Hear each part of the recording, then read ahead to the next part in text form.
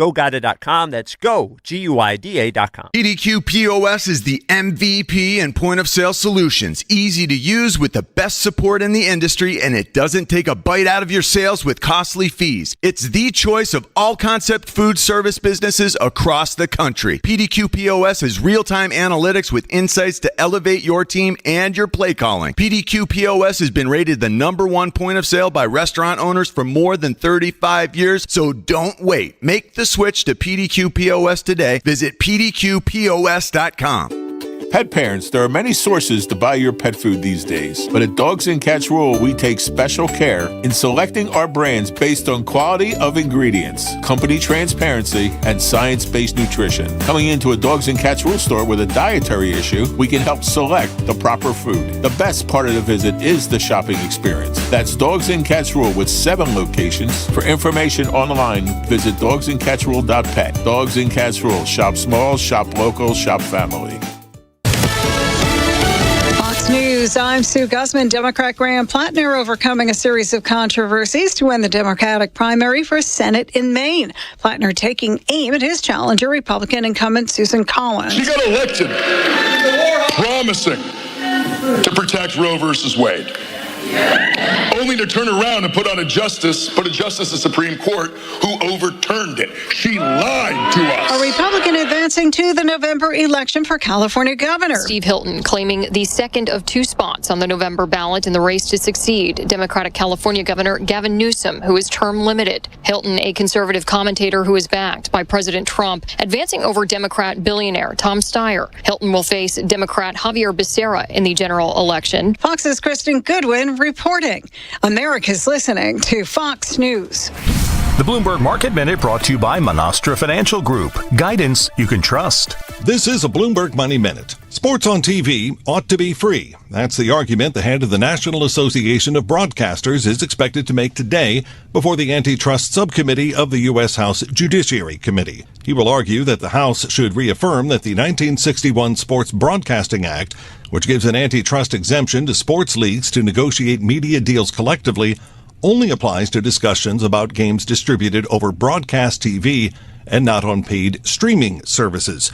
Federal regulators have been scrutinizing the number of high-profile sporting events, including football and baseball, that increasingly are being shown on streaming services. As that committee ponders the rising costs of seeing sports, Wall Street will ponder the cost of just about everything, as the Labor Department releases its latest measure of retail inflation. The May Consumer Price Index is forecast to have risen to 4.1% year over year, which would be its largest increase in 3 years. Andrew O'Day, Bloomberg Radio. You know the feeling. It's 2 a.m. You're awake, running the numbers in your head. Payroll's coming. A client hasn't paid. Costs just went up. And you're thinking, how am I going to make this work? That's where LendSeek comes in. That was me. I had payroll in 3 days and money tied up in receivables. I couldn't wait weeks for a bank. I went to LendSeek, and within minutes, I saw real funding options. They were clear, upfront, no games. By the next day, the money was in my account. Payroll went out, crisis over. LendSeek uses AI to match your business with the right funding, up to $5 million in as fast as 24 hours. With LendSeek, it's not just funding, it's knowing you're covered when things get tight. If you've been in business for at least 1 year with at least $500,000 annual revenue, apply today. No upfront costs, no prepaid penalties. Because in business, waiting isn't an option. Start ready, stay ready with LendSeek.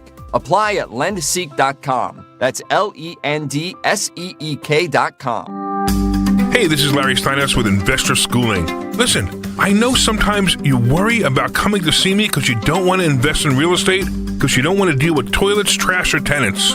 I'm going to teach you a way that you don't have to deal with toilets, trash, or tenants, or even own any real estate and invest in real estate at the same time. You want to learn this, so go to investorschooling.com. That's investorschooling.com, and take a complimentary class this Thursday, and I promise you, no toilets, no trash, no tenants. Block your calendar. The Phillies have some important meetings with the Mets on Thursday, June 18th at 6:40, Saturday, June 20th at 7:15, and Sunday, June 21st at 7:20. Be there. Get tickets now at Phillies.com. Tie those laces. It's time for Nemours Children's Health Kids Run the Bases.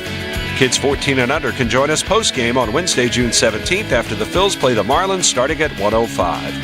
Head to Phillies.com to get tickets today. Please be advised. You may want to stop eating the following foods immediately: broccoli, kale, bean sprouts, blueberries, quinoa, spinach. Wait, what? I thought those were good for me. Turns out, not for everyone. Because what's healthy for one person can cause inflammation for another.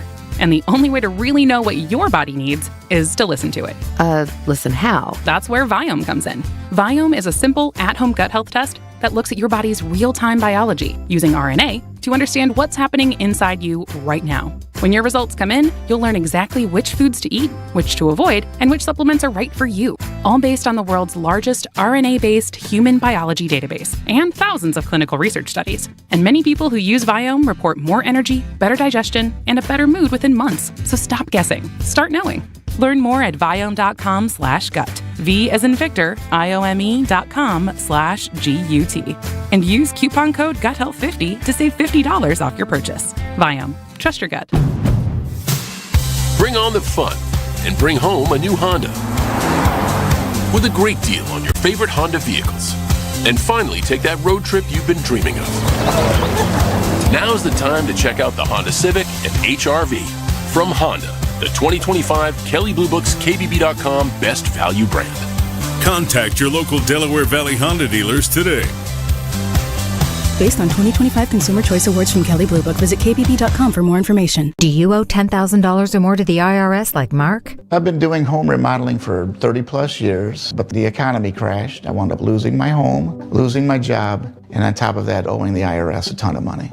I owed the IRS $114,000. It really, truly was the worst part of my life. Then Mark found tax relief advocates. On news radio, I heard about TRA, and I thought, what's the worst that could happen? So I picked up the phone and I called them. When it was all said and done, TRA settled my $114,000 debt for $100, and I'm telling you, I was ecstatic. Could not believe it. Would recommend TRA to anyone. If you owe 10 or even hundreds of thousands of dollars to the IRS, don't lose hope. Do what Mark did and call TRA for a consultation. But TRA did. They gave me a second chance, and I'm forever grateful. Visit TRA.com or call 800-491-9914. 800-491-9914. That's 800-491-9914. You know the feeling. It's 2 a.m. You're awake, running the numbers in your head. Payroll's coming. A client hasn't paid. Costs just went up. And you're thinking, how am I going to make this work? That's where LendSeek comes in. That was me. I had payroll in 3 days and money tied up in receivables. I couldn't wait weeks for a bank.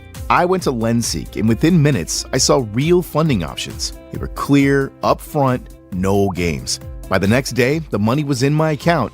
Payroll went out. Crisis over. LendSeek uses AI to match your business with the right funding, up to $5 million in as fast as 24 hours. With LendSeek, it's not just funding, it's knowing you're covered when things get tight. If you've been in business for at least 1 year with at least $500,000 annual revenue, apply today. No upfront costs, no prepaid penalties, because in business, waiting isn't an option. Start ready, stay ready with LendSeek. Apply at lendseek.com. That's LENDSEEK.com. The working families of La Una Labor District Council of Pennsylvania, D.C., Maryland, and Virginia are proud contributors to all aspects of growth in this great city. The Labor District Council provides safe, well-trained, productive workers who enable projects to be done on time and under budget. We appreciate our signatory contractors and their commitment to fairness and equality. Laborers, we're building a better future today. Brought to you by the Laborers District Council Licit Fund. When it comes to your home, you shouldn't have to roll the dice with a small contractor or pay the high prices of a giant one. At Lemus Remodeling Group, a family-owned company, you get the perfect balance. Expert exterior remodeling from a team that's nationally recognized and neighborhood trusted. From roofing and siding to windows, doors, and gutters, the Lemus team delivers quality work, honest pricing, and a home that feels brand new. Call 610-GO-LEMUS to schedule your free consultation today or visit their website at golemus.com. Lemus Remodeling Group. Trust Lemus for a lifetime. This is Len Lundy of Lundy Law. Every year, millions are hurt in car accidents. The numbers are overwhelming. But if you're injured in an accident, don't feel overwhelmed. Call Lundy Law. We remove the stress and get you the maximum compensation you deserve. We hope we never meet because of an accident. But if we do, we're here for you. Remember our name, Lundy Law. Your injury lawyers. Call 1-800-LUNDY-LAW or visit LundyLaw.com. WPHT, WPHT HD, WOGL HD3, Philadelphia. Always live on the free Odyssey app. From the Piazza Premium Automobile Studios. Powering your drive with 10 brands and 20 locations. Free speech lives here. Here. It's Kayal and Company on Talk Radio 1210 WPHT.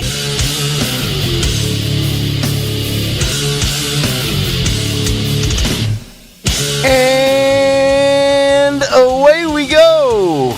Live on this Wednesday, June 10th. It is indeed Kayal and Company. Right here on Talk Radio 1210 WPHT. We are always live on the free Odyssey and iHeartRadio apps. And, of course, streaming live for your video viewing pleasure on YouTube. 855-839-1210. That is the phone number. On social media. At 1210 WPHT, I am at Nick Kayal, Kayal. Dawn Stensland with the news. Greg Stocker, the chairman of the board. Phil Omquist, Jimmy Kelly, the associate producers. As we get a hump day off and running. Dawn, good morning. Good morning. Happy hump day. Happy hump day indeed, dear. Hello, Gregory. What if you could get the benefits of sleep without actually sleeping?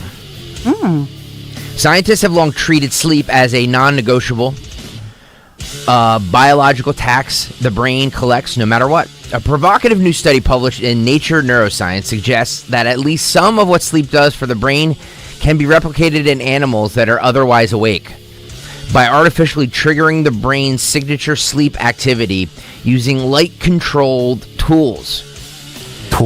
Researchers say the results could change how scientists study sleep, memory, and what it means to be rested. Researchers set out to test that using a technique called optogenics, which controls brain cells and pulses of light. They trigger the same rhythmic on and off firing pattern seen in deep sleep directly in the brains of awake, moving mice. Oh, mice. Got it. Okay, mice. Those brains showed signs that some of sleep's core jobs had already been done, even though the animals never closed their eyes. So what you two are saying is that it's mice, so it can never be replicated on humans? No, that's how it starts. It's just going to be a while. I think Nick and I were just thinking, when can I take this? I'm more of a, Dawn, I'm more of a traditional sleeper. Oh. I like my 8.5 at night. I like my 90-minute nap. It worked out well for me. Sleep-deprived mice that receive the artificial brain patterns perform just as well on a memory task as mice that had actually slept. Simply quieting the brain wasn't enough. The specific alternating on and off rhythm was what produced the restorative effects. Researchers caution this is a mouse study using invasive techniques with no immediate path to human use, but it opens new directions for sleep research. New directions. Is this what's happening? Is this the future? Yeah, we can actually sleep without actually sleeping. Cars that drive themselves, food trucks without drivers in them. Can we just pump the brake? I know, the genie's out of the bottle. But can we just dial it all back just a little bit? The traditional sleep pattern is kind of time-tested and battle-proven, is it not? It's a waste of time. It is a waste of time. Dawn is correct. Yeah. I agree with you, my love. Cows and horses, they sleep standing up. Nick is a lummox who is bored 90% of the day. So no nap yesterday, though. No nap whatsoever. Wow. Nope. Let's see the nose. I can breathe clearly now. The block is gone. But they didn't do anything cosmetic. No, and I also clotted up quicker than they expected. We normally say 4 to 6 hours to have gauze. I was done dripping in 90 minutes. That could mean does that mean you're dehydrated or anything? Or? Yeah, I don't know what it means. No, it means there's not a lot of blood flow to the brain. No, that's true. But the oxygen is back. Yes, indeed. It is back. Oh, and by the way. Yeah. Not only is the bike now lubed up on the chain. Lubed up. Tires are pumped. Met with the great Dave Madden yesterday. Got a brand new bike helmet. I've got brand new bike gloves. Did you ride? The first ride will be this weekend. Wow. With 5 weeks to go. Wow, it's only June 14th. Let the preparation commence. Yes. ready to go. We got a lot of good stuff today. Nobody's talking about it, but I'll get into it. The latest report that the media doesn't want to seem to touch involving Thomas Matthew Crooks, Butler, PA, and Donald Trump. Here we go. Yeah, again. Oh, God. yeah. See, this is where we pick up the slack for the lackeys in legacy media that would rather talk about, should Trump be allowed at Madison Square Garden?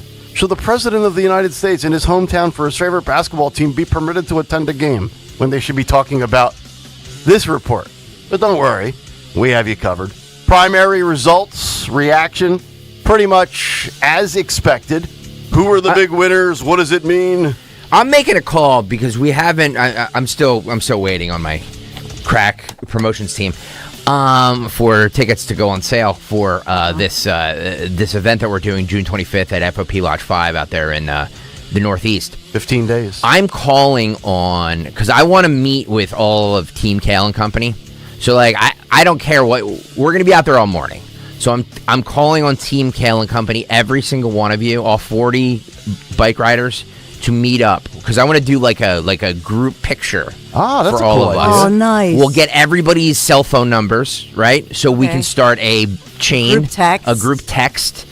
So we can all keep in contact, and maybe we can go out for practice rides. So iPhone users only. I need everybody who has signed up for Team Kayal and Company, and I'm telling you, it's 6:06 because I know the people that are riding with us are early risers because they're go-getters. You're here. They're not right now. They're not lazy lummoxes like Nick is, who needs to nap. I'm paid to get up at this time. Why are you? So I'm asking everybody to come out to FOP Lodge 5 on June 25th. As soon as tickets go on sale, we'll let you know. And on sale, I mean they're going to be free with a requested donation, so we can get everybody together. All 40 of us all get together. We'll talk on air. We'll talk about the bike ride and everything, and we'll get everybody's contact info. Love it. There you go. Just like last time. Just like at the NJFOP Lodge 56. Mm-hmm. Also, this morning, we have the Karmelo Anthony verdict. We have the Karmelo Anthony reaction. Oh, get ready. There's like at least 6 clips of that on the cut sheet. American morality will be discussed. And Barry Weiss is getting ready to CBS, CNN. We'll tell you about that coming up. Cut Sheet, Fight Club, and more. She's going to destroy CNN, too? Like she did to CBS? She's tearing down every failed legacy media outlet. She's the wrecking ball for everybody who wants to get out of the news business. Yeah, she is. She's a little... Yep. Oh, if you thought Scott Pelley had a meltdown, I can't wait to see somebody on CNN lose their ever-loving mind. I'll be ready for that one. Well, the wrecking ball for who in the news business, Greg? Outlets that are cooked. Okay. What? CNN. No, she's there to destroy the news business. I don't think that's true. I think of course it's true. I think she's there to rebuild it. No, rebuild it. I think she is. News is too expensive. Companies don't want to do it. It's not profitable as it once was. TV news is going in a different direction. Yes. So they're not. No, they're bringing her in to destroy it. 100%. Is that why they brought you in here? Yes. Are you the Barry Weiss of 12? I was just gonna say, maybe she should call Greg Stocker. Yeah. But you want me to destroy it? But she has to take all of us. No, but I think it'll be I could imagine. Mm-hmm. The only difference, though, is Barry Weiss and what she touches loses an audience. That's what I mean. Despite what Stocker does, the audience keeps going up. Well, because Greg Stocker, you have to be limber. You have to think outside the box. Mm-hmm. Right? Yeah. And so I'm not saying that's why I took issue with like destroyed as we know it, but there will be something reborn. It'll just be very different. Is that your hope or is that your prediction? No, I think as that, a former legacy media employee yourself. Yeah, I think that here's what I honestly think. Look at the newspaper business. Yeah. Look at how many of you grew up with the Bulletin, evening papers, morning papers. You know what I mean? Now we have one. Yep. So there will be one. And Greg Stocker may very well, maybe, I don't know. I wouldn't be surprised if she called you or somebody like you because that's what she actually needs. Yes. Me. Imagine that. But you have to take all of us. I'm just gonna go in and just start insulting people and you imagine Stalker? Stalker's first recommendation for Barry Weiss at CBN: simulcast Kayal and Company on CNN on TV. Amen. Can you imagine Stalker with the Scott Pelley's of the day? He'd be like, "Hey." Stalker would be like, "Make my day." It's not a crazy idea, right? I mean, Don Imus used to be simulcasted on MSNBC. Yeah. Right? That's a good It was a point. radio show on television before radio shows went with video. Yeah, Howard Stern kind of invented that. No, I'm just thinking about in the news talk format. Gotcha. All right, let's get to the news. Round number 1, 6:10. Here is the great Dawn Stenslin. Good morning, Kayal and Company. News Live. How are you? Wake Up Wednesday. Here we are on this hump day. Yeah, we are sponsored by Aid Choice. It is June the 10th. We're only at 69 and fine degrees right now. But when will the heat, humidity, and National Weather Service tracking those storms, full forecast, is upcoming? Let's get to it. I will say national news. We've got the U.S. military announcing and releasing statements and so on that there was a new round of strikes on Iran launched in response to the downing of those 2 U.S. Army choppers. I had reported yesterday that President Trump, after the choppers went down, President Trump came out and said they're okay, they're not injured, thank God. But this did prompt retaliatory attacks in the region. Well, there goes that 2 to 3 days till the peace deal that Trump talked about. 38 times they tracked it. He said we're on the verge of a new deal. And now we're on the verge of 4 months. 38 times he said it in 102 days since this war has been going on. Well, U.S. military officials... How's that June 14th or that June 12th? June 12th. How's that June 12th? I'm still sticking with it. Oh, yeah, okay. Even in 2 days. Can I tell you something? I dread the day that my teenage son David and Stalker get together, because if you think Stalker busts my chops about the June 12th... Oh, the boys are worse? Oh, yeah, especially David. Yeah. He's just trolling me daily. Oh, after I beat him in the bike ride, then him and I at the finish line. No, you guys need some free lawn work. Bust your balls. Exactly. Oh my goodness. Oh boy. So they're described as It's a quick excursion. I know. It's a quick excursion. There we go. You know what? The strikes were carried out with the Air Force and Navy fighter jets. A proportional response, they say, to recent attacks on U.S. forces and international commercial ships transiting those regional waters. U.S. forces remain vigilant. This is the statement: vigilant and postured to defend against unjustified Iranian aggression, but the ceasefire still holds. What? And what was the status of the two Americans that were shot down? And that's so. President Trump immediately, he came out yesterday and said that they're fine. They were not injured. Oh, good. Thank God. Okay. Well. So, but their chopper was downed. Yeah. And so, is this the beginning though of something bigger? Has patience run out? Well, June 12th, TikTok. Yep. Mm-hmm. Let's get to it, people. Mm-hmm.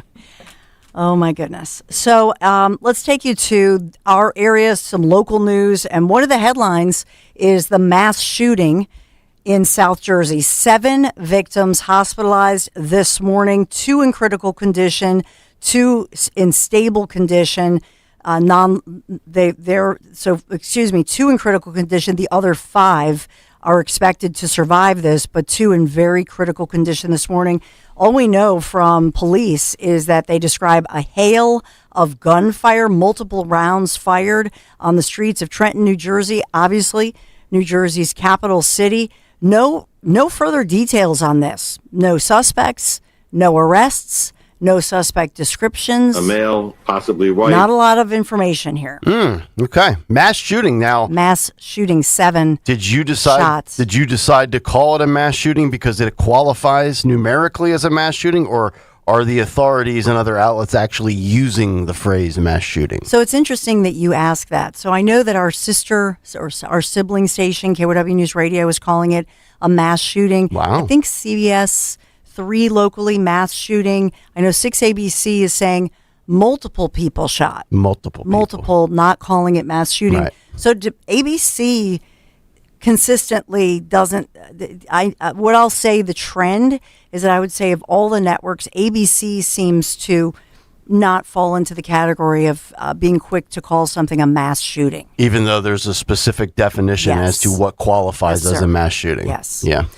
So we'll look for details in that one and hope those 2 people in critical condition pull through this as police investigate. That's South Jersey. Let's take you to the Philadelphia side. This is a now convicted serial killer who once referred to himself or called himself the Beast. Yeah. This is Keith Gibson, serial killer, unanimously found guilty yesterday of killing 4 people, including his mother, in 2021 in Philadelphia.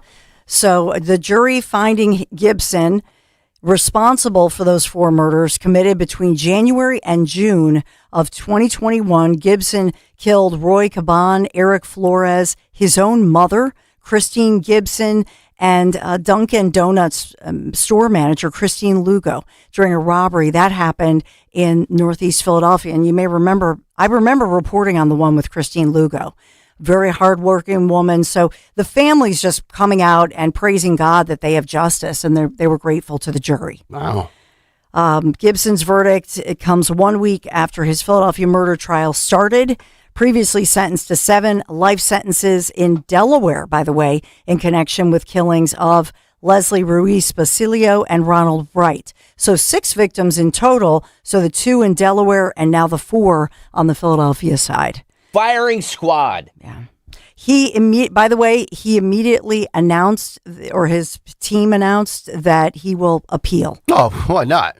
Appeal this sentence because he's going to spend the rest of his life in jail. Mm-hmm. Some very emotional moments, I can't even imagine, but emotional moments in the courtroom. Those jurors were shown photographs of some of these victims and family members of the victims also attending the proceedings. Like I say, yesterday, very emotional outside the court, a lot of tears, and some of those family members just praying and praising God that they have some sense of justice, that this guy is sentenced to 7 life sentences in Delaware and several life sentences. 4 life sentences on the Philadelphia side. What's the point of 7 life sentences? Just put him to death already. I will. You know what, Greg? I used to think that, but look at Wesley Scott, aka Mumia Abu-Jamal. Yeah, he should be crispy too. These people get these convicted killers.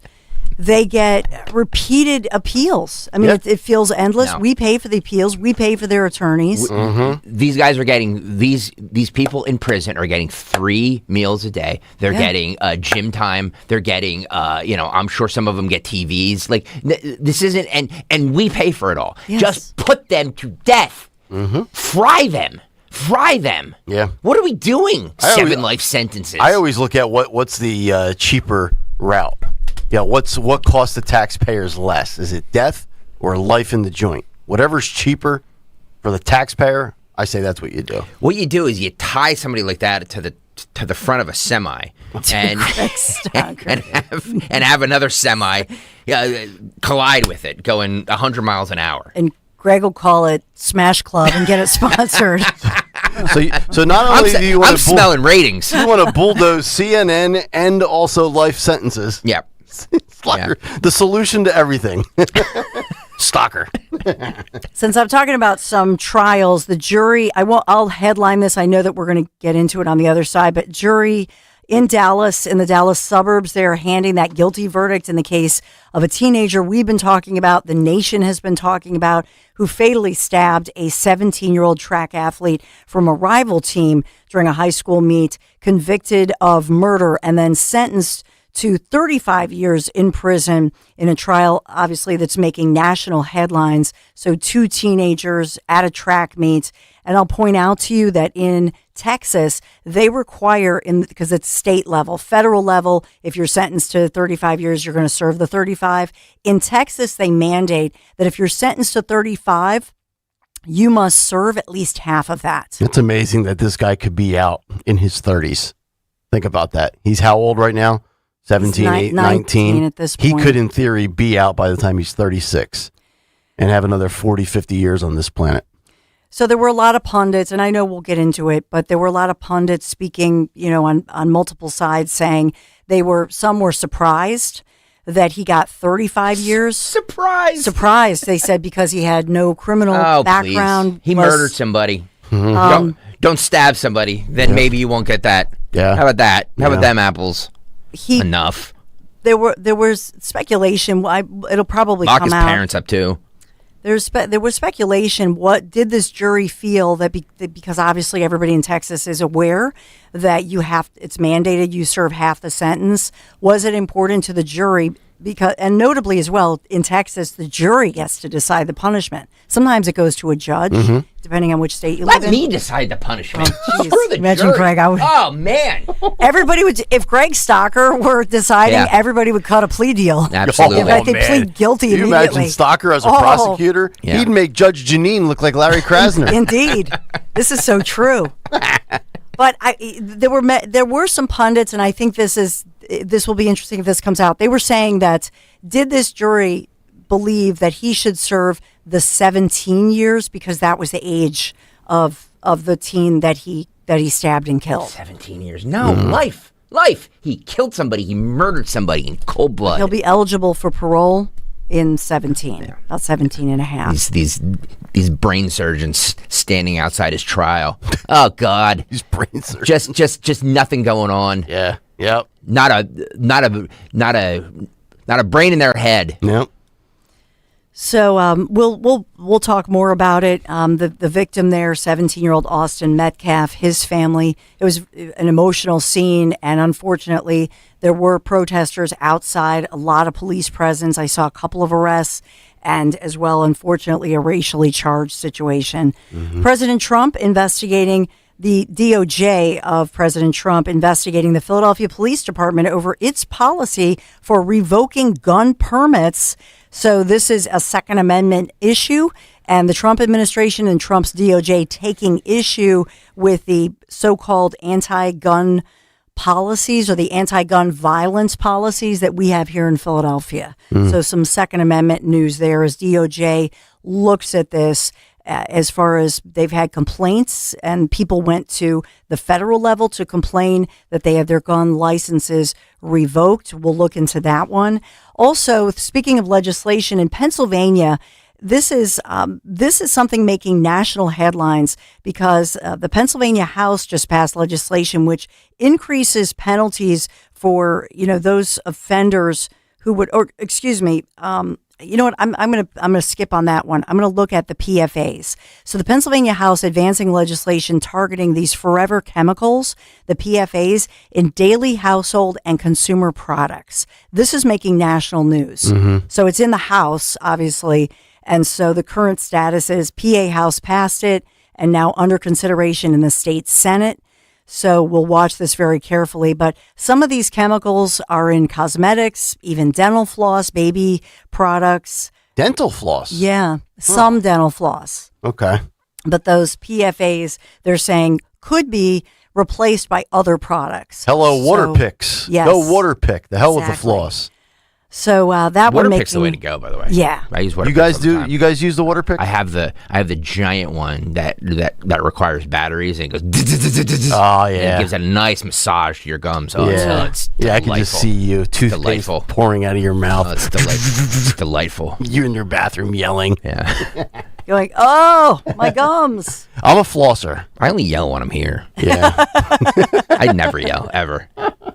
I love it. I can't use the Waterpic at times. I have sensitive gums. Oh, God, you're such a woman. I know. I know. Hey, don't say woman. I have great, tough. My gums are tougher than his. I have a couple of spots where the gum line. pees. I do. Well, sometimes it's late at night. The gum line receding, so I have like the sensitive spot, like when the dentist goes in there with the little hook and they're touching around. I'm like, yeah. I gotta go with the floss. I like getting in there with the floss, and not the floss pick. I want the full string. I pull it all the way out, rip it off, wrap it around my hands. I go, oh, he likes the pain. Yeah. We have to get it. I want to get to the sewer honey follow-up story. Sewer honey, yes. Honey. But I'll just headline this for you because we have to talk about this new study published in the Journal of Studies on Alcohol and Drugs. It finds that even moderate low-level alcohol consumption raises all of our risk of serious disease and even premature death. Uh-oh. So they're saying that no more one drink a day is okay. Yeah. Even one drink a day, please. 7 drinks a week. I'd like to challenge that theory. That's what they say. Please. The study reviewed more than 7,200 prior studies. What's This the point is an in life? extensive study. What's the point in life if you can't, enjoy things? You don't need a drink a day. The hell you don't. Yeah, no, it's 7 days a week. It's nothing about a drink a day, but if you drink a couple drinks over the weekend, that's the equivalent to a drink a day. There's nothing wrong with having a couple drinks over the weekend. It's just all these studies contradict themselves. One day it's a glass of wine a day is great for your cardiovascular health. The next day, a beer a day could kill you. Oh, God. So- Can we pick a side?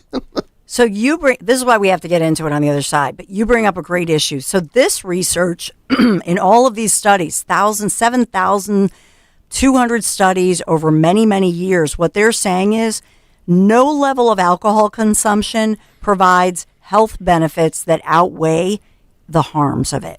Okay? Yeah. But Greg Stocker makes brings up, sense. this study specifically, though, is about daily drinking. Mm-hmm. So they're saying 1 drink a day or 2 drinks a day. Right. But Greg Stocker brings up a good issue.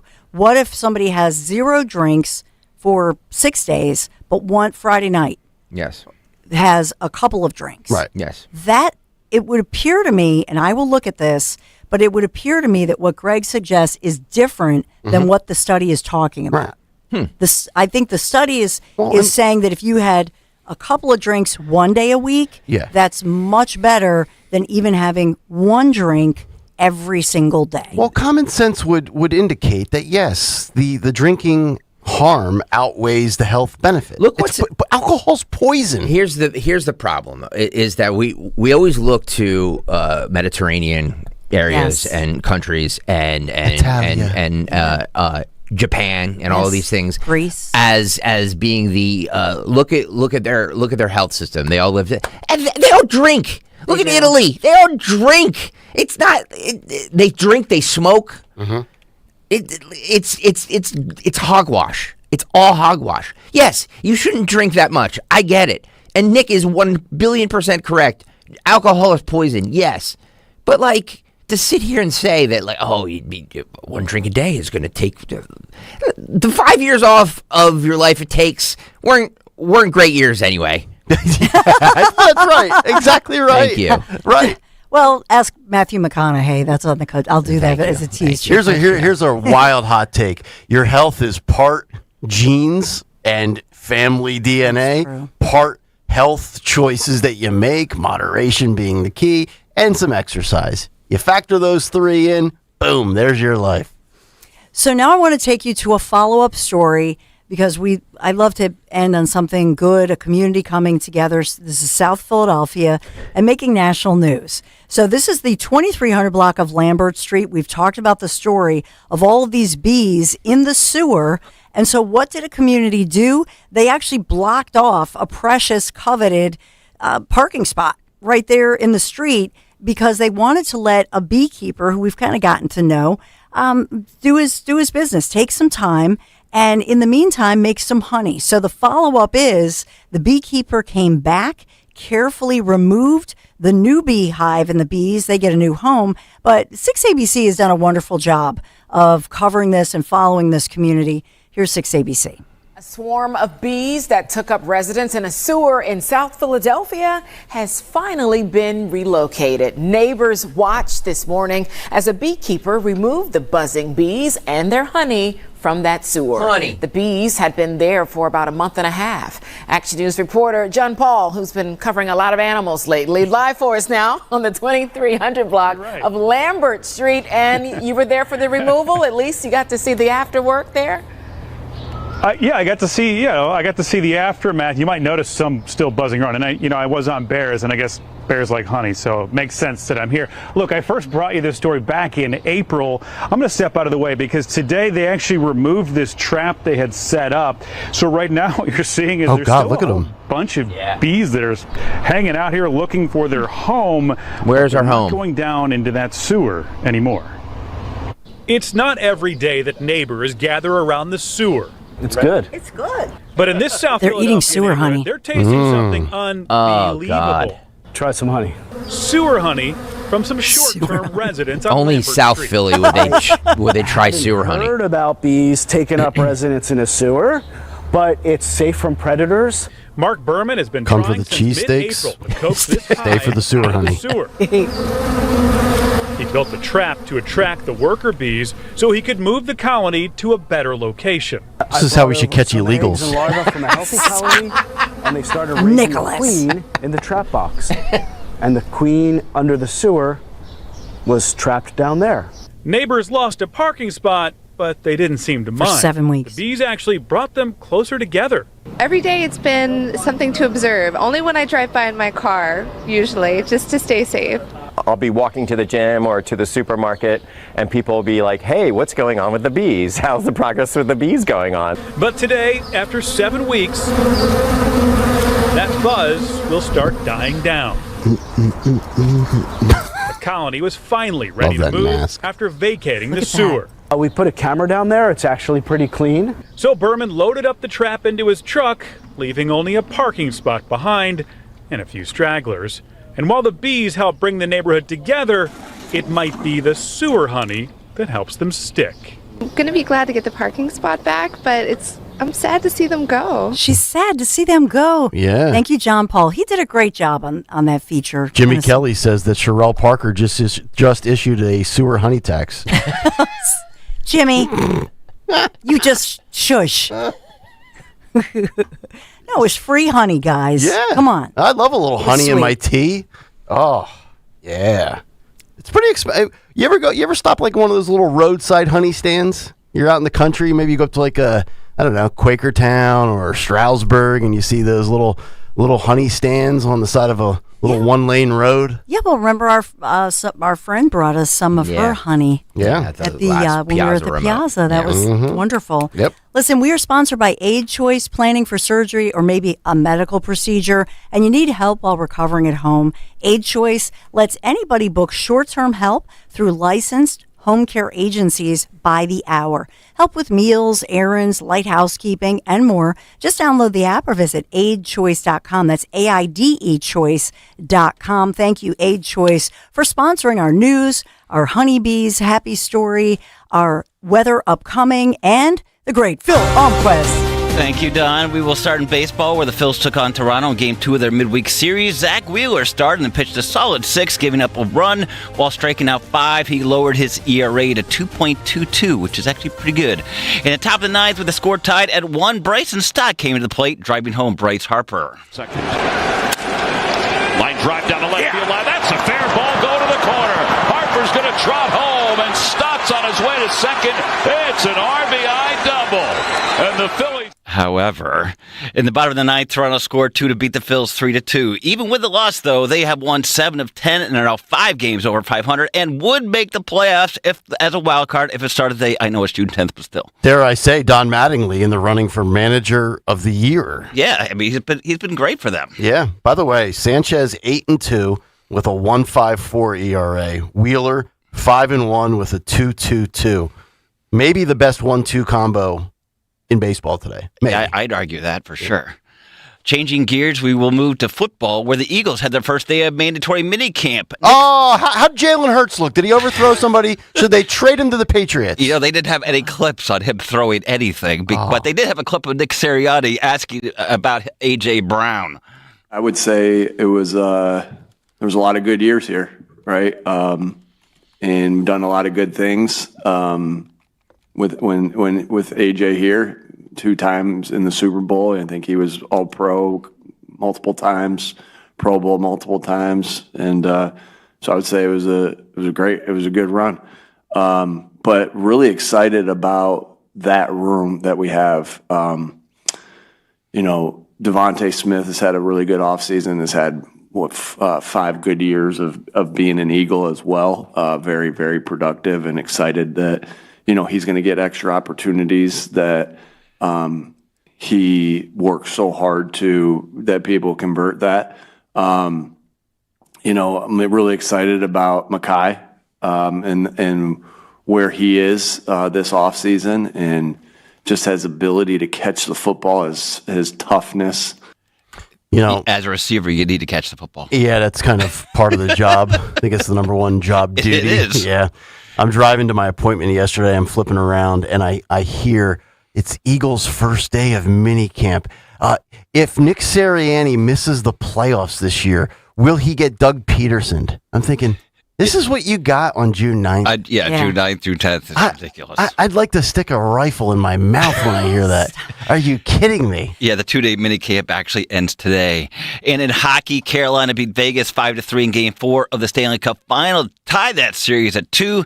Game 5 is tomorrow at Carolina, and that's sports. Yeah, NBA tonight, right? Yep. Or is that tomorrow? Tomorrow, I believe, actually. And today's Wednesday. Today's Wednesday the 10th. Yeah.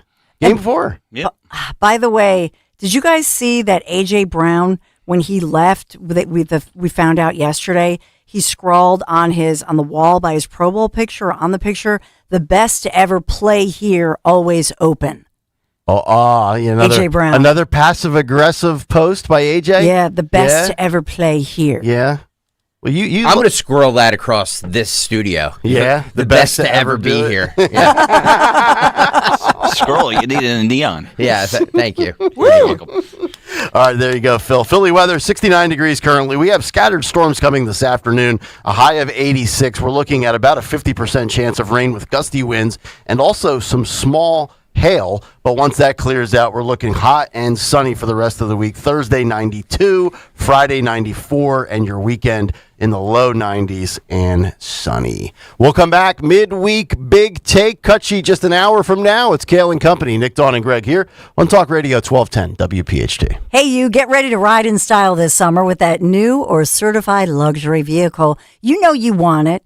Now go get it with a little help from my friends from Piazza Premium Automobiles. They're always here for you in your unique vehicle search. And that's really throughout the entire tri-state region. That's right.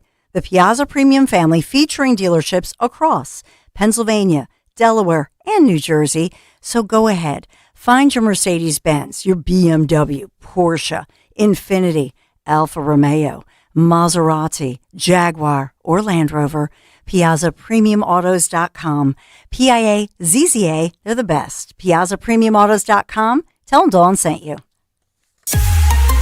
Time now for today's Spotlight on Health Trends, sponsored by Lenseek. The U.S. has seen more than 1,980 measles cases as of late May, according to the CDC, putting the nation on track to top last year's totals and risking the loss of its measles elimination status. Due to decreased vaccination rates, cases have risen sharply from just 59 cases in 2023. The largest outbreaks have been seen in Utah, Texas, South Carolina, and Florida. Most cases are in those under 19. I'm Margie Schaefer. If you own a business, you've heard it all. From fast funding to easy approvals, everyone says the same thing. Lenseek is different. We show you what you actually qualify for. Lenseek's AI-enabled platform matches you with funding options with no guesswork.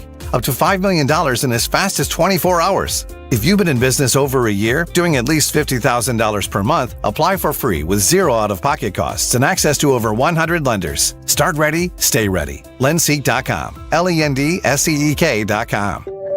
If you're suffering from burning, tingling, or numb feet, you need to pay special attention as we discuss neuropathy with Dr. Thomas Oliver of Oliver Wellness Center. Doctor, what is neuropathy? Peripheral neuropathy is actually nerve damage to the feet and legs. And what are the symptoms? The major symptoms are pain, numbness, tingling, burning, muscle cramps, coldness in the hands and feet, and problems with balance. Is neuropathy treatable? It is absolutely treatable, and we can get great results. Call 856-347-0032 today to schedule a nerve damage screening. Your nerve damage screening will tell you if you're at risk for serious complications and if you're a candidate for our innovative treatment program. Don't wait until your symptoms are so severe there's nothing that can be done. End-stage neuropathy leaves people confined to walkers, wheelchairs, and even with amputations. Call 856-347-0032. The first 25 callers will receive a free nerve damage screening. Call 856-347-0032. Retirement. Exciting,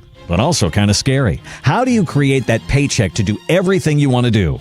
Tune in to the Retirement Spectrum with Alan Cohen, Saturdays at 6 a.m. and 3 p.m. on Talk Radio 1210 WPHT. By texting 64,000, you agree to receive recurring automated marketing messages from Real Success. Message and data rates may apply. No purchase required. Terms apply. Available at ourrealsuccess.com. Do you want to learn how to make money flipping houses and acquiring rental properties right here in Philadelphia without using your own money? You'll learn to flip houses and secure rental properties in your spare time to get on track towards real wealth building. We're offering a handful of motivated individuals the opportunity to attend our workshop right here in Philadelphia for free. That's right, we'll give you 2 free tickets when you text INVEST to 64,000. Philadelphia is the perfect market to flip houses and build rental income. Don't miss this opportunity. Come to a complimentary live 2-hour workshop next week right here in Philadelphia and learn how to start making money flipping homes and building long-term wealth with rental properties. To get 2 free tickets, text INVEST to 64,000. Text in the next 10 minutes, and registrants will also receive a free copy of our Funding for Deals guide. Text INVEST to 64,000 for 2 complimentary tickets. Text INVEST to 64,000. Yo, Doylestown. We know your favorite station is 1210 WPHT. It is Kayal and Company, 640, as we continue here on this Wednesday morning. What's on the cut sheet? Plenty with the Karmelo Anthony verdict and reaction. That's coming up at 7:45. Results from all the primaries yesterday around the country, most notably in Maine, as well as South Carolina. We'll get into that. Big picture takeaways, what it means moving forward, and also a couple of other good stories along the way. But first, let's get to a hump day big take. The Big Take on Kayal and Company. Brought to you by Bucks County Estate Traders. The Big Take: crooks, cover up, or merely conspiracy theory? You know, we all have certain hills that we are willing to die on. You know, Dawn has things that stick in her craw. Stalker will voice different views that he adamantly believes. For me, Butler, PA, and the attempted assassination of Donald Trump on July 13th, 2024 will forever be one of those for yours truly. And you will never convince me that Thomas Matthew Crooks acted alone in the lead up to nearly killing Trump, actually killing Corey Comparatore, and inciting a civil war in this country as the leader of the most potent political movement in American history almost had his head blown off on live television. And there are new revelations that have been unearthed over the last 72 hours about the deceased killer that the media is largely neglecting. And new arguments being made by independent journalists that have written books on July 13th, 2024, now being platformed on widely consumed podcasts. Headline from the Post-Millennial: Thomas Matthew Crooks emailed Butler County Sheriff's Office prior to Trump assassination attempt, according to reports. Meanwhile, Tucker Carlson has just dropped his latest podcast, and it's all about what we still don't have answers to from that summer day in Pennsylvania. Headline of the podcast: the attempts on Donald Trump's life, why he shut down the investigations himself, and how it altered history forever. Ken Silva with bizarre details from the shooting that changed world history. We will get to the excerpts of the report, as well as a clip from Tucker's interview with Ken Silva momentarily.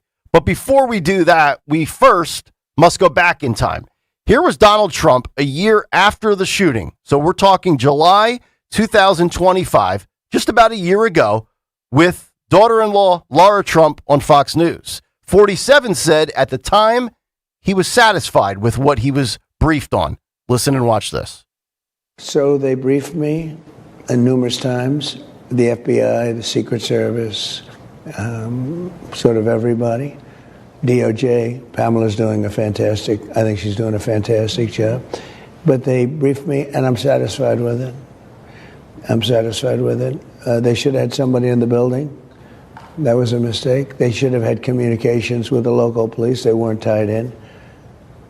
And they should have been tied in. So there were mistakes made. And that shouldn't have happened. And that building was a prime building in terms of what they were trying to do. So, but I was satisfied in terms of the bigger plot, the larger plot.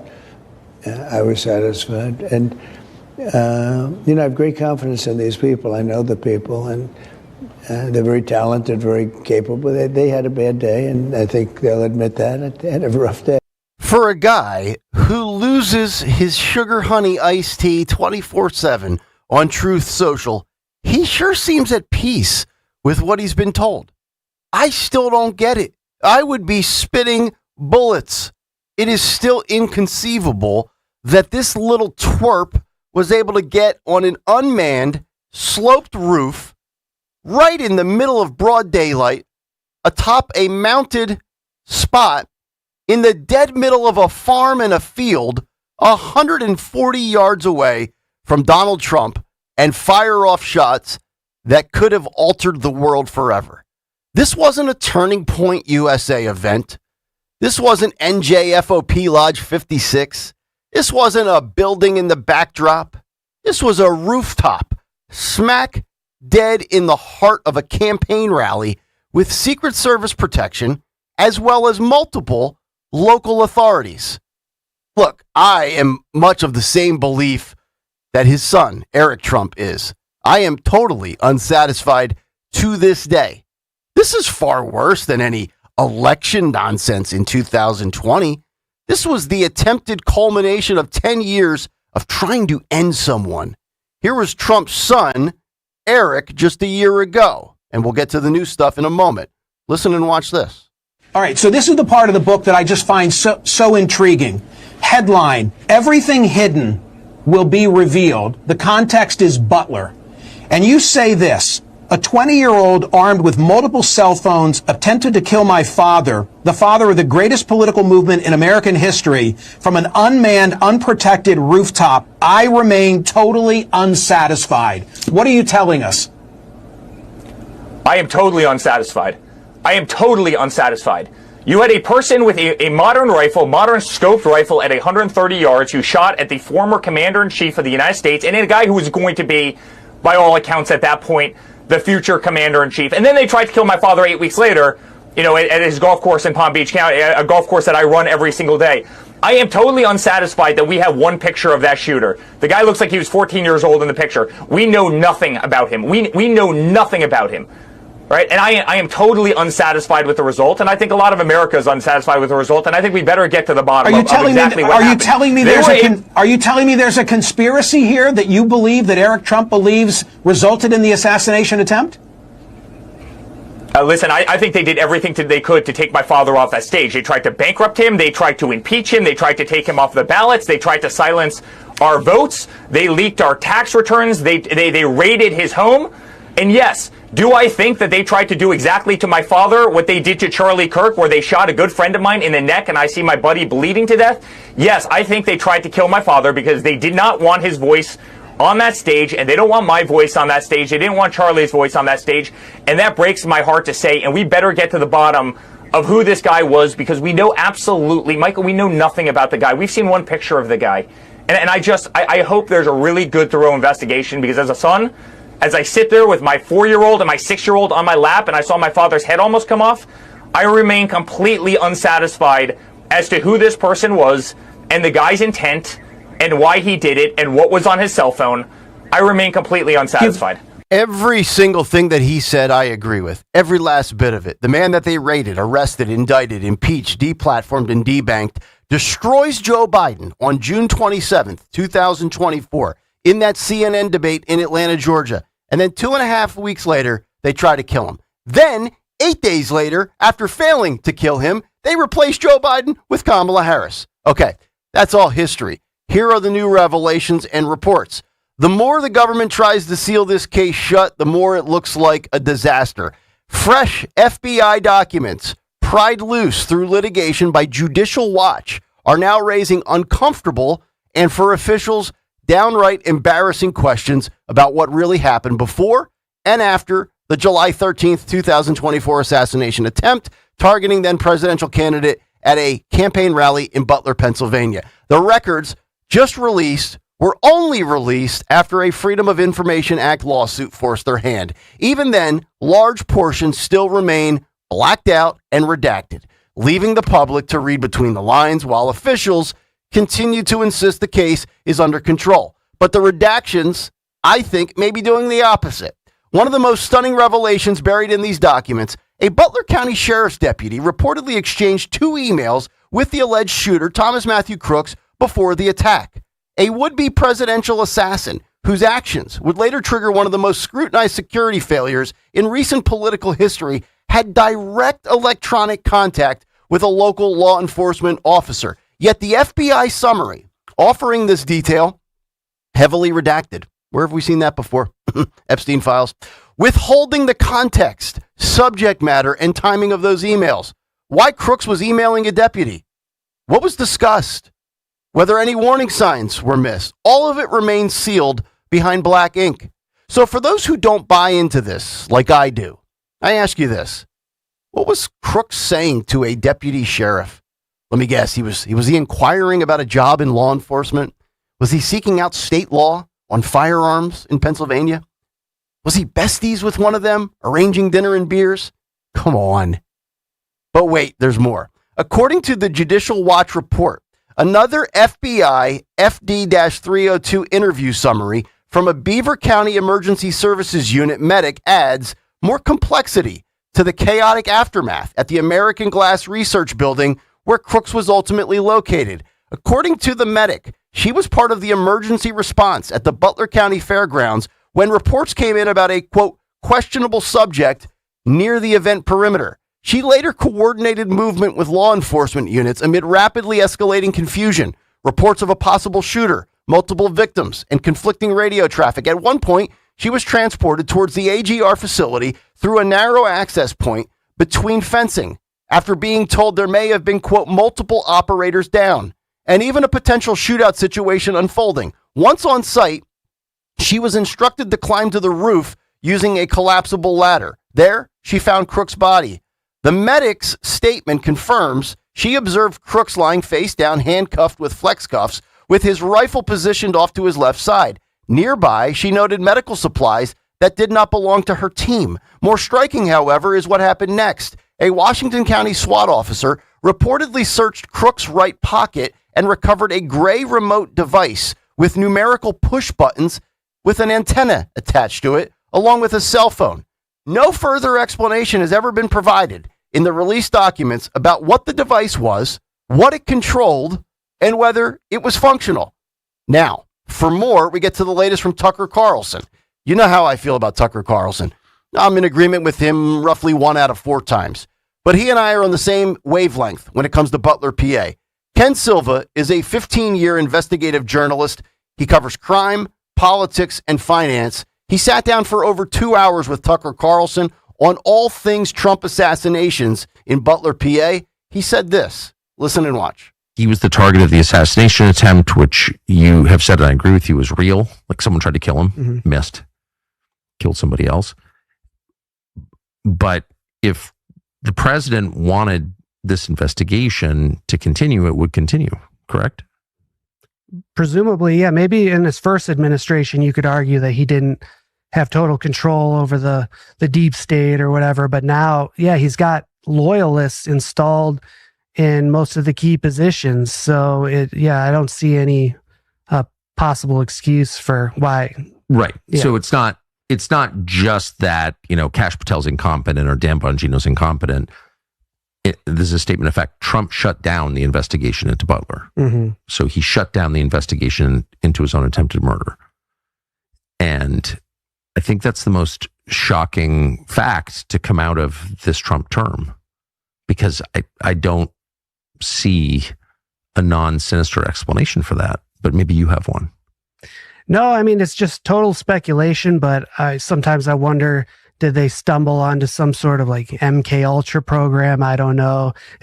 Are they threatening Trump's family? You're suggesting, something more disturbing going on. And I'm suggesting a fact pattern, a known fact pattern that has no non-sinister explanation that I can think of. That's all I'm saying. Sure. So I can't, and trust me, I've brought this to a lot of different people. Like, what is this? People, very knowledgeable people. And I've never had one person say, well, actually what you're missing is this. Here's why Trump shut down the investigation, which he did. Fact. Obviously. But it is also fact. I know it. And so I've never had any person say, don't jump to conclusions. Actually, there's a good explanation. I still don't see. And you just wrote a book on it. You don't see one either. No, absolutely not. No. I don't think Trump staged this at all, but I don't believe Crooks acted alone.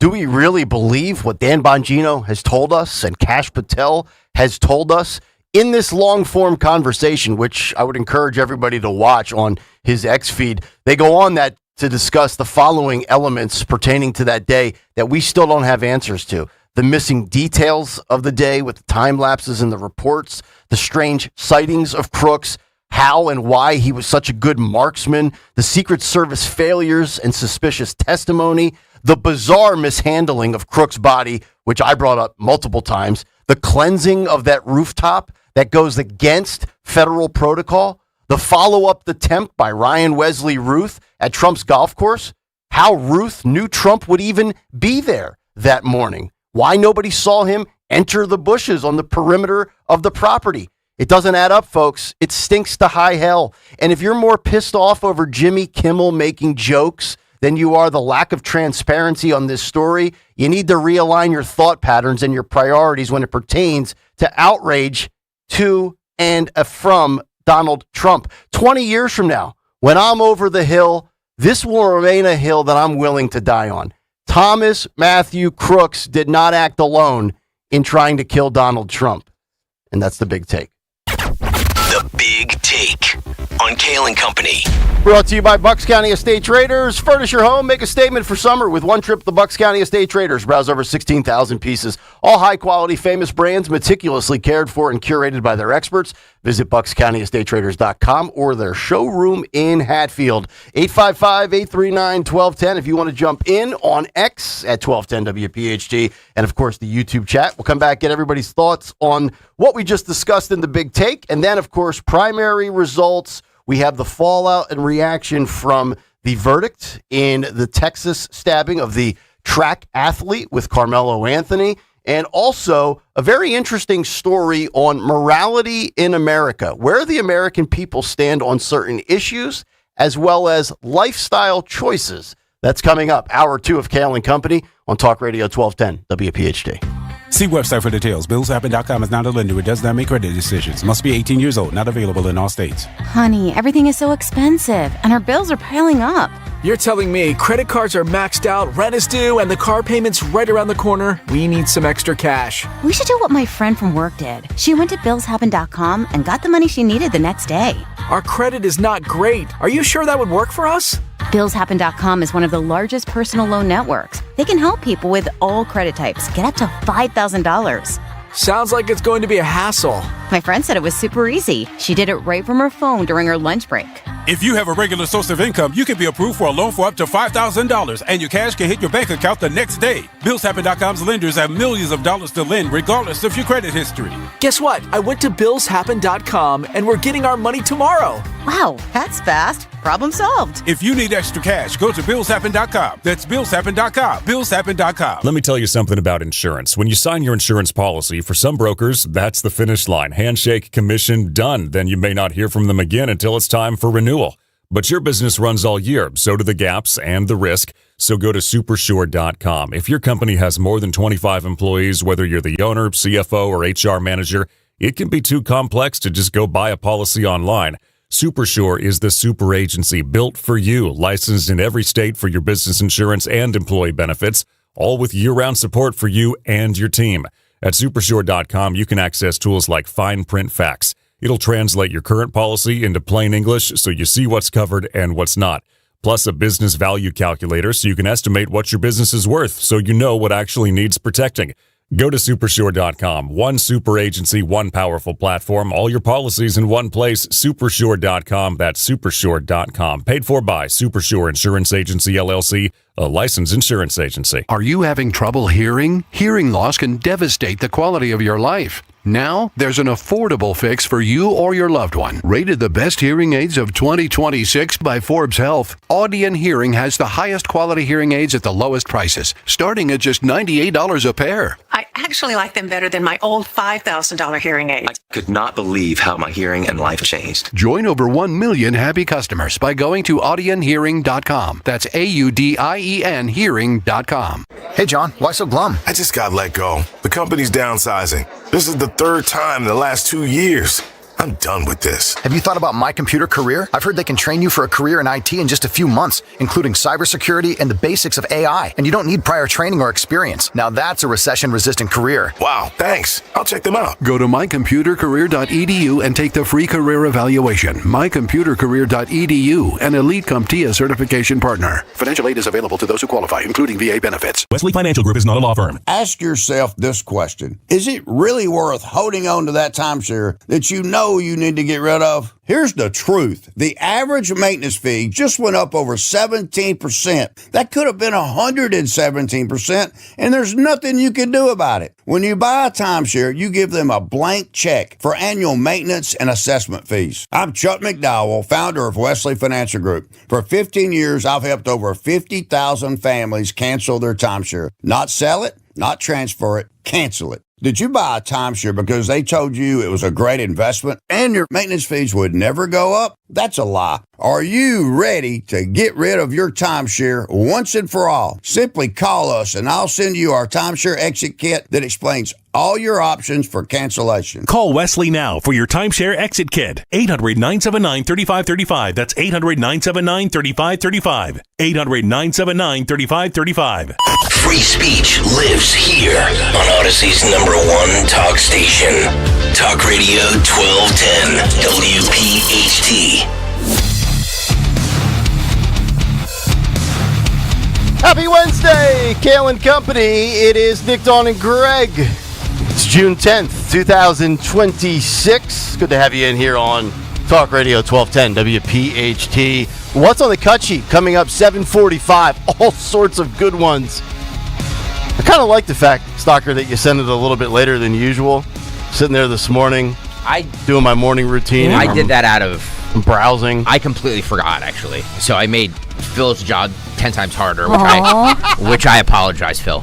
Yes. I completely. I have a lot going on this week. Yeah. Very busy. Very busy. Mm-hmm. Well, I mean, there was a lot of late developing stuff, so that actually probably works out better, and that includes the primaries. No real upsets. We'll give you those details in a second, big picture stuff. But I do think the most interesting thing is the conflict or the disparity between what polling outlets are projecting for the House with Republicans, with toss-ups, and why it looks easier for the GOP than you probably realize. It's actually going to be a lot tougher. So the prediction markets and the polling outlets are in direct opposition of each other. We'll get to that coming up shortly.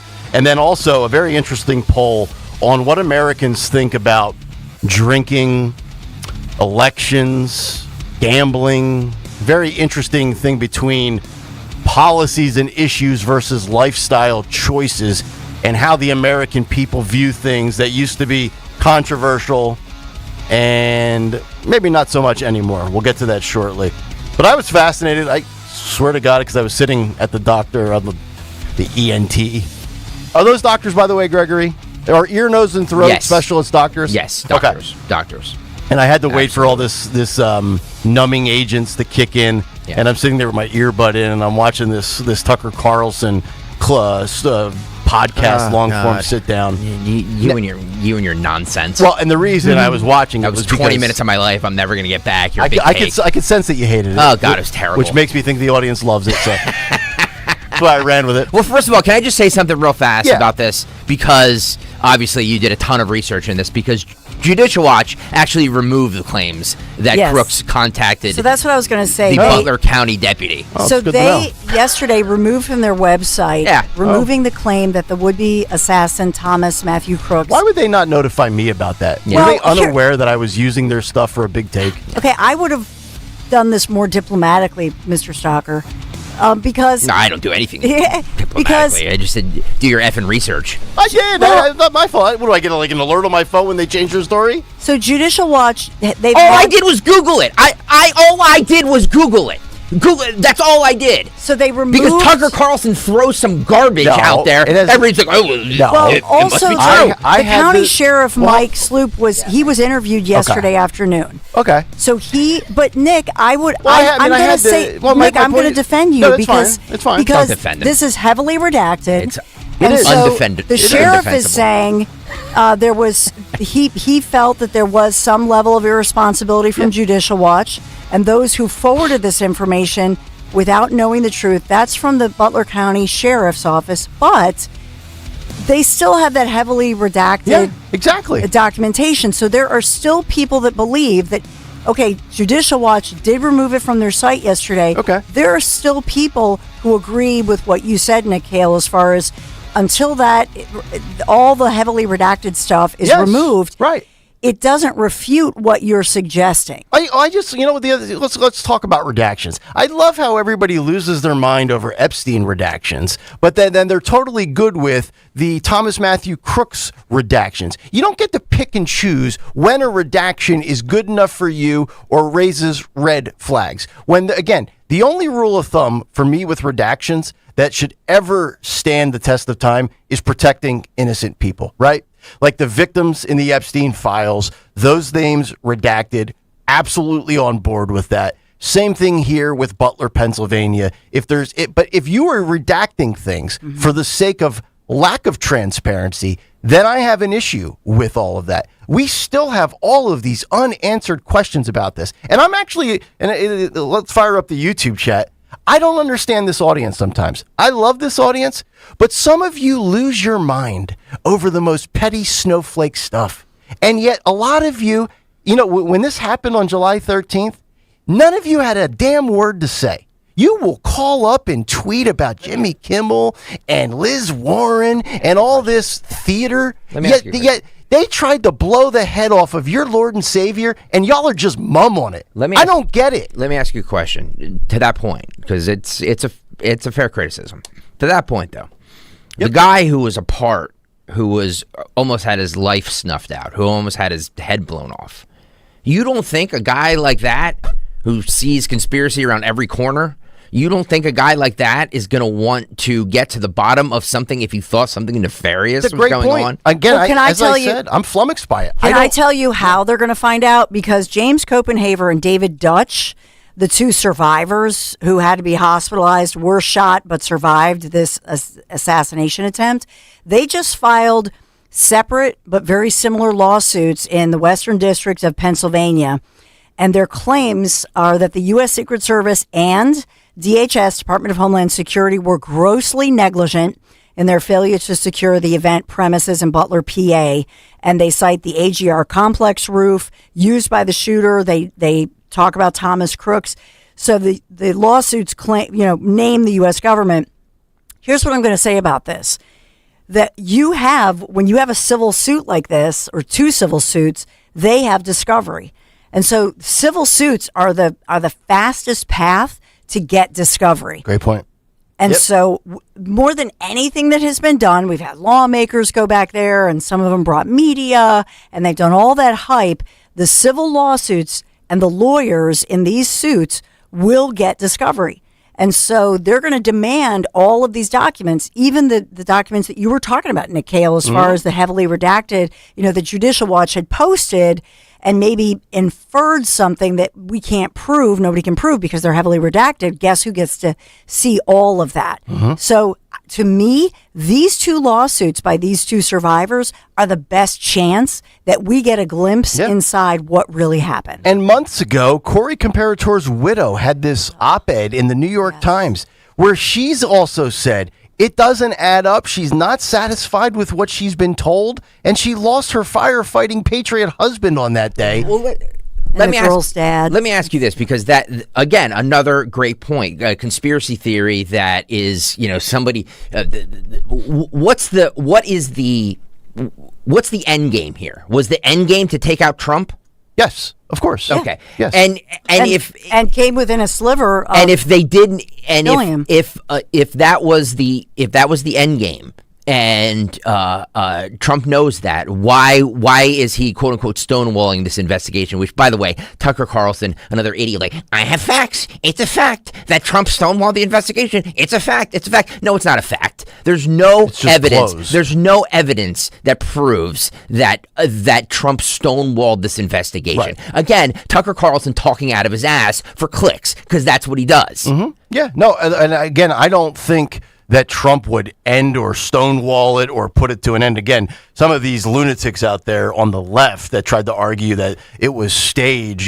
Joy Reid, I think Trump staged that to gain sympathy. You're not going to gain any. Trump's not gaining sympathy with anybody that's not already in his corner. The fact of he's the matter, that polarizing. The fact of the matter is that the Secret Service is inept. We've seen it a million times. There's a bunch of people running that organization that shouldn't be. There's a bunch of people in that organization that shouldn't be. And I don't know if Trump just doesn't want to because they're, still protecting his life. But that's where the conspiracy is. The conspiracy is that the Secret Service stinks. Well, how about this? To your point, with the fact that they're still protecting him, we also know that most presidents, I believe I'm correct in saying this. If I'm wrong, just dunk on me right now. But you have protection for the rest of your life, right?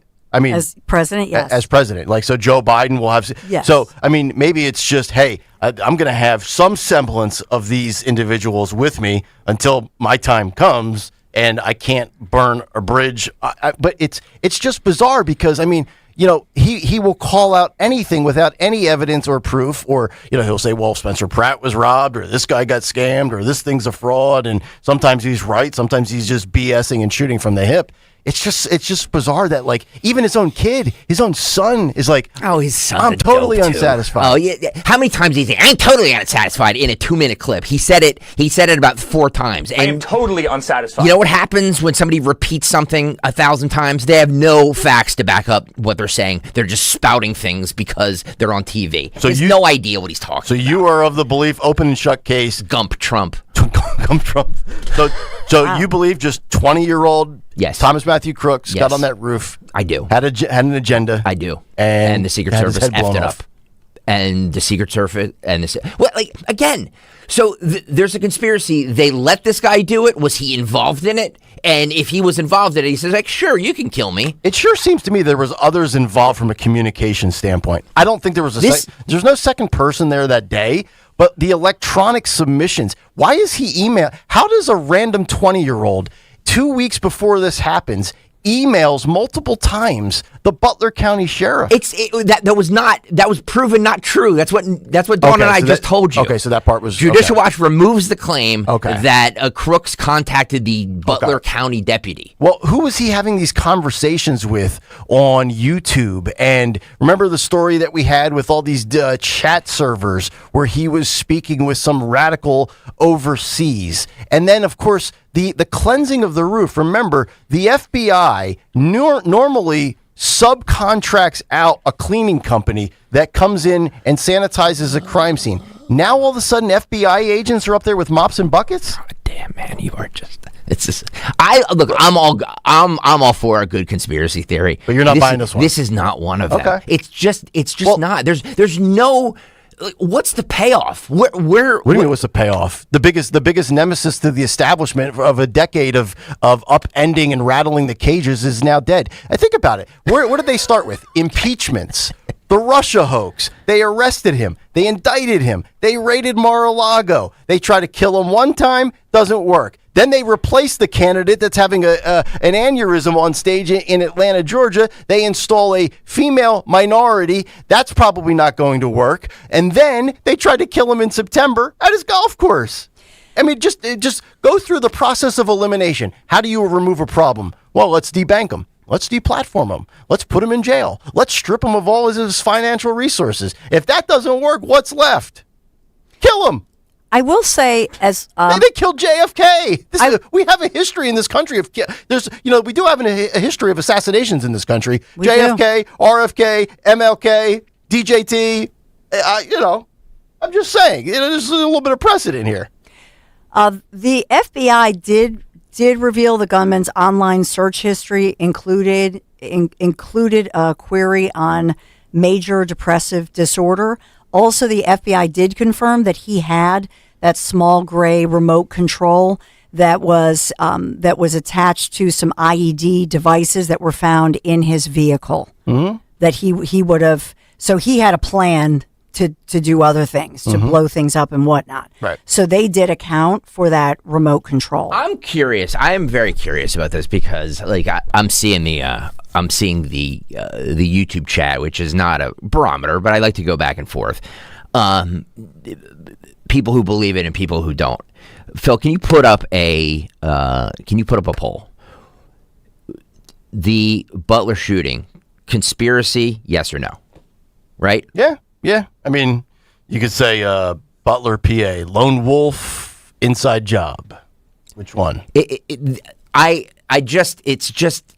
so far-reaching. I understand what you're saying that, like, yes, to take him, but like, if you're the president and there's a conspiracy to take you out, and you know about it, and you don't want to get to the bottom of it. I mean, come on, dude. Maybe he believes that it was just as we've been told. Maybe he believes, Dan Bongino's always been with me. He's been a ride or die guy forever. This is what he's told me. This is what maybe he just believes everybody. I don't know. I just find it interesting because he's very combative and will challenge everything. And yet sometimes he's like, it's the same thing with, like, I've said this at the Al Smith dinner. Like, dude, I don't get it. You're sitting there yucking it up with Chuck Schumer. I get it. Politics is a game. You don't necessarily hate everybody. But, man, Chuck Schumer has been one of the biggest violators in leading the charge that has led to the explosive rhetoric, that has led to the dangerous actions. I would not converse, me personally, with Chuck Schumer for the rest of my life. Especially the career ones that have gone out of their way to call me Hitler and a Nazi, to the point where the crazies and the fringe out there believe it. And then they try to put a plan in motion to blow my head off. F you, man. F you, Chuck Schumer. Learn how to grill a stinking cheeseburger, you turd. All right, we have to break. 855-839-1210. Primary results on the other side, and also... Go vote, by the way. Go vote. YouTube.com/@1210 WPHT Butler shooting conspiracy. Am I crazy, or am I speaking for the masses? You're a nut. No. The oxygen's returning to my brain, though, folks. Get ready for more crazy. Kayal and Company. We're back after this. Summer is here, and that means pool days and patio nights. But is your uneven concrete making your backyard feel more like a construction zone than a vacation spot? Stop worrying about stubbed toes and stumbles. Keystone Guncrete can level your pool deck and patio quickly and cleanly, saving you thousands over the cost of pouring new concrete. We'll have your backyard party ready before your water even gets warm. Head to KeystoneGuncrete.com. Remember, Guncrete is spelled with a K. Mention 1210 and we'll take $50 off your project. Hit the road this season to watch the birds. Book your road trip with Fans of Philly. Trips are available now for Nashville, Arizona, Chicago, and London. Travel in style with transportation, a pregame party, and game tickets to enjoy the birds on the road this season with Fans of Philly. The official travel partner of 94 WIP and the Eagles Radio Network. Book now at fansofphilly.com. That's fans with a PH of Philly.com. As the old saying goes, size matters. At Morgan & Morgan, we have over 1,000 lawyers and nearly 6,000 people on staff. But at the core, this is and always has been a family business. Our family watching out for your family. Call us or email us 24 hours a day, 7 days a week, even on a Saturday or a Sunday. And if you ever have a problem, call our mom. Morgan & Morgan. For the people and your family. Injured? Dial Pound Law or visit forthepeople.com for an office near you. With so much uncertainty in the world today, you may find yourself wondering, is now even the right time to retire? And so many people are waiting, and those folks are going to be waiting a really long time, I hate to say, because there's no perfect time. The market is always unpredictable and volatile. Fortunately, Jim Cipriotti has been helping get people to, through, and beyond retirement for over 25 years. Each week, he wants to help give you that freedom to retire. Listen to Freedom to Retire with Jim Cipriotti, Saturday mornings at 9 and Sunday afternoons at 5 on Talk Radio 1210 WPHT. Summer's heating up, and so are the deals at Tri-County Chrysler Dodge Jeep Ram. Right now, secure 0% financing for 60 months on a new 2026 Ram 1500. Or drive away in a 2026 Jeep Wrangler now with 0% financing available. With over 125 new vehicles, we have the perfect car for a road trip or for cruising around. Stop by during our Make This the Summer event to get your next Jeep at 422jeep.com or visit us at 15 DNL Drive, number 100 in Limerick. With approved credit plus tax tag title and any other governmental charges, expires 6/30/2026.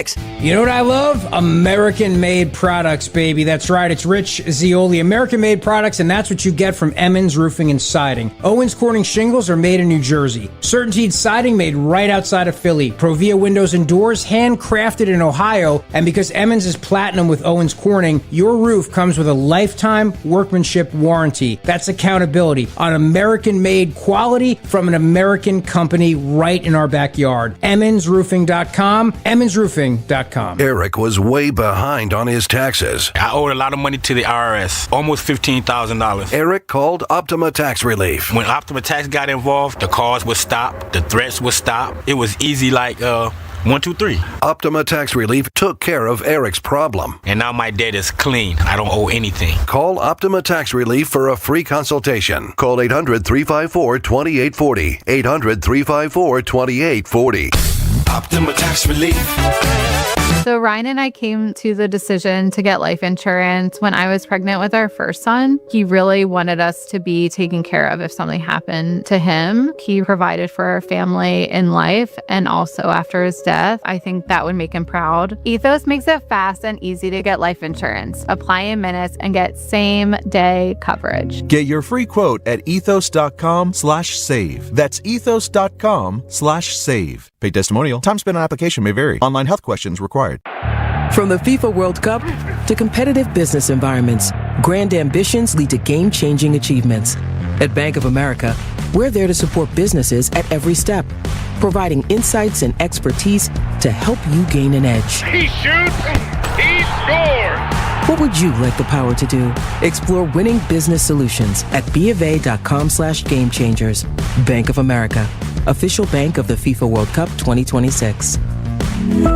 Hi, this is Dom Giordano. If you're like me, dental visits meant cleanings twice a year until suddenly they didn't. As teeth age and wear down, small issues can become complex problems. That's where expertise matters most. At Bentz Dental Group, board-certified prosthodontist Dr. Robert Bentz and Dr. Emily Bentz specialize in advanced and complex dental care. They deliver precise diagnosis and customized treatment plans designed for your long-term health. Call 610-272-6949 or visit BentzDentalGroup.com.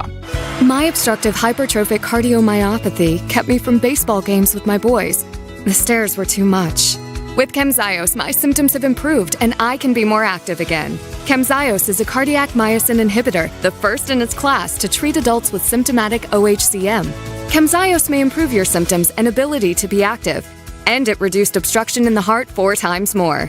In a 30-week study, Camzyos, mavacamten, reduced post-exercise obstruction on average 47 units of pressure versus 10 with placebo. Results may vary. Camzyos may cause serious side effects, including heart failure that can lead to death, a risk that's increased with serious infection, irregular heartbeat, or with certain other medicines. Do not stop, start, or change medicines or dose without telling your doctor. You must have echocardiograms before and during treatment. Seek help for new or worsening heart failure symptoms. Camzyos is only available through a restricted program. Before taking, tell your doctor about all your medical conditions and current or planned pregnancy, as Camzyos may harm your unborn baby. Visit Camzyos.com or call 1-855-CAMZYOS. Actor Portrayal. Now, you can listen to Talk Radio 1210 WPHT on the iHeartRadio app. It is 7:22 here on a Wednesday morning. It's Kayal and Company. Nick Kayal, Dawn Stenzel, and Greg Stocker. What's on the cut sheet coming up just over 20 minutes from now? Very interesting story from Axios with some new polling from Gallup that shows Americans are growing more puritanical on birth control, gambling, drinking, and other lifestyle choices. We'll get to that coming up in a few minutes. Primaries, though, last night, looking at some of the results, the big takeaways. The big winners last night, Graham Plattner, the progressive left, and Donald Trump all appear to be the big winners in Tuesday's high-profile primaries in Maine and South Carolina, which now sets us up for the midterms this fall. Susan Collins, Graham Plattner, perhaps the Senate hanging in the balance, control-wise, between Republicans and Democrats. With the outcome of Maine, you look at the prediction markets, well within the margin of error. Graham Plattner, a slight favorite according to Kalshi, Lindsey Graham rolls to victory in South Carolina last night. Did you hear his speech? I saw bits of it, Oh, yes. God. Oh, my goodness. Oh, he is just vile. Starting his 5th term, folks. Can I give you a little breaking news? Breaking news. President Trump putting out on Truth Social, Iran's military is a complete, total mess. Much of it, like their Navy and Air Force, doesn't even exist anymore. They've been completely defeated. Iran is all talk, no action. The bully of the Middle East is dead, all caps. Here comes the part I want to get to. They've taken too long to negotiate a deal that would have been great for them. Now they will have to pay the price, ! President Donald J. Trump. How's 712 or how's 612 happening for you, Stensland? Well, maybe. I mean, this is him saying, I'm done. Boy, Lindsey Graham is just probably reading that right now, too, and he's probably put on slip covers on his couch. That's just this morning. Oh, boy. Oh, that's awesome. Now they will pay the price. Yep. Good. All right. Good. We know what that means. Suit up, Stensland boys. Time to go to war. Here we go. There we go. Well, honestly... This is what I voted for. Not what I wanted. Certainly not what I voted for. I guess that makes me Tucker Carlson. I guess today's theme is Nick is now turned into Tucker Carlson. You know what, though? With redistrict, we've said the economy and the war could be the two things that obviously, when you look at the House, could cost Republicans if it wasn't going to be, history, I think only 4 times in the last 150 years when the White House is in control, whether it's a Republican or Democrat, and they have the House and they have the Senate, do they maintain all 3 levels of power in an off-year election? So, historically, it's very hard to keep it 2 years later after you gain control of all 3. You factor in all of this. But with the only hope right now for me is, and especially with now that Dawn just mentioned the breaking, I'm seeing it up on the TV now. Mm-hmm. Yep, Iran has taken too long to negotiate a deal, and now they will pay the price. Yep. Trey Yinks is there in Tel Aviv. Maybe Mike from Tel Aviv will call in on the Odyssey app. We love Mike. So President Trump is, active on his Truth Social and meetings this morning. Does this mean major action? Okay, so let's hold off on the primaries because it was kind of a formality. Let's talk about this for a couple of minutes. So, all right, here we go. Here comes more strikes. We're going to beat them, whatever's left of them, into submission. Do we think they will submit? Is this the only way to end it? Because if look, I have no idea what the parameters are of the deal other than what's reported. You let us come in, we get the dust, we open up the Strait of Hormuz. The Strait of Hormuz is now safe. They've taken all the mines that could go off and detonate. Do we actually think, and based on his quote, now they will pay the price, does this end it? And what technically ends it, right? Because I don't think the moderate Ayatollah, we'll call him, is going to say, okay, I agree. Where do I put pen to paper?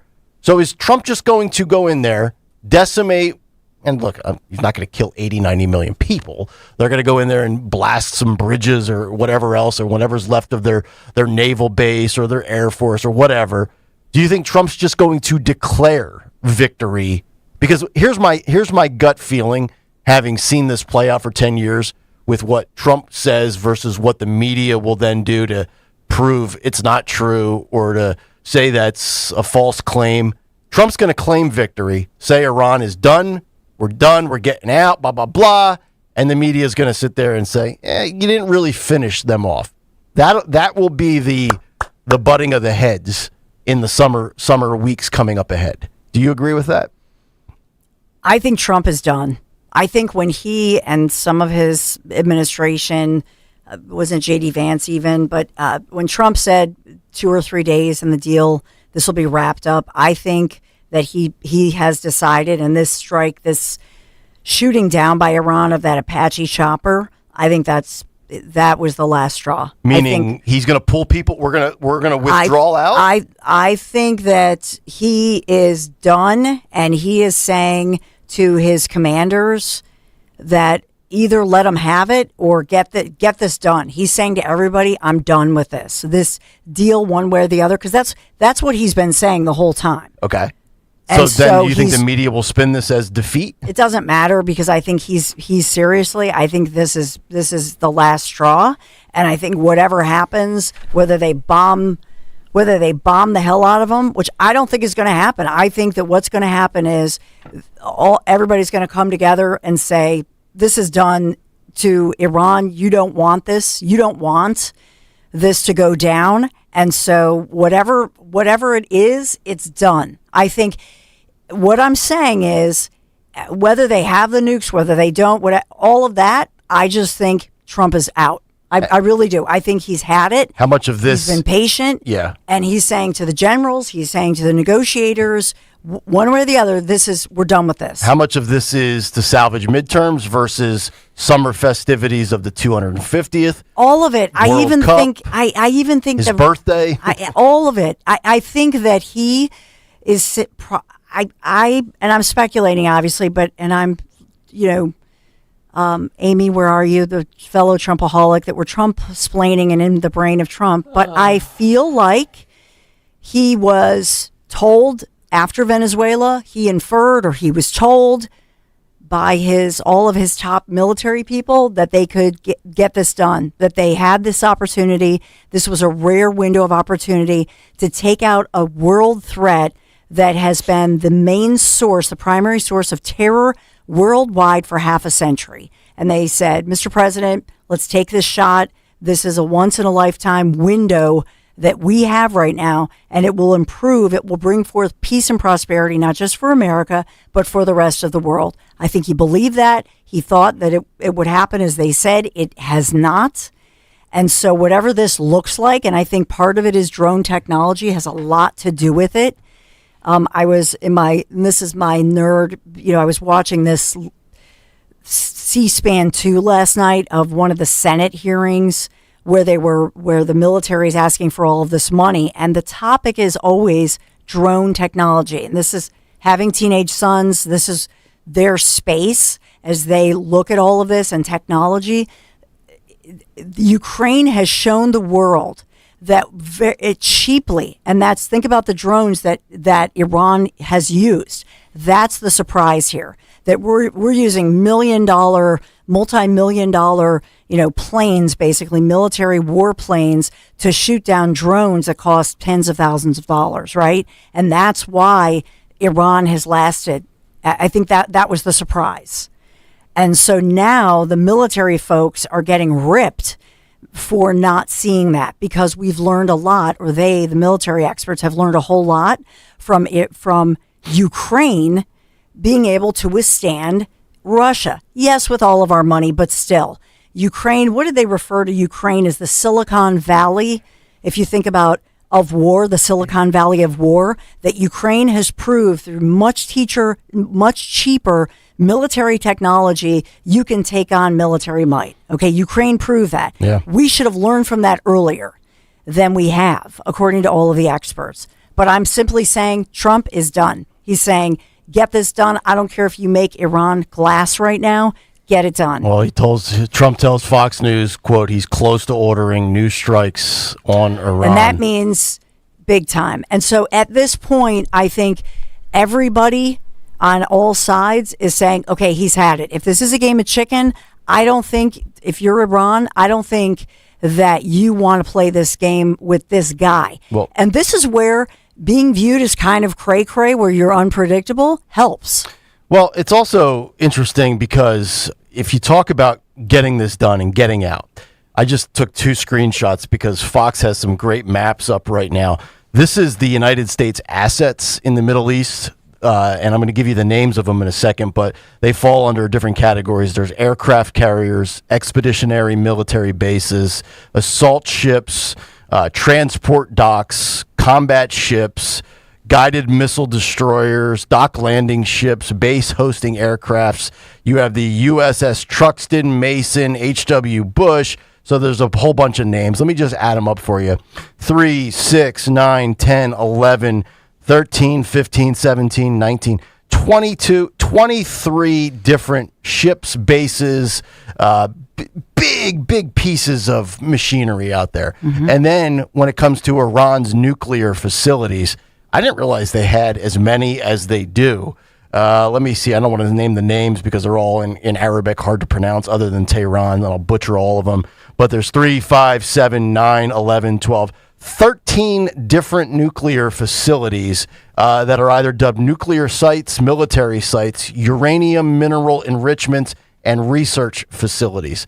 So we're talking about a lot of stuff here, right? Not only in Iran, but with American personnel, machinery, equipment, stuff for combat. Do you think this is going to be a complete withdrawal? How many troops do we have roughly stationed? Is it? Did I hear 50,000? Is that correct? I know it's not boots on the ground. Right, because they're in either like Kuwait, they're in the adjacent countries, or they're on these huge carriers. Right. So I'm in the ocean. So what does the scale back look like upon the completion of these new strikes? And what's the timeline here? Because Dawn, your prediction was June 10th, Trump's birthday, June 14th. No, my prediction was this Friday. Yeah, June 12th. Yeah. Yep, that's what I I'm saying. thought you said the 10th. I'm sorry. No, June 12th, yeah. I mean, and all these certain dates matter to him, right? He's got a big event coming up on the White House lawn on Sunday. He obviously is all in on America's 250th. You're a nation hosting the World Cup.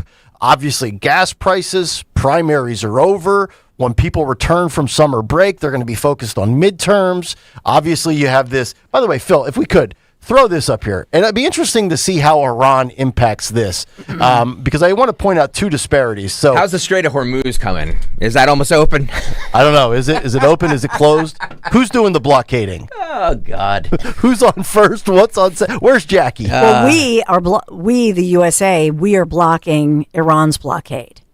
So it's a blockade on top of a blockade. Yes, that's what we've been doing. What a cluster! Yes, what a cluster F this whole all thing I'm is. saying is, whichever way you want to see this, whether Trump's saying Iran must pay the price for taking too long. Okay. I think I'm just saying this is whatever this is, it's over. Yeah, but this was my concern.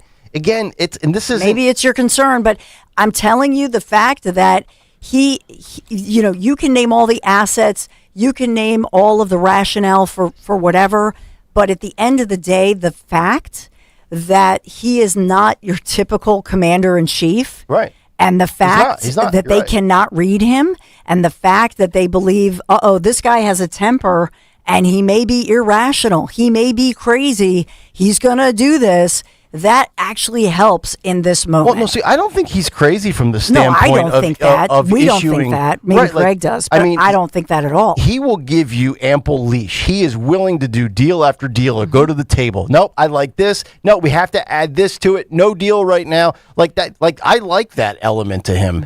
But my thing, and eventually he will wipe you out. You saw what happened when he's killed other leaders. You saw what happened with Maduro. Everyone's like, taco. Trump always chickens out. No, he doesn't. But push comes to shove, he's going to make a move. But my whole thing was, you can't start. This is not like Ukraine. This is not like Venezuela. This is not like and Iran is not, some big bad military, but they're solid. They're respectable. Yeah. But again, it's their religious ideology. You can't start, and that's why I never agreed with. I'm not going to say bought into, agreed with. I get it. 47 years, they've funded terrorism, they've killed Americans. All of that's factually true. But these people don't wave the white towel. This isn't France. This isn't Canada. Yeah, but let's just to put this in perspective. So overnight, the Revolutionary Guard was launching drones at the Ali al-Salem base. That's in Kuwait. Again, air defense systems. They're engaging all these hostile targets so this is an ally, right, in the region. They're catching it. And then the Revolutionary Guard overnight in a statement that its naval forces had carried out 21 attacks against, quote, America's air and naval bases in the region and shot down one of those Reaper drones over the city of Jam.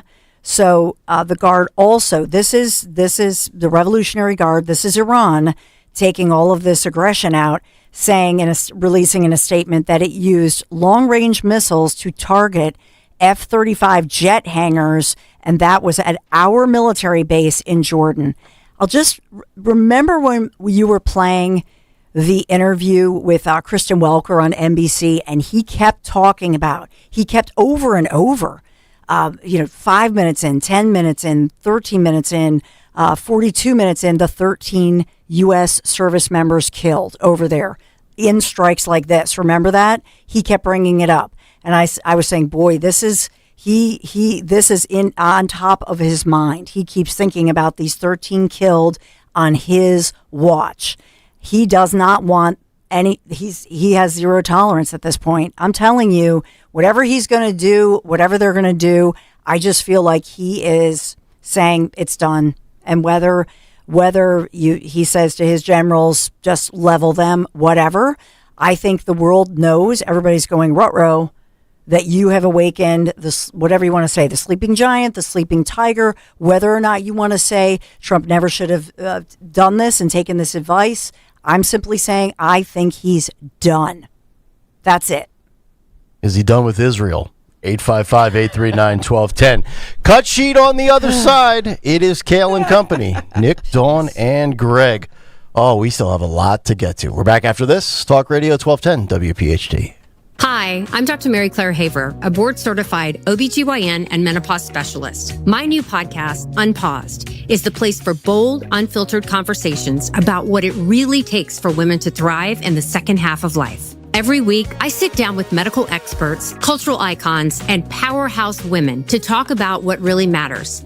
New episodes drop every Tuesday. Listen to and follow Unpaused with me, Dr. Mary Claire Haver, available now wherever you get your podcasts. I know that hiring can be challenging. You sort through tons of resumes and you get too many so-so applicants. You're just waiting for someone to match your role perfectly. Well, now, there's a place where you can meet them fast. ZipRecruiter. Need to hire right away. Start your search for strong candidates. The right fit awaits. Build your team, build it sooner.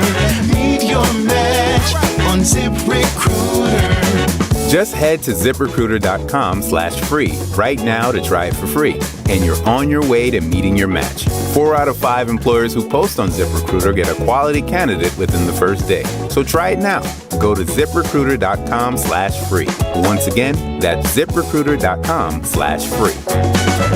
Meet your match on ZipRecruiter. Try it free. Life doesn't slow down, and planning your financial future can feel overwhelming. That's where Monastra Financial Group comes in. Whether you're preparing for retirement, managing a 401k, or protecting what matters most, their team offers personalized guidance built around you. With a straightforward approach, they help turn complex decisions into clear, confident steps forward. Take control of your financial future today. Text Mike Monastra at 484-471-4879. That's 484-471-4879.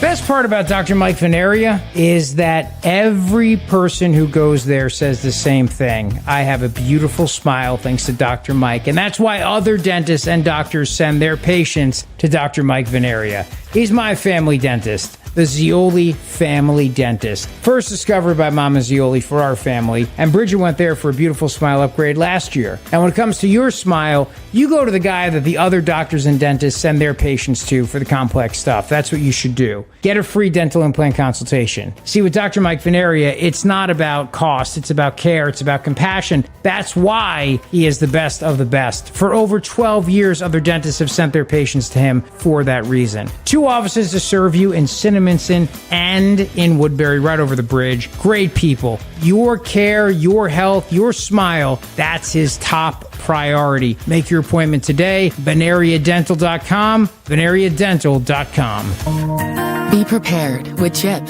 Free or low-cost healthcare for Pennsylvania kids and teens. From checkups to unexpected bumps and bruises and everything in between, CHIP has you covered. Don't wait until you need it. Be prepared with CHIP. Because every kid deserves quality health care and every parent deserves peace of mind knowing their kids are covered. CHIP. Free or low-cost health care for kids and teens under age 19. Learn more at chipcoverspakids.com. paid for with Pennsylvania taxpayer dollars. Hi, this is Larry Steinhaus, and I want to let you know that I buy houses. I buy houses from people that may be a tired landlord, maybe somebody who's having trouble selling their house, or maybe someone who needs to sell their house quickly. Well, all you need to do is call 855-939-1137. That's 855-939-1137, and I promise to answer the phone and help you with your situation. That's right, your house may be cluttered. It may be a house that a relative left you, or it may just be a house you just want to get rid of. 855-939-1137. Here's retirement phase expert Joanne Small-Canella with today's report. According to the World Economic Forum, global spending on artificial intelligence reached approximately $1.5 trillion in 2025, fueling investor enthusiasm and propelling markets to record highs. While this surge has many viewing AI as the next unstoppable economic engine, this week's expert report explains why increased capital and excitement alone does not determine long-term viability. We've seen this pattern before. In the years leading up to the 2001 dot-com bubble, venture capital funding of new tech companies nearly tripled in 1999. Despite the influx of cash, many of these internet startups had limited track records of profitability and unproven business models. Their valuations soared north of $1 billion, even as expenses far exceeded revenue. As those new startups struggled, the excitement faded, and the markets followed suit. Everyday Americans on Wall Street lost nearly 78% of market value in just 2 years. Recent analysis from the past year indicates that AI companies are spending more than 6 times what they are currently earning, with valuations once again driven by expectations rather than proven performance. And if these AI startups fail to meet the extraordinary expectations placed upon them, enthusiasm will fade and markets could free fall. Whether this AI investment proves to be a bubble that's set to burst or the most transformative industry since the dawn of the internet, the exclusive crash-proof retirement system is designed to guide you toward retirement peace of mind. With the exclusive crash-proof retirement system, if the AI surge continues, you can capture part of the growth of the market with the potential for double-digit interest returns. But if the bubble pops, our proprietary system will protect your nest egg. To learn how you can enjoy market-like returns without market risk, call 800-722-9728 or visit crashproofretirement.com to schedule a no-cost appointment with a licensed retirement phase expert today. Have you subscribed to our YouTube channel yet? Do it today at 1210 WPHT. WPHT.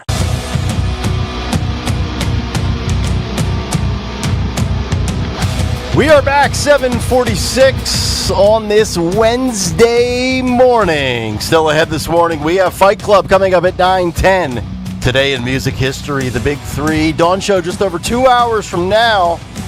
A lot of big stories in the news. Why waste any more time? Let's see what Stalker has for a Wednesday. What's on the cut sheet? What's on the cut sheet?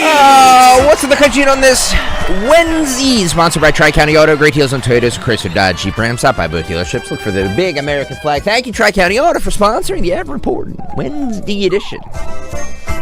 The Greg Stalker is always right edition. What's on the cut sheet?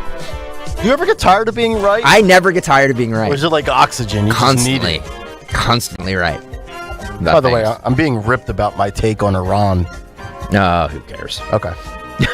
Fine by me. I don't want to talk about Iran anymore anyway. No, go. No, he's like Matthew says, Nick, I always know that you have strong opinions on everything, but your straddling of the fence on this war is lame. I don't really have an opinion so he doesn't have an opinion one way or the other on the war, but he's criticizing me.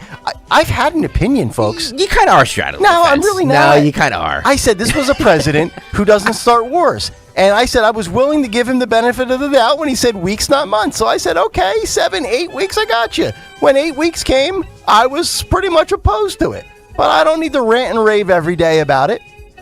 I know some people, because in large part because sometimes people just don't want to hear it. I get it. A lot of you out there like the war. A lot of you are the old Bush guard. I got you. I don't think it's a war. It's a lunch picnic. Look at the technical. If we want to say this is a war, then Obama started dozens of wars. If that's what you want to say. I don't disagree with that. So nobody called those wars when Obama did all of his actions. But I will say this, whatever it is, whatever it looks like, I don't think he wanted to start a war. I think he wanted to end terror, and the major funder of terrorism worldwide, he thought it was he gonna wanted be a to picnic. end that. He thought it was going to be easy going in there and just, right, going into Iran. Iran's not Iraq. You know what I mean? Like, it's I know, but it's I it's a lot more sophisticated. It's a lot bigger. But true, but I also believe that they did not count on the drone technology being as effective as it is, and that was the C-SPAN 2 thing that I We've should known have been watching Iran's yesterday. That drone technology is what it is for years. Yes, we should have known. We should have known. Their drone technology is some of the best in the world. Yes.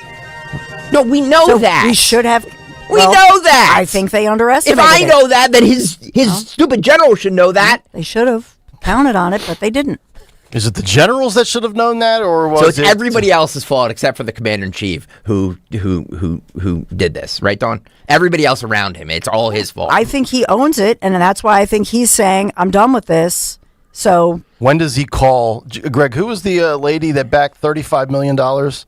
Matt, what's her name? Nothing to do with. Yes, it does. No, it 100% does. You think he calls her and says, "I tried"? It's not $35 million, by the way. No, it's way more than that. He's not doing this for $35 million. He only does it for $250 million. Is that the number she did? I forget, whatever the number was. What's her name and what was the number you cited? Miriam Adelson. Miriam Adelson. Yeah. Just follow the money. That's all you have to do with all of this is follow the money. Follow the money. Okay. All right. Yeah. No, I know. I know. I'm so far out there. Nothing I have predicted or said in the last couple months has come true. So I am way out in left field. You're absolutely right. You're absolutely right. I have no idea what I'm talking about. I'm not saying you don't. Where's Israel? Where's Israel's role in this? Okay. So we're gonna do the time for talk is over. So is Israel backing us up? Are they gonna bomb? Like, where's their role in this? Or is the U.S. just gonna go in this alone? If I'm Trump, I'm just telling Bibi, you're on your own, bro. I don't think he's going to do that. No, of course he's not. I don't think we want Israel, who, by the way, has nuclear capability. Yeah, exactly. They don't. They're well ambiguous. They're allowed to be ambiguous about it. They can handle it. We've given them enough. They're good. Israel's not like the Norristown Police Department. They'll be okay. They can't do anything without us. They can't do anything without us. I disagree. No, and it's better right now if they just. I'm just saying whatever's going to happen is going to happen. Whether Iran decides to lay down and say, okay, we because they fear, you've made the big guy mad, or maybe they don't and they're dead.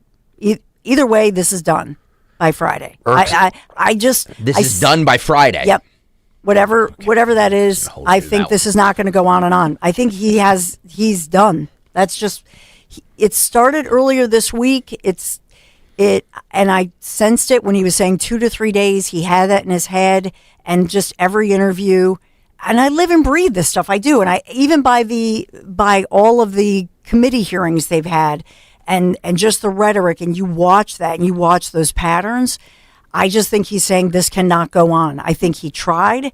I think that he's and the next absolutely done with this. The next president can try again in 2.5 years or 5 years from now. About that. I'm sure we'll hear Bibi in 2032. Iran's this close. They're this close. No, I don't think anybody. I don't think anybody would have done what he's doing. And so, look, does he own this? Yes, he does. That's why no other career politician. In our history, nobody has done this, and probably nobody else will. Well, look, I think he thought he'd take the kill shot. It's all good if Republicans do overperform in the fall. Greg says, if gas comes down quickly, okay, this will be forgotten about. Greg says, I want what Dawn's smoking. Irk says, got those magic mushrooms, Greg, making those connections. Irk says, definitely not a war. It's just a camping trip for kids with epilepsy. Stop it. It's technically not a war. Unless we want to go back in history and call everybody else's conflicts That's fine by a me. war. Call them whatever you want. So I'm just asking for consistency. How does this? Let me ask you a question. How does this end in 2 days, Dawn? Well, no. I mean that whatever this looks like right now with Trump, whether they agree and they say we're done with this, or he levels them, which I think right now he's saying that is where his temperament and his reported temperament is helpful in this moment. I'm simply saying that I think he's that guy, and they fear he's that guy who would say, you know what, level him. That's it. Boom. The entire Revolutionary Guard. What does that look like? What does that look like? Level them. Level them. What does that look like? So like the 92 million people gone? I think that they think he's crazy enough and irrational enough and angry enough that he would do something crazy like that. And all of a sudden they'll be like, "Oh, yes, you're right, Mr. President. We will back down. You're 100%. You predict that's what's going to happen?" And they're broke. The blockade has been working day after day. What is it? Over $100 million a day it's costing them. They are out of cash. They're out of liquidity. And what do they have? They have drones. So this was their last stand, and now I think it's over. I was watching. That's my hope and prayer. There's a great historian on. I can't wait for Major Menti and Staff Sergeant David Menti. There's a lot of people that argue there's not been one justifiable war for America's involvement since World War II. I kind of subscribe to that theory, but all right. So the Lindsey Grahams are out there. They're excited this morning. I think that President Trump was convinced by whoever, his advisors, his military, his top guys, whoever. On one hand, Trump plays 4D chess, and on the other hand, he's duped by his military. No, I don't think he was duped. Make it make sense to me, Dawn. I'm not saying he was duped. I'm not. I'm really not saying he was duped. I'm saying that they believed that Iran would not have lasted this long. But even he just posted again. He just posted a few minutes ago again, where he said the fake. Where is it? Something about the fake news media. Oh, yeah. They've not properly reported how well this blockade, the naval blockade, has worked. Well, then here's an idea: don't start a stupid, pointless war if you know the media is not going to give you the benefit of the doubt. I don't think he started a war. I think in his mind, he is taking down again. Oh. Think about that. Think about peace and prosperity worldwide. That all these skirmishes that we've skirmishes. No. Every time we've had terrorism. Right. Okay. Every single time we've had terrorism like paintball in the Poconos. World, it was who funded it.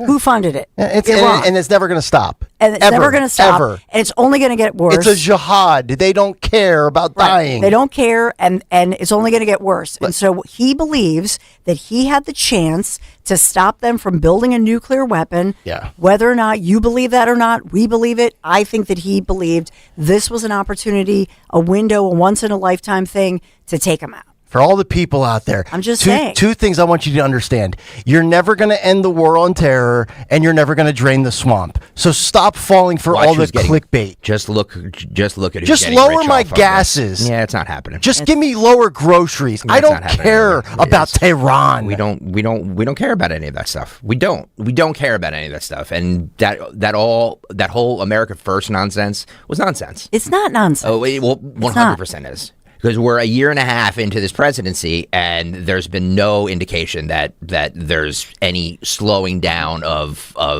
the spending of any of this. It's all just follow the money on all of this. That's all I'm saying. Somebody's getting rich off of it, and it ain't the people listening to 1210. It ain't the three of us. We're all getting played because we're sitting here arguing about it. Well, the problem is he's been really good on a couple of fronts with the border. By the way, a new poll from Harry Anton yesterday, believe it or not, even though the negative headlines on ICE, Trump at this point in his second term on immigration is polling higher than Obama and Bush. He's been phenomenal on the border. America's murder rate, historic lows.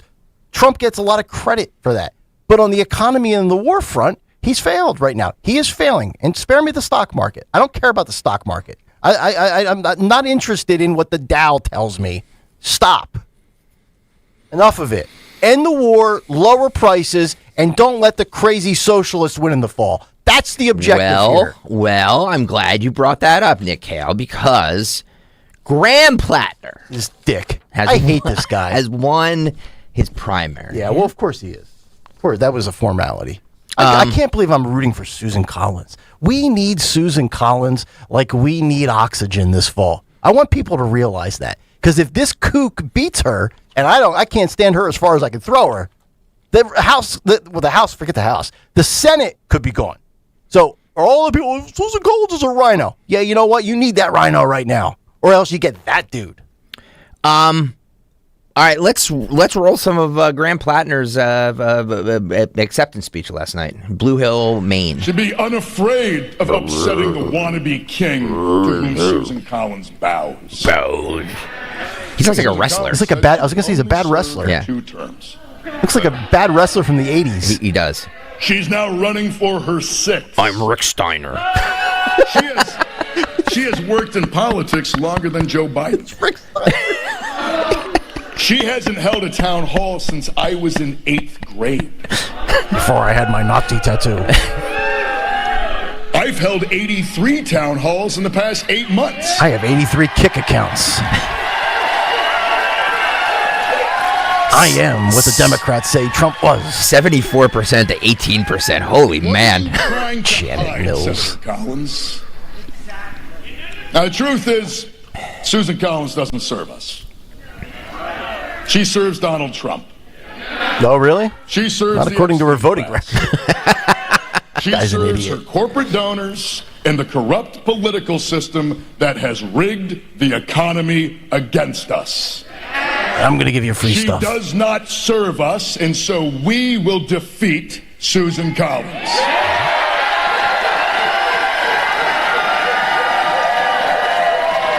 I want to play AOC. You know the Believe All Women thing, right? Yeah. Asked Manu Raju from CNN, this is 26 Phil, asked AOC if she believes women's allegations on Plattner. Let me guess. She sidesteps it and just kind of says, well, it's up to the main voters to decide. I got to give Manu Raju credit for this because this is the perfect thing to ask AOC because she's the heart, the epitome of the Believe All Women thing. Yep. Hoot and holler. 100%. Yep. So what say you, AOC? When it comes to the substance of this reporting, obviously there's a lot in that behavior that's really challenging. It's hard to stomach, in some of it. But he's our toxic guy. At the end of the day, I think that this is a choice. If that choice on the ballot is between that and a senator who's voted to take health care away from millions of Americans. Wow. That's the situation that we have to weigh. Wow. I don't think that it's to hand wave away any of this. I think it's, again, for voters. And frankly, I don't think the people of Maine are particularly concerned about what people in Washington are fretting about. So the lesson to be learned here is that most voters do not care or are merely unaware of politicians and their scumbag histories. It applies to both sides. All voters care about is results. And honestly, it's no different than sports if you think about it. It's about delivering. Consumers, fans, and voters, they do not really care about morality. They claim they do when it's the other side, but they want wins. They want to be entertained. And the truth is, most of this noise is, whether it's factual or not, it's pearl clutching and virtue signaling. Because this guy legitimately is what they said all white, straight, Christian male Trump voters were. Toxic, masculine, sexist, racist, homophobic, anti-Semitic, anti-Muslim pigs. But the proof is there for Graham Plattner, and the allegations look very, very strong. I know a lot of it is still merely allegations. It's always very suspicious when the New York Times or any outlet runs with something in the heart of an election cycle. Why was anybody ever sitting on this information until the right time to tank somebody's polling, something like that? But this guy's a bad seed. I had a clip yesterday. I never got to it. It was on the show sheet, but there was a veteran in Maine with PTSD, and he took major offense to Graham Plattner using his PTSD as an excuse for his past transgressions. I'd love to know what our veteran community thinks about that. I really would. Yeah, because I don't think even though many of them seek out help and go to TMF, I don't think they ever use that as an excuse. Again, this is what's going to happen in Maine in the fall, I believe, is also going to be very telling about what's going to happen in 2028 because Susan Collins is the epitome of a moderate. Right. Yes. Oh. So everybody's like, oh, we need more moderates. We need people who go on both sides of the fence and sometimes vote with Republicans, sometimes vote for Democrats. She's literally the epitome of that. And the dying breed. She's a Republican, yes, but she votes with the Democrats a lot. Yep. You can always count on her. The Democrats can always count on her to vote on issues that are right down the middle. Her voting record is actually the equivalent of the Fetterman soundbites. So for everybody to say, well, she's a Republican, she is, but she's not. She's like the epitome of a moderate. The country doesn't want moderates. They want far left Democrats. That's what they want. That's what the country wants right now. And MAGA Republicans on the other side. Yes. But that's also, and you're not wrong with anything you said, but you still need Susan Collins to win if it means Republicans retaining the Senate. Because if you don't have the Senate and you believe the House is likely to be gone back to Democrats, you lose both. Yeah. Trump's agenda for the final 2 years, nothing but gridlock. Well, I mean, you can't get the SAVE Act passed now, so what the hell's the difference? Does it matter? Yeah, What? I mean, nothing. It's just inexcusable. I'm so caught up in the SAVE Act, I can't even tell you how angry that makes me. I really can't. Again, if I'm Trump, I would be nuking John Thune on Truth every single day, 24/7. He wanted Tom Massey out. He wanted Tom Massey out. Pass the Save America Act. Tom Massey, a guy who voted with Trump like 90% of the time. Yep. Well, Nancy Mason, she voted with Trump 100% of the time, and she got dusted. Again, it's not about voting records, guys. It's not about that. It's but about, it should be, right? But for Trump, it's about vendettas. You cross him on whatever issue, the Epstein files, you're dead to him. You're absolutely dead to him. And you can't. That's not a conspiracy theory to say, oh, it's just a conspiracy theory to say anybody who supported the release of these Epstein files, Trump set his sights on. Nancy Mace did, Lauren Boebert did, and Tom Massey did. And he trashed all three of them. But John Thune, to your point, who's been the grind in the gears of the SAVE Act, gets a free pass. We can't even get to J.D. Vance in the tie-breaking vote because of guys like John Thune, and then, of course, the four Republicans, Murkowski, Tillis, Collins, and I don't know the other fourth one. And this other piece of garbage, South Carolina. What is wrong with you, little Lindsey Graham? This piece of garbage. I wish he was 6 feet under. I do. They like him. Man. I don't want anything to happen to him, but I don't get it. For the most part, I like Nancy Mace. For the most part, I like Tim Scott. I've never liked the Lindsey Graham, but I don't understand. I guess just with the voting record and the Trump agenda, but I thought South Carolina would be tired of somebody like him. I mean, he's going on when his fifth term is over now. He's going to have 30 years in the Senate. 30. I haven't had 30 good days. This guy spent 30 years waxing on about blowing people to smithereens with his little southern drawl and his little bubble wand. 91 LXXer says, besides a closed border, nothing of note has been done. No, that's not true. Crime is down big time. Stock market is up. Again, I don't sit there and use the stock market as like my guiding principle for the economy. But dude, Trump's got a lot of wins, but he also has a lot of blemishes. You know what's amazing though, and I've said this all the time, he's the only president that we literally pick apart every single policy success or defeat. Let's not forget that all the tax cuts, the Jobs Act, the historic middle class tax relief package, which has been huge. Also, Trump RX lowering the cost. Have you checked out that site? It's amazing, and it's having an impact on day-to-day medications that people take.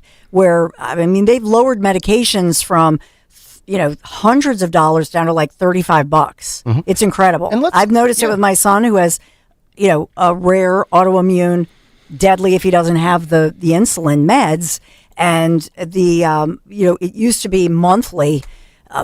Even with insurance, we'd pay a month easily $650 plus.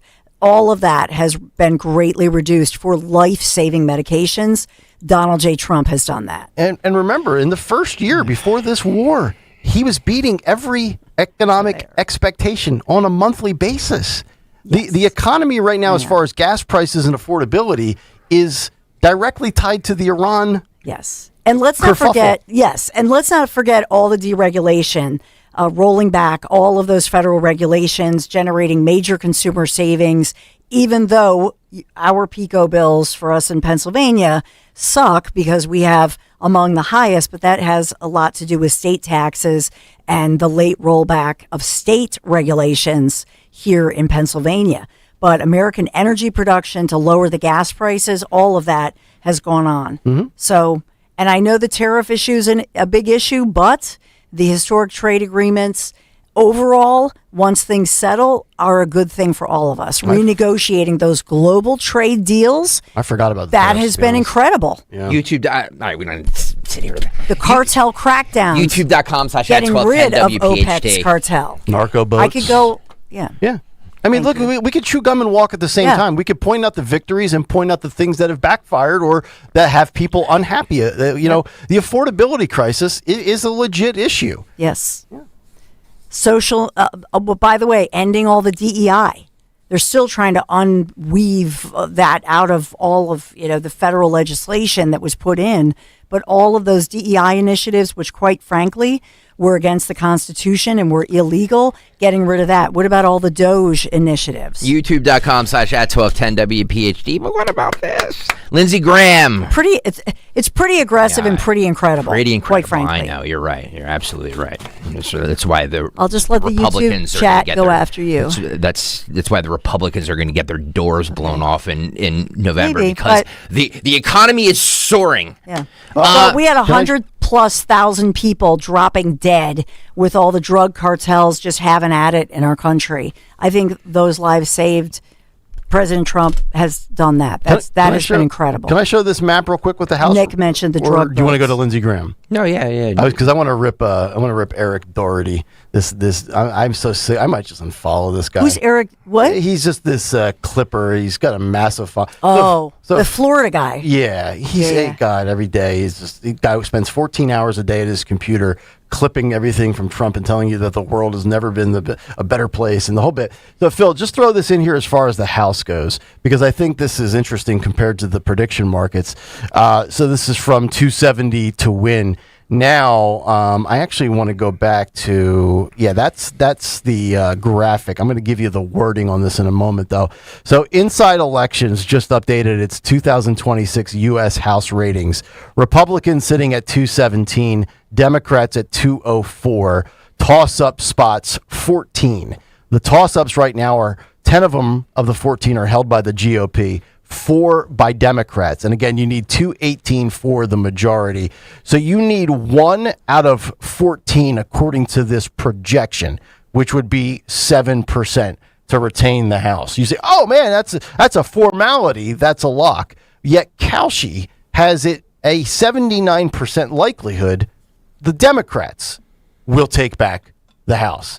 Redistricting, gerrymandering, probably the only thing that saves Republicans with the House. We've already talked about the Senate, but I just wanted to point that out because some of these polling firms and the way they look at, the way things are going from a momentum standpoint, you would say, oh man, that's easy peasy. There's 14. We only have to get 1 to get to the magic number of 218. Yet all of the smart wagerers out there and the smart money, as they call it, for what it's worth, it was as high as 85% on Kalshi that Democrats would take the House back. It's now down to 79%. But I just wanted to show that disparity between the two entities.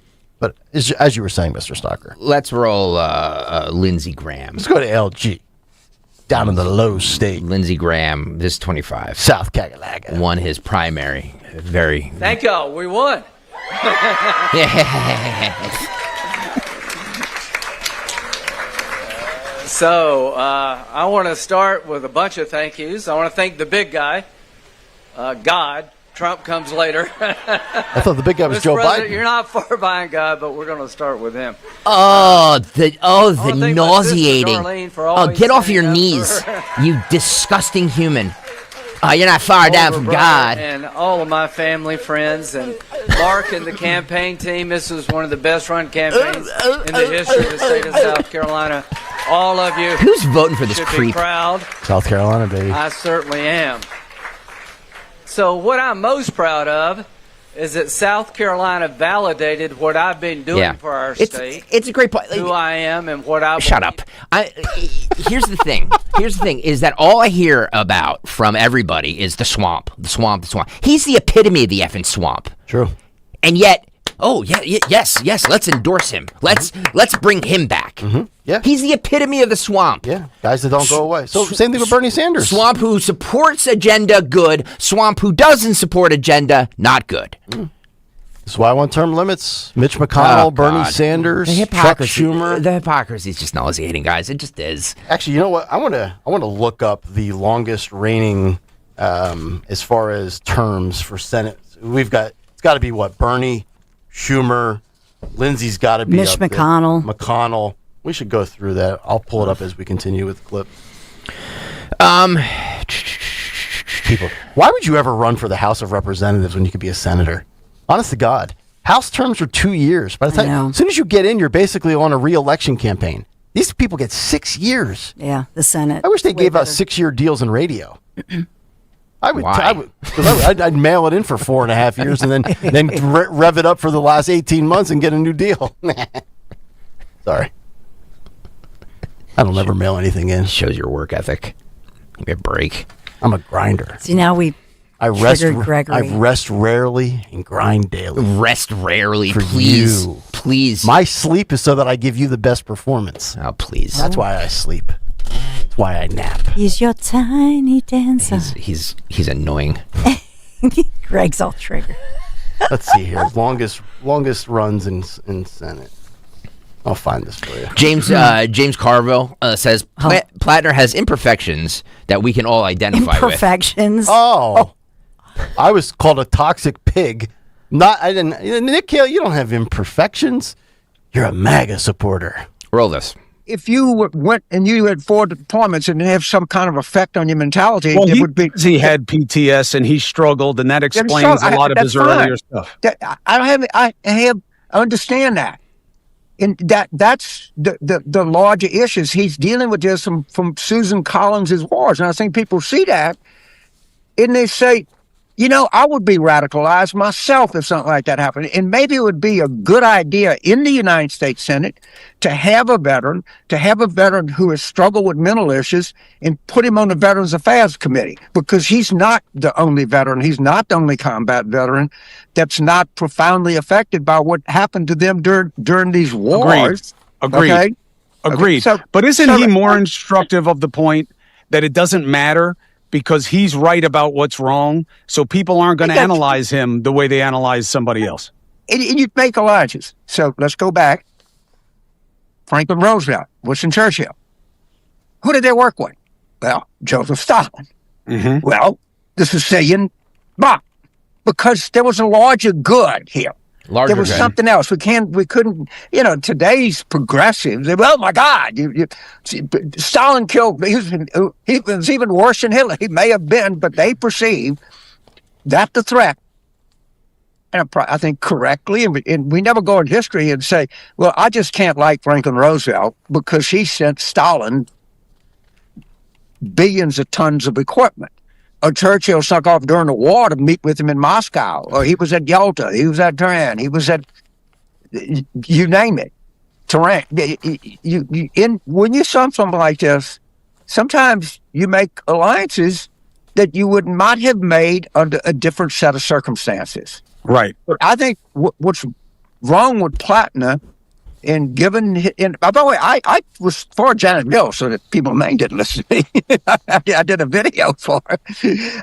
But I think Plattner might be just his ideas and the things that his courage and also his imperfections are imperfections that we can all identify with. Yes, and also I think there's forgiveness. No, I can't identify with that. I've never been on the Kick app. Wow. I've never had tattoos on my body that disparage people. I don't identify, and I can't get behind a guy like that. From the party that loves to talk about toxic masculinity and believing all women, boy, they sure kick that to the curb when it helps their agenda, doesn't it? What a bunch of scumbags. Yeah. Like either this is the problem I have with politics on both sides. Both sides. Stand for something. Just stand for something. Who cares if it's unpopular? Stand for something. Who cares if it'll help you get ahead? Stand for something. Nobody stands for anything. Everybody's just a sheep. They follow along. They change their opinions 900 times as long as it suits their agenda. Stand for something. We used to have backbone. We used to have principle.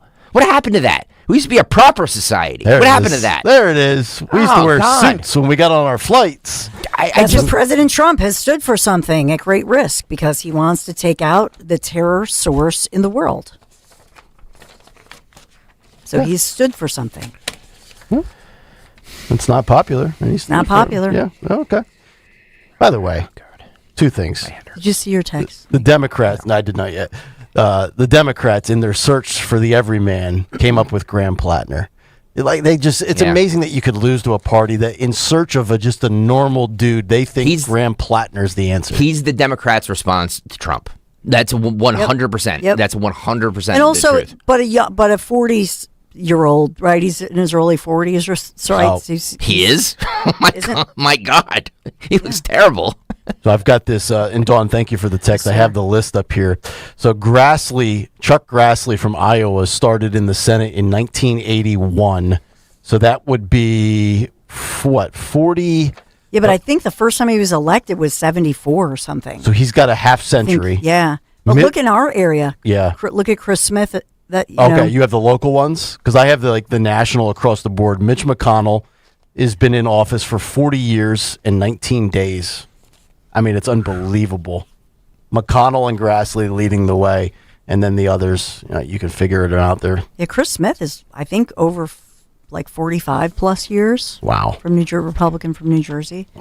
But I just think that it never was the intent to have people get to run for office, whether it's the House or the Senate, and then stay in there for an entire career. Well, that's what Susan Collins said. There's a clip going viral on social media last night of Susan Collins from the late 90s, early 2000s, where she says, my goal, if I ever get into the Senate, is to do 2 terms, 12 years.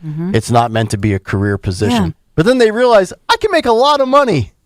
And why would you leave that? And they get, I know that they say, oh, well, we're taking summer session or winter session. But I think once you get into it, it's a sweet gig. Of course it is. Because you technically over the summer, you're with your people and with your constituents, but you basically, that's why nobody should talk about school teachers having the summer off. Look at the sessions that congressional members get. Yeah. It's incredible the time off they have and the fact that they make $179K as a base salary. Before Biden, unbelievable. Before Joe was the VP for Obama and the president, those 12 years total, he was in office for 36 years and 13 Ridiculous. days. January of 73 to January of 09. So what would you cap it at if they could do term limits? What would the number of total? If the president can only serve 8 years, why should a senator be able to serve more than 12?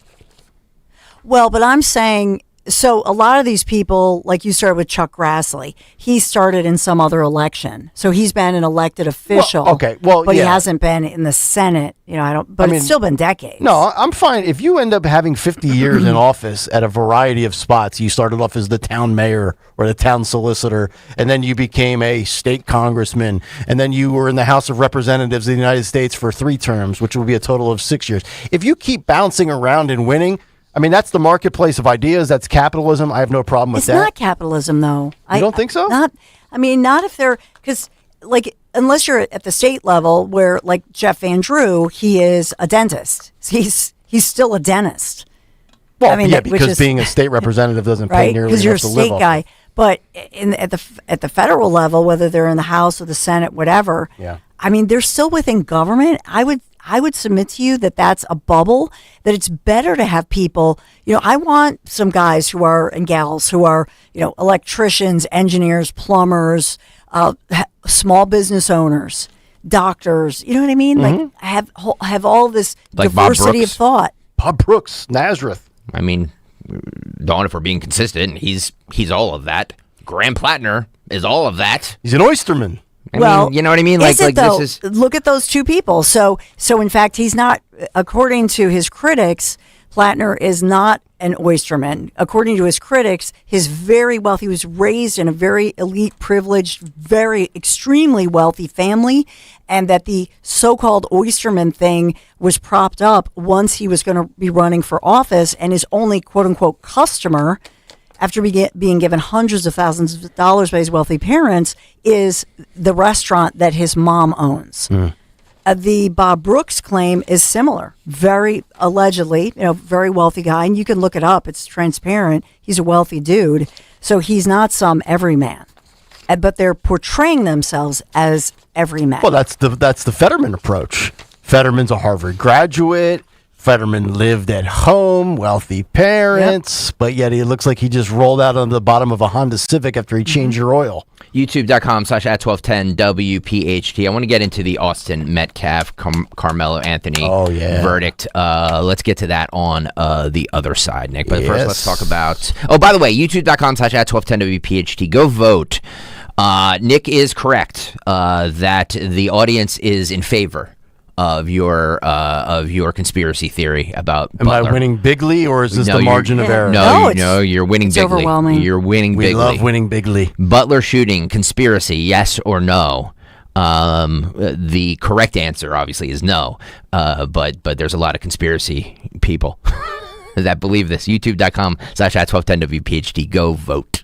Piazza Mazda, your life has many dimensions, and now an SUV engineered to support every single last one of them. Check out the all-new 2026 Mazda CX-5. I was able to test drive it just about 2 months ago. It really is the most spacious CX-5 yet. Way more room for both passengers and cargo. That's right, cargo. You might be taking your daughters to playoff softball games every single night, and you got to get the chairs and the bucket of balls, and the bat, and the bag, and the glove, and then you got to load up the family. You're going to need lots of space. Feel complete control like I did with things like the 15-inch touchscreen, built-in Google technology, including Google Maps, Google Assistant, and all of your favorite apps, all on one convenient dashboard. Experience the all-new 2026 CX-5 for yourself, and you can do so at both Piazza Mazda locations, right out there in Westchester on Route 202, or out there in Berks County in Reading. Browse inventory online anytime. PiazzaMazda.com. Summer's heating up, and so are the deals at Tri-County Chrysler Dodge Jeep Ram. Right now, secure 0% financing for 60 months on a new 2026 Ram 1500. Or drive away in a 2026 Jeep Wrangler now with 0% financing available. With over 125 new vehicles, we have the perfect car for a road trip or for cruising around. Stop by during our Make This the Summer event to get your next Jeep at 422jeep.com or visit us at 15 DNL Drive, number 100 in Limerick. With approved credit plus tax tag title and any other governmental charges, expires 6/30/2026. At Uline, they know firsthand the road to success is an uphill climb. Uline started in the family basement, and through hard work is now North America's most trusted shipping and industrial supplier. They get what it means to have the support of reliable, hardworking partners. So they keep 41,000 items ready to ship. Whether your company is still in a basement office or expanding cross-country, Uline will be there on your road to success. Visit uline.com. My name is Whitney Allen, and I'm a widow. My husband, Ryan, died. We never thought we'd ever have to use life insurance, but the unexpected happened. With Ethos, signing up was fast and 100% online. You can get a quote in seconds, apply in minutes, and get same-day coverage. No medical exams, and you can get up to $3 million worth of coverage. I'm grateful we were prepared. Get your free quote at ethos.com/radio. That's ethos.com/radio. Paid spokesperson. Time spent on application may vary. Online health questions required. Hi, this is Dom Giordano. There's a huge difference between being busy this summer and actually feeling alive enough to enjoy it. When your body feels run down, summer stops feeling fun fast. The long drives, the jet lag, the diets, the sore feet. Suddenly, the season you waited for all year feels exhausting. Rescue Natural Supplements help support your body where summer strains it most, from energy, recovery, and circulation to digestion, sleep, even stress. And right now, listeners, you can buy any single bottle and get one 90% off with the code BRIGHT90. So whether you're vacationing or keeping up with the kids, your body feels more prepared to make this summer unforgettable. Just go to res-q.com, use that code BRIGHT90 to buy any of Rescue's premium natural supplements and get one 90% off. Or call a product consultant, 800-26-LIVE, 800-262-5483. Don't wait to make this your healthiest summer yet. Shop right now at res-q.com. Use that code BRIGHT90. By texting 64,000, you agree to receive recurring automated marketing messages from Real Success. Message and data rates may apply. No purchase required. Terms apply. Available at ourrealsuccess.com. Do you want to learn how to make money flipping houses and acquiring rental properties right here in Philadelphia without using your own money? You'll learn to flip houses and secure rental properties in your spare time to get on track towards real wealth building. We're offering a handful of motivated individuals the opportunity to attend our workshop right here in Philadelphia for free. That's right, we'll give you 2 free tickets when you text INVEST to 64,000. Philadelphia is the perfect market to flip houses and build rental income. Don't miss this opportunity. Come to a complimentary live 2-hour workshop next week right here in Philadelphia and learn how to start making money flipping homes and building long-term wealth with rental properties. To get 2 free tickets, text INVEST to 64,000. Text in the next 10 minutes and registrants will also receive a free copy of our Funding for Deals guide. Text INVEST to 64,000 for 2 complimentary tickets. Text INVEST to 64,000. Let me tell you something about insurance. When you sign your insurance policy, for some brokers, that's the finish line. Handshake, commission, done. Then you may not hear from them again until it's time for renewal. But your business runs all year, so do the gaps and the risk. So go to supersure.com. If your company has more than 25 employees, whether you're the owner, CFO, or HR manager, it can be too complex to just go buy a policy online. Supersure is the super agency built for you, licensed in every state for your business insurance and employee benefits, all with year-round support for you and your team. At supersure.com, you can access tools like fine print facts. It'll translate your current policy into plain English so you see what's covered and what's not. Plus a business value calculator so you can estimate what your business is worth so you know what actually needs protecting.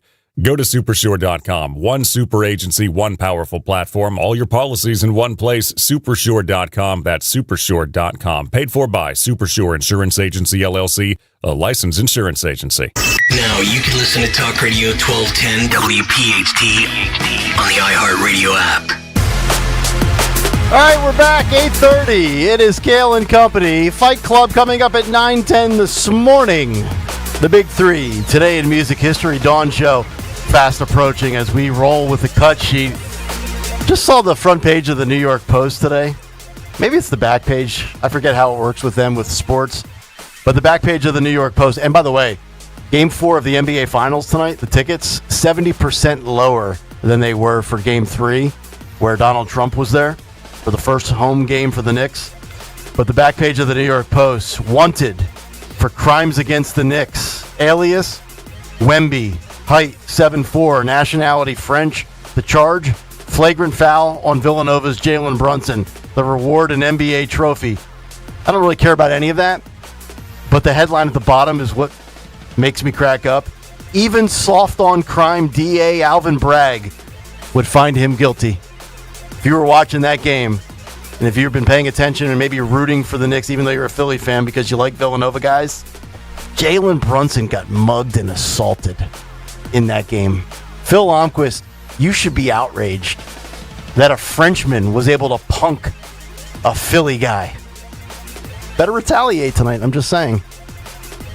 By the way, we made the announcement earlier, but for those malingers who get up at 8:30 or tune in at 8:30, we're going to be out in a boot, live broadcast Thursday, June 25th at FOP Lodge 5 out there in the northeast of Philadelphia. All the money goes to raise money for the families behind the Bad Children's Foundation. Mm-hmm. I'm asking everybody, all 40 of you who are on Team 1210, Team Kayal and Company, to come out that morning at some point. How we have 40 people now? Yeah, because I want to talk to some of you. You know, like I want to start a group text so we all have each other's numbers and we can meet up and ride. I want to get a group picture. I want to do all of that. So I'm not asking, I'm demanding. Uh-oh. I'm demanding that the 40 riders come out to FOP Lodge 5 in Northeast on Thursday, June 25th for the live broadcast.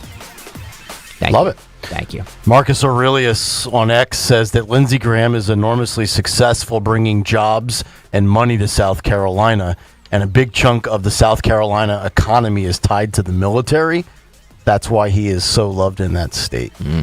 Okay. That's according to Marcus Aurelius. Let's get into this Austin Metcalf, Karmelo Anthony. It's actually the Karmelo Anthony verdict that was reached within hours. The jury reached their decision within hours. Found guilty. 35 years, Dawn, right? Yes. But is supposed to serve, 17 of them?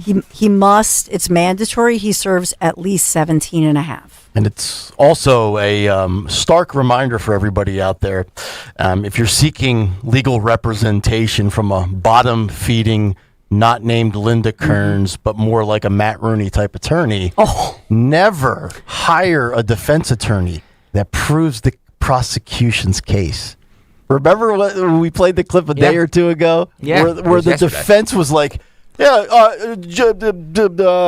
witness number 12. And the witness is like, it was Karmelo Anthony. He's pretty guilty. I rest my case, Your Honor. Yeah. Wow.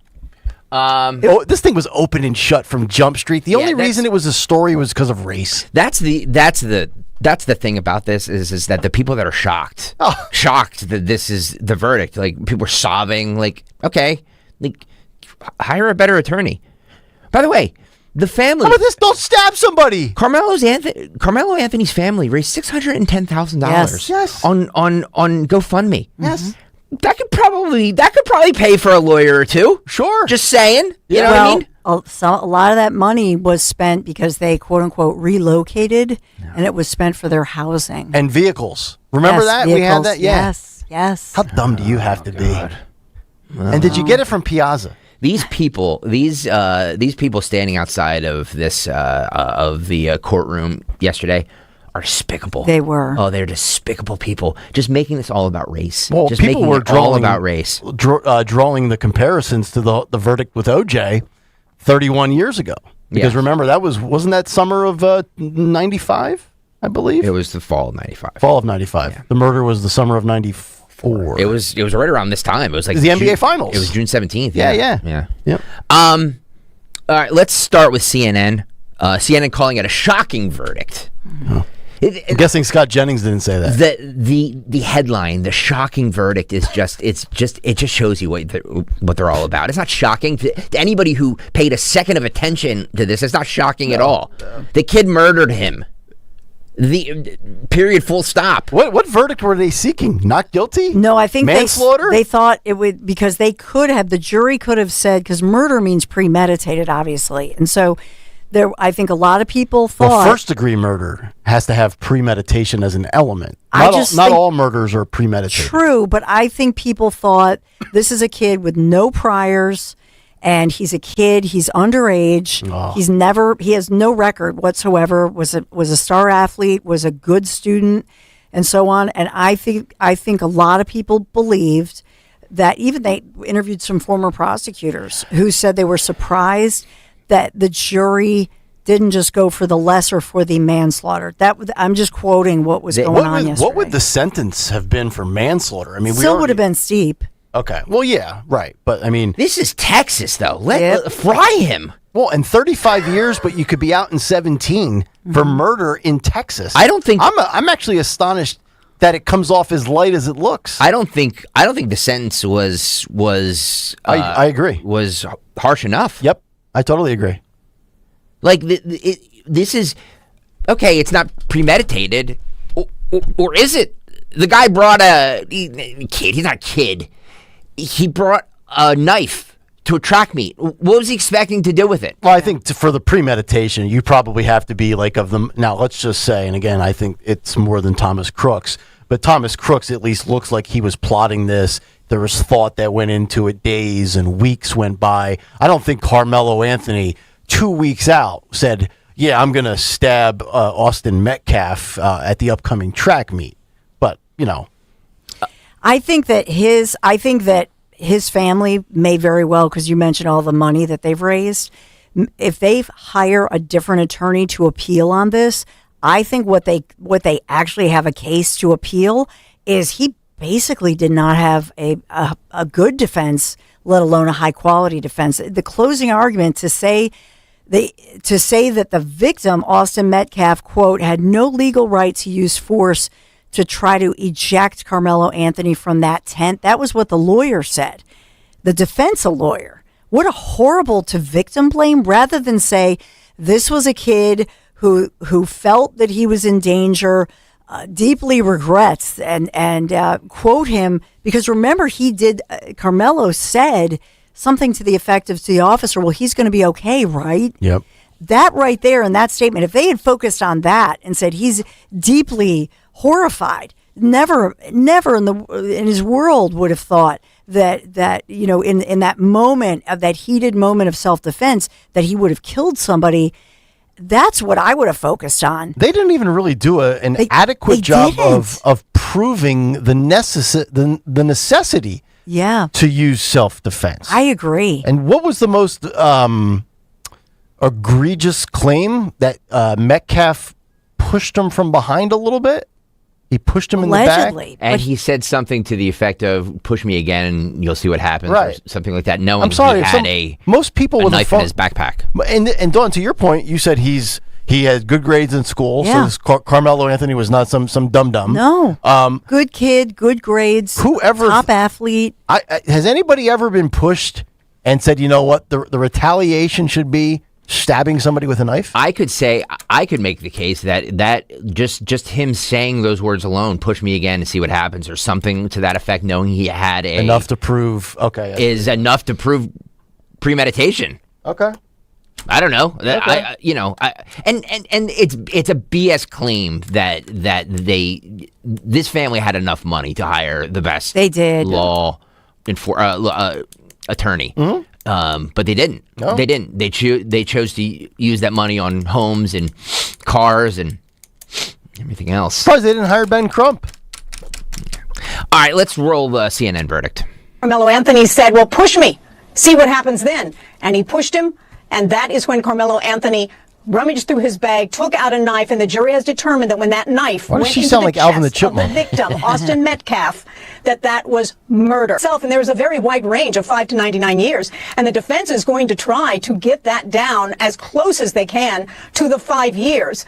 But the issue is he had a knife. We don't know why he had a knife. He did not take the stand. This was a self-defense case, and what was in Karmelo Anthony's head was so important, because if he subjectively believed that he was going to be killed or seriously bodily injured by Austin Metcalf, who is the victim now, then he had a right to take out a knife. But he did not take the stand to testify in his own defense, so we don't know what was in his mind. His attorneys argued that the killing was in self-defense, and a social justice group supporting Anthony compared him to Kyle Rittenhouse.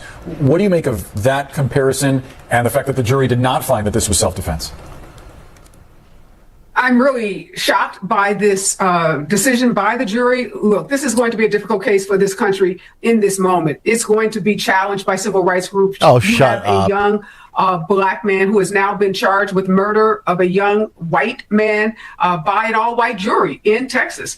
And we know there are Batson challenges to the exclusion of black jurors by the defense attorneys for Anthony. Those challenges were not recognized by this court, so we should expect to see an immediate appeal on that basis. And I'm sure there's some other things that the defense attorney will appeal on. But this is going to be a very difficult verdict for many in the civil rights community, many in the African-American community to accept, because of the exclusion of all of the black potential jurors in this case.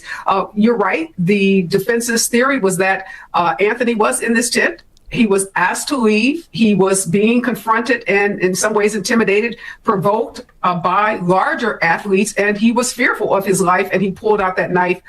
All right, so two things I adamantly disagree with. Number one, comparing Kyle Rittenhouse at a protest / borderline riot is not apples to apples to a high school track meet. Okay, if you go out to a very volatile, energized protest that turns into a riot, you can argue maybe I felt like my life was in danger if you are one of the lone voices up against the opposing viewpoint. Case in point, and I'm not saying that Dawn, your buddy from Surge Philly, Frank Scales, was in possible harm to die, but the dude did get maced. He was certainly in danger to some extent of bodily harm. A high school track meet, nobody ever thinks that they're going to be killed at a high school track meet. And secondly, on the defense, with the jurors and the racial makeup, the defense didn't want black jurors, right? That's what the report is that came out in the whole jury selection process. I think the defense wanted to go with the facts of the case over the feelings, and they ultimately misplayed their hand there. If I was the defense, I would want as many African-American voters as possible if I was a scumbag defense attorney. But I'm not. I tried to be one, and I couldn't cut it. I think I would have actually been good, though. A Court TV panelist melts down over the guilty verdict. This is 27. I mean, I'm questioning the jury. I asked them, how did you reach your verdict? How did you reach it so quickly? What happened? It was a 4-inch knife. He used it one time. He was pushed. I'm not saying that it was right, but what are you doing? How did you get this verdict? I'd want to know. My whole identity as a defense attorney would be in question, right? I'm questioning my identity right now, and I have nothing to do with this case. How could you come back like that? I would be enraged. I'm enraged right now. This is very upsetting. And then on top of it, to compound it, this dumb judge didn't allow cameras in the courtroom. What was your wisdom? What were you thinking? How you put on a robe? Are you that much of an imbecile that you won't let cameras in the courtroom in a case like this? This is not a rape case. This is something different. No. This is something that's clearly the whole community is enraged, and you knew that before the trial started. So, I mean, this is very upsetting. Race should have no role. The only thing that matters are the facts, and the facts. I applaud the judge for not allowing cameras in the courtroom to possibly corrupt the jury. In any of these high-profile cases, I actually like when they sequester a jury. Don't let them watch the news. Mm-hmm. Don't let them scroll social media. Don't let them be influenced by any outside noise. The only thing that you should be paying attention to if you're on that jury is what the prosecution presents and what the defense presents. And then you arrive at the best conclusion based on whether or not the prosecution proved their case beyond a reasonable doubt. And the prosecution in this case did. Austin Metcalf's family, including his twin brother and parents, stand with the DA following the murder conviction of Karmelo Anthony. This is a little bit of that. This is cut 30, Phil, if you can pull it up there. Cut 30, go. And today, the process delivered accountability. Yeah. We're grateful to this jury. And we are grateful that the good citizens of Collin County had an opportunity to weigh in on this case. I'm proud of the exceptional work of Bill Werski and our team of prosecutors, DA investigators, and victim advocates, and all the good and outstanding men and women of the Collin County District Attorney's Office. We thank all the parents and their brave kids who did the right thing. Despite the trauma of witnessing the senseless murder at a school track meet, they cooperated fully and testified truthfully. Their courage was essential to securing justice in this case. I'm especially honored to be joined here today by Jeff and Megan Metcalf and their son Hunter. Their strength and grace through this has been Their strength and grace throughout this unimaginable journey has been inspiring. They won't be taking questions at this time, but their presence here speaks volumes about their commitment to seeking justice for Austin. Wow, feel bad for those parents, and then can't even imagine. They are twins, the two boys. Yeah, they're twins, and they look exactly alike. Yeah, just brutal. I can't imagine. What these parents go through. I mean, do you ever think you're going to go to you're sitting there under a tent at a track and field event. Yeah. Ugh. Well, the despicable humans outside of this courthouse when the verdict was read went into full BS crazy mode and said just the most outlandish stuff. Of course, we have it all on tape to play for you here this Wednesday morning. This Karmelo Anthony supporter says, "What did she tell her 5 kids?" Not to stab somebody over being pushed. Roll this, brain surgeon. What do you want us to do? That's right. What do you want us to do at this point? What? I'm lost for it. I don't know what to do. I got 5 boys. I don't know what. I ain't got nothing to tell them no more. You can't walk away no more. No mo. Rest in peace, Trayvon Martin. Let me ask you this right now. Oh God. Oh, Martin. Oh my God. Everything is. Yeah, here's what you do. As Jim Carrey did in Liar Liar when his secretary said one of his clients was on the phone. Quit breaking the law, a-hole! That's what you do. Just get along with people. Stop inflicting bodily harm. If somebody pushes you, you don't have the right to shoot them. Jesus. You know how I feel sorry for her 5 kids? Oh. That's actually who I feel sorry for. I'm telling you, man. You know what the problem is with stupid is we allow stupid to procreate. We got to cut off. I'm telling you, stupid people sterilized. New rule in America. 21. Say his name. Say his name. They were shouting for Karmelo Anthony. Not Austin. Metcalf. Not Austin Metcalf, the kid who was viciously murdered by a scumbag. No. The murderer. Roll this. Karmelo! Say his name! Karmelo! Say his name! Karmelo! Give me Greg, can you give me just a little bit of that chant there? Give me like 2-3 seconds of it to say his name. Just give me like 2 or 3 seconds here, folks. Karmelo! Say his name! Karmelo! Say his name! All right, that's good. Quit your job! Quit your job! Oh, God. Everybody's a George Floyd victim now. See what that created? See what that created, folks?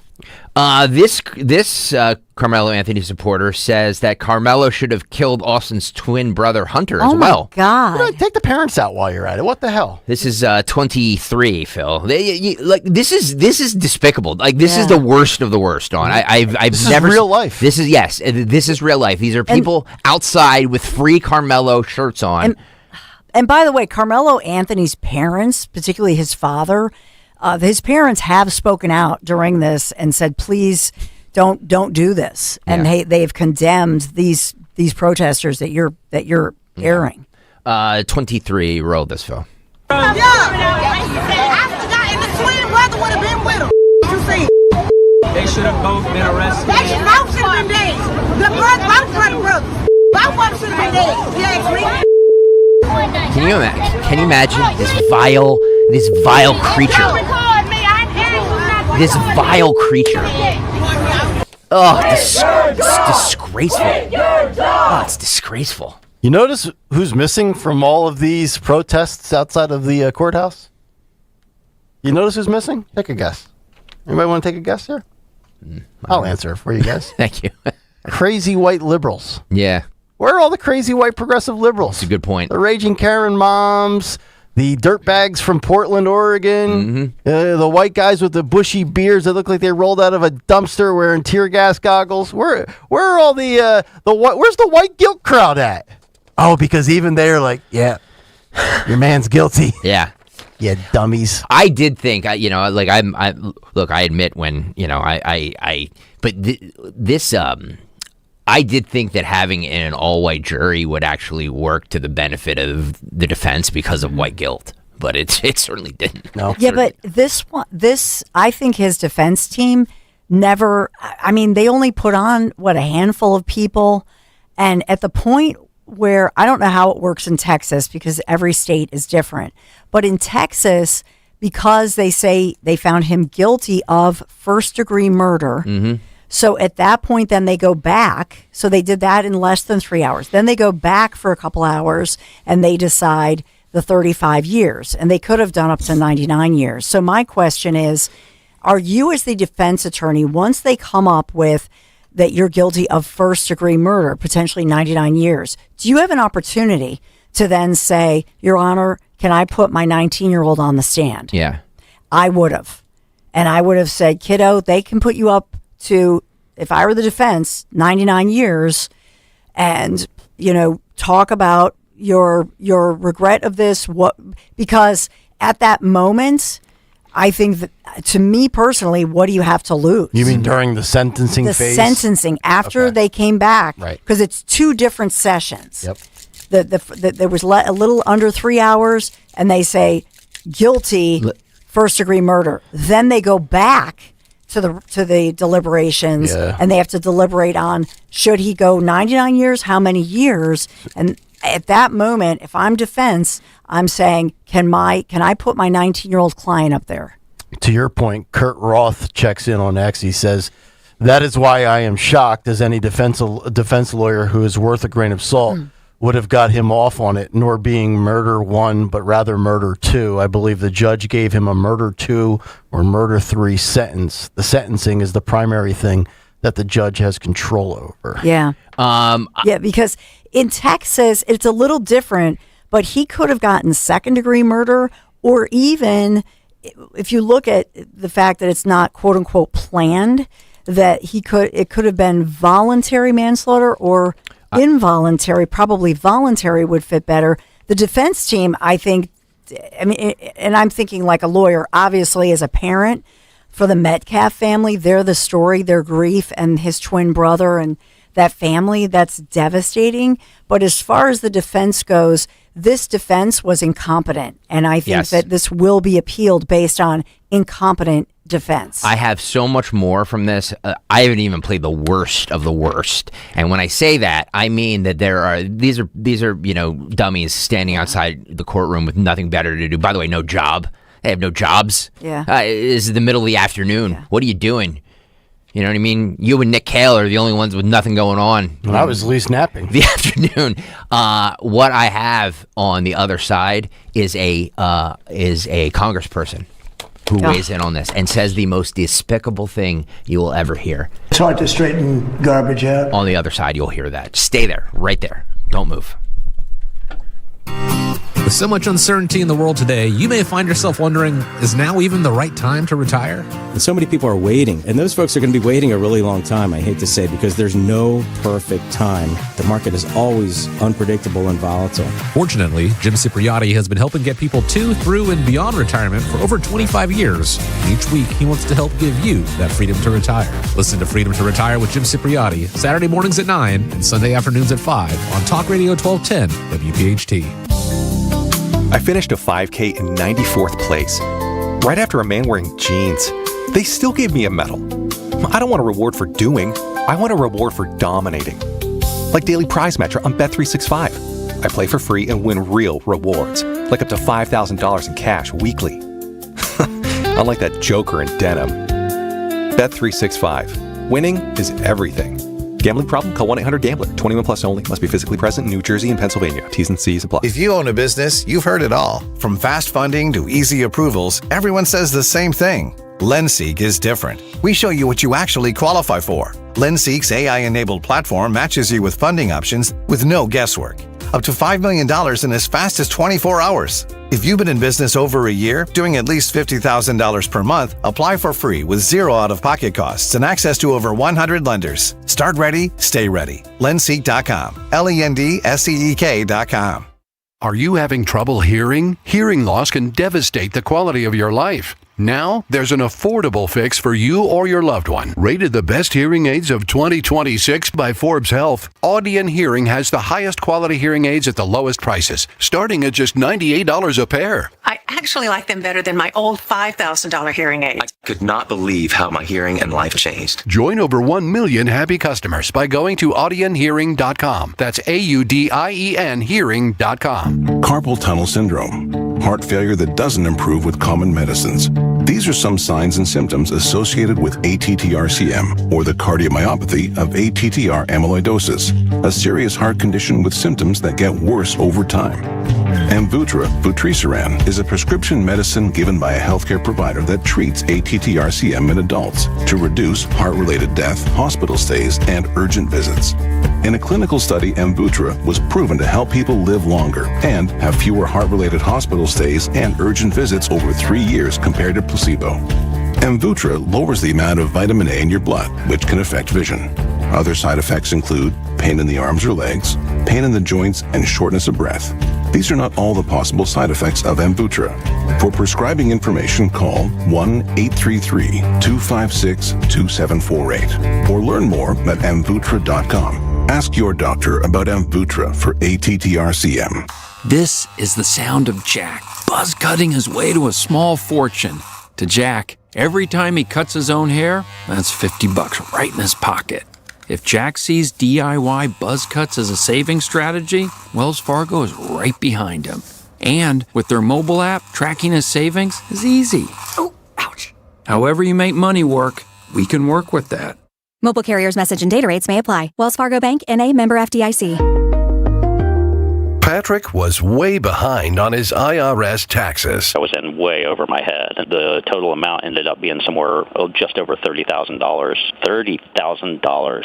Then the IRS came to collect. Started getting letter after letter. A lien had been filed against me. They were going to basically hang me completely out to dry. He had to do something. That's when I reached out to Optima Tax Relief. Patrick's life quickly got a lot easier. It was very easy. Pretty much hands off, They picked up the ball and ran with it. And how'd it go? I couldn't believe it. I had to ask 2 or 3 times. I saved an incredible amount of money. How does Patrick feel about Optima? Couldn't be happier. They definitely helped me. Optima Tax Relief. The best place to call. They're the best in the business. Do what Patrick did and call Optima Tax Relief for a free consultation. Call 800-354-2840. 800-354-2840. 800-354-2840. Optima Tax Relief.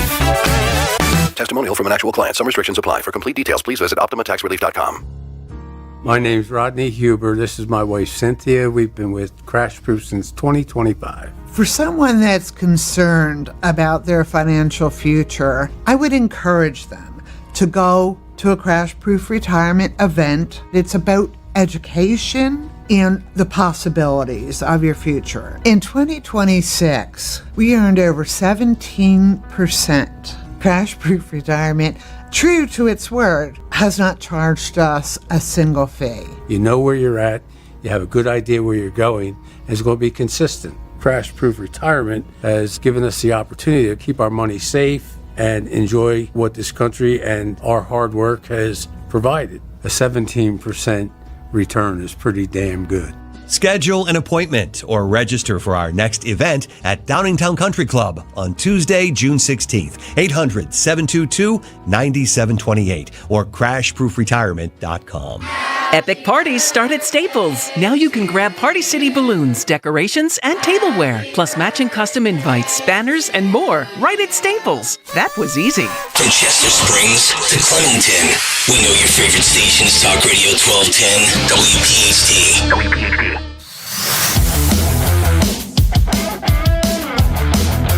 Oh yeah, the 9 o'clock hour has arrived. Welcome back in, Kayal and Company, Nick, Dawn, and Greg. It's a Wednesday morning Fight Club in just about 9 minutes. But right now we continue with more of the cut sheet, Karmelo Anthony style, and the craziest is still yet to come. The worst. I'll just give you a little tease. It's Jasmine Crockett. I thought she was gone. She says I mean, what these mouth breathers say, that are standing outside of the courtroom is one thing. And remember, she's the one that would be in the spot against Ken Paxton if it was not for James Tallarico. This is a representative for Karmelo Anthony, claims that it was a lynching. This was a lynching. What? Yeah. Boy. Cut 29. Wow. Let her talk. This was a legal lynching that happened here today. Hang on a second. A legal lynching. This was a legal lynching that happened here today. At least she clarified a little bit. Yeah, exactly. Start it over, Phil. Let her talk. This was a legal lynching that happened here today. We can't hear. All right. I said, as a former prosecuted. This was a legal lynching that happened in this slaughterhouse. This is a slaughterhouse. A slaughterhouse. This is not a courthouse.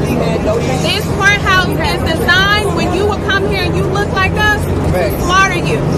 That judge intentionally. Wow. Wow. It's disgraceful. It's right up there with Trump is Hitler and Republicans are Nazis. Somebody has and what was the guy on Court TV that was all outraged? He almost downplayed it. It was merely a 4-inch knife, and it was one stab wound. Well, that's what Jasmine Crockett argues. We'll get to that in a second. Oh, I mean, the size of the knife. It wasn't a machete. This is what you got. It's like just, you know what? If you don't have anything, just shut up. Here's another protester outside saying "F white lives." So, yeah, okay, it's good. This is super helpful. This is super helpful. I'm sure this is doing wonders for with the whole racism thing. It's sure coming from one side of the aisle, is it not? Yeah. Interesting. You can't say that though, because when it comes from that, from that demographic, then they're unable to be racist. Right. Only white people can be racist. Only white people can be. Like I said yesterday, the Japanese. The Japanese are never labeled racist. Yeah. They don't want anybody in their country that's not of conformity and assimilation and things like that. Never hear legacy media call the Japanese racist, though, do you? All right, let's roll this brain surgeon. My life don't matter. I'm out there. Cause y'all want to play these games. Y'all want to play these crackhead players. White lives. How about that? How about? I hate the white people. I like.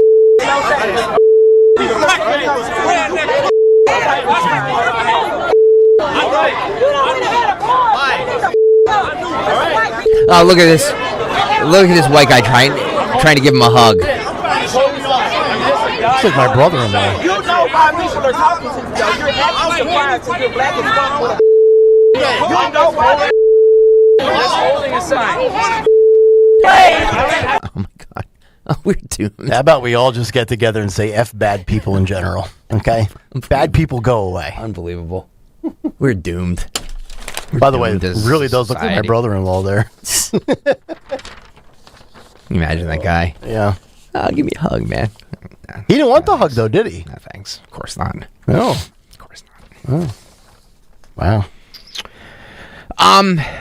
Let's go to Representative Jasmine Crockett here. Suggests that she also would have stabbed Austin Metcalf. Oh my gosh.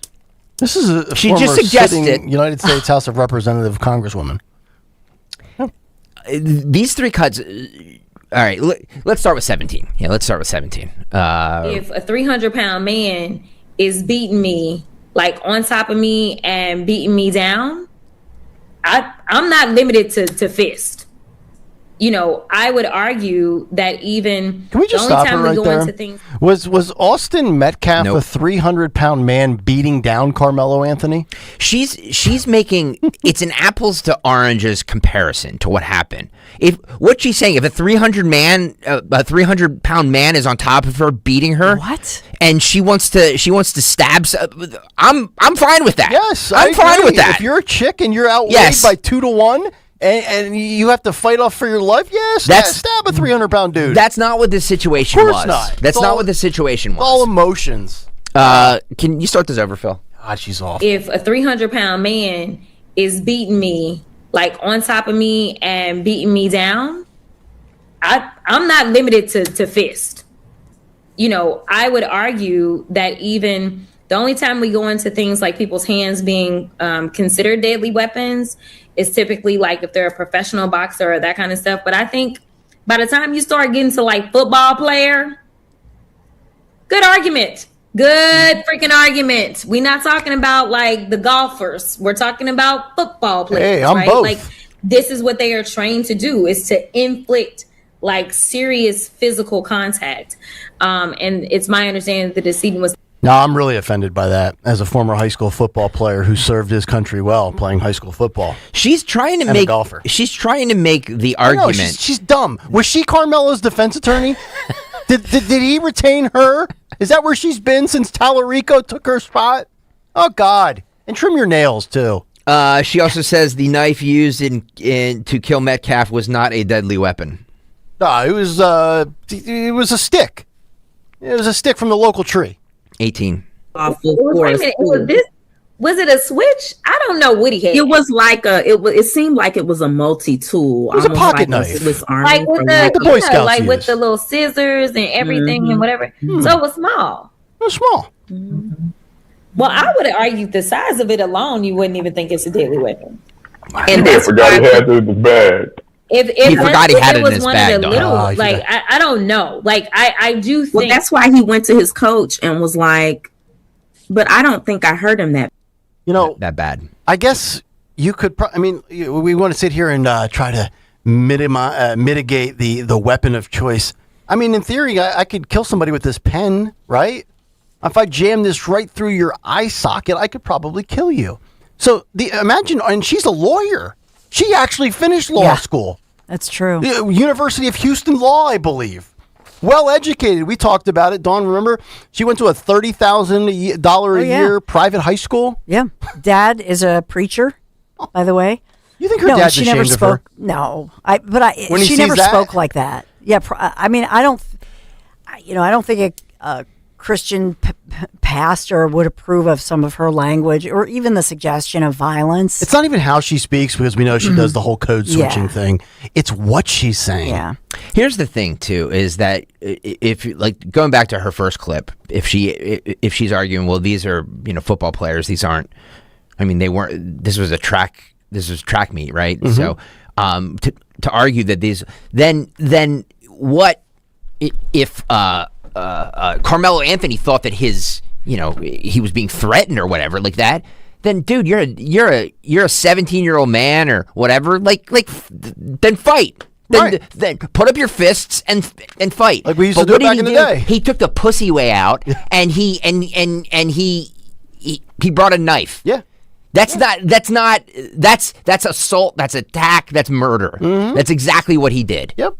Now, break. what was he went to his coach? So did he have a period of time where he absolutely could have de-escalated and cooled off? No, he said what they argued was that he went to the coach afterwards and was like, he's going to be okay, right? I didn't think I hurt him that bad, right? And he supposedly as well said that to police.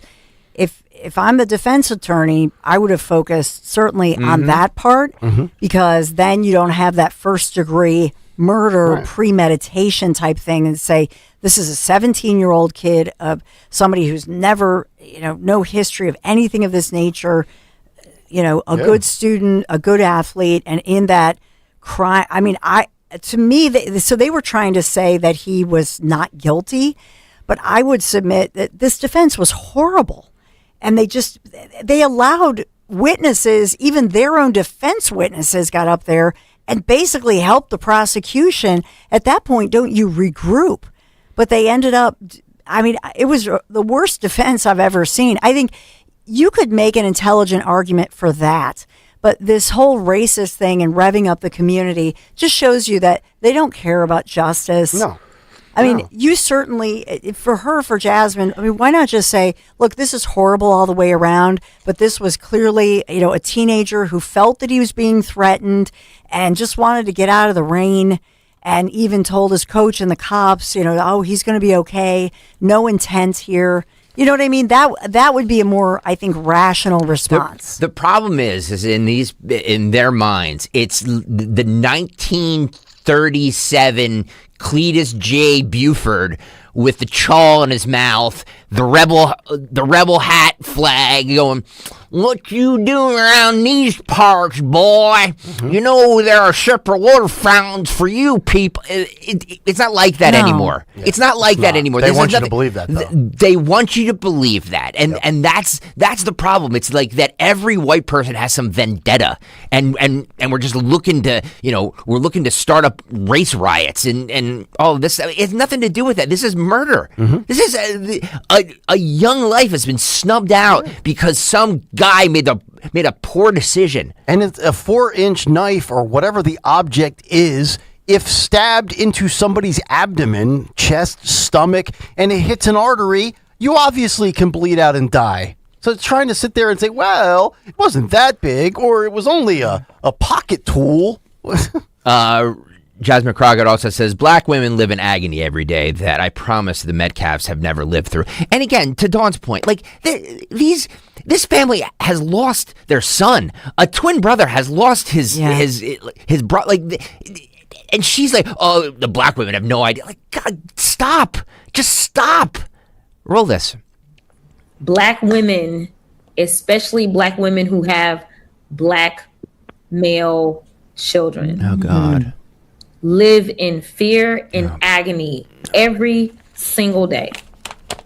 A fear and agony that I promise you, the Metcalfs probably never spent a day living that way.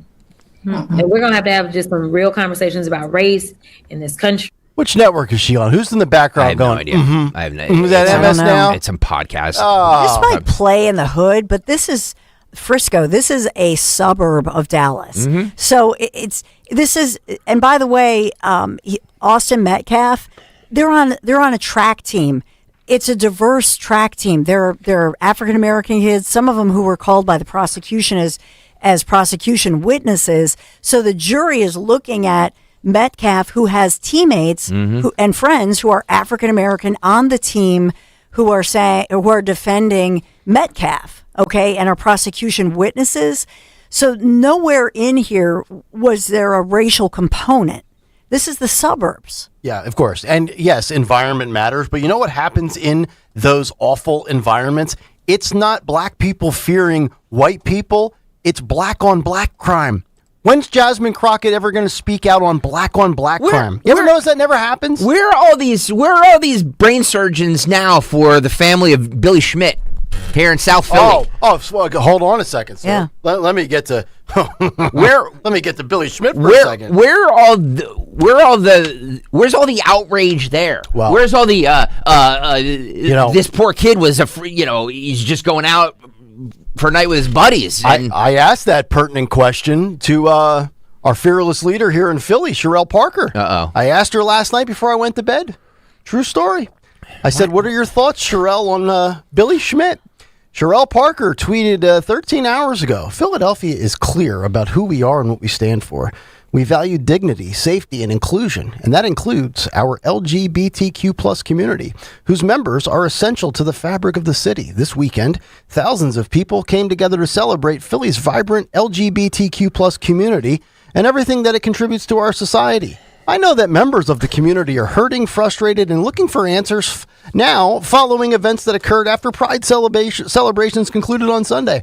I want everybody to know that I hear you, I see you, and my administration is taking your concerns seriously. Over the past 2 days, yada, yada, yada, she talks about her chief DEI officer. Somebody actually gets taxpayer-funded jobs with that. In the days ahead, we will meet with community leaders. Blah, blah. I'm just wondering. I looked at her timeline. Nothing on Billy Schmidt. Penn State kid killed over a phone at 1:30 in the morning after leaving a bar watching the NBA Finals. And again, I guess that doesn't fit Sherelle's agenda. I'm not making this a racial issue of what happened to Billy Schmidt. But you could make the argument that it was, just like they're making the argument that the Austin Metcalf Karmelo Anthony thing was a racial issue. And you can easily make the issue that it's only getting coverage on certain outlets because of the races. Agreed. 100%. 100%. I'm just wondering, did anybody from the LGBT community die leaving a bar after watching basketball? No, they're singing "We're Not Going to Take It." No, that was Twisted Sister. Did you hear that? I know. Did we have it? Did you? Gregory. I want to hear it. Do we have it? Hold on. Yes. Where is it? We're not going to take what? The fact that you're not allowed to go in the wrong bathroom? No, they're singing "We're Not Going to Take It" by Twisted Sister. I love that song. This is the Gay Men's Choir of Los Angeles. Gay Men's Choir of where? Of Los Angeles. I thought you said Wissahickon. No. Let's go. Like, wait, there's 12. one in my neighborhood. It's 12, Phil. It's 12. We're not gonna take it. No. Yes, you are. We ain't gonna take it. In the butt. No, come on. We're not gonna take it anymore.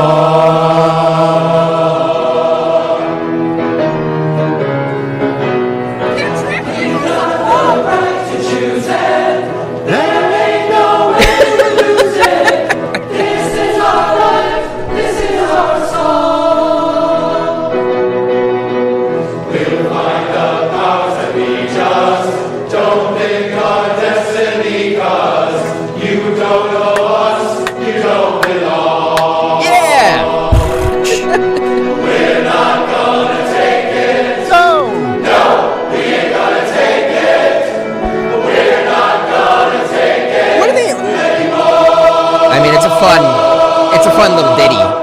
Mustard. Take what? Take what? This is that was from the Gay Men's Chorus of Los Angeles. Yes. Lovely voices. Okay. White dudes for bass. Okay. Have at it. LA's beyond repair.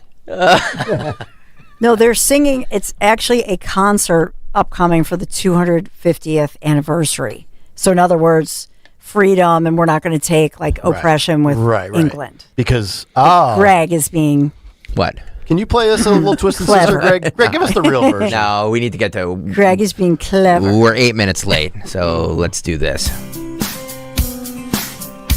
President Trump said this about the war in Iran. Uh-oh. We expect it to end in 2 weeks. 2 weeks. 2 weeks. 2 weeks. 2 weeks. You sound like a parakeet there. 2 weeks. 2 weeks. Okay, and I got a great house in South Philadelphia to sell you, right next to your own supply of South Philadelphia sewer honeybees. Welcome to a Wednesday edition of Kayal and Company Fight Club with a message to our sibling music station, Bee Stings equal ratings. Bzzz. Just like fights equal ratings. You got knocked the out, man. We are gonna knock you out. I'm not looking for a fight, but if you want one, you came to the right place. Jimmy Kelly taking some liberties there. The biggest load that we've seen. Oh my goodness. Yeah.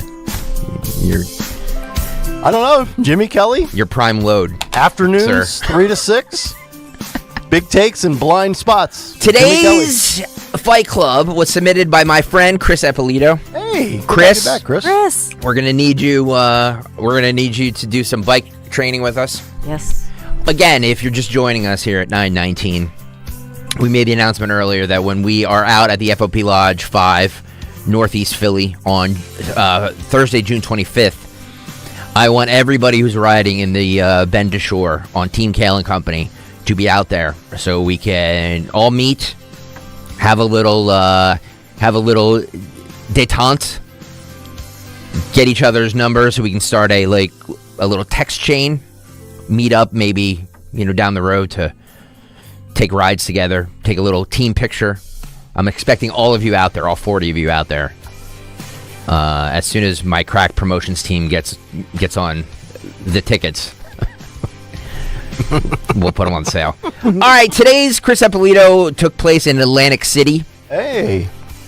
Or as he says, Atlantic rhymes with city. Sugar, honey, ice, TTY. Yes. All right, let's do Fight Club, Atlantic City. Roll this. Boardwalk style. Oh! Wait a minute. There we go. Here, wait, Phil. Yeah, we got to sync that up a little bit. Phil, start it over, buddy. Was that the crane kick? Did he go Ralph Macchio at the end of Karate Kid? All right, ready? Start at the very beginning, buddy. Ready, go. Oh. This is why they have curfews. Look at this. Oh, my God. Don't be punching him. Don't be punching him. This is Boomer Fight Club. You got me up. Oh, my God. Get out. No. Hell no. Get off him. No.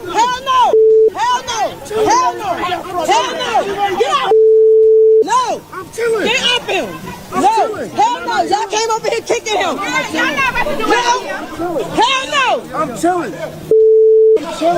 Black man, black security guard, white boomers, black women. No, y'all black.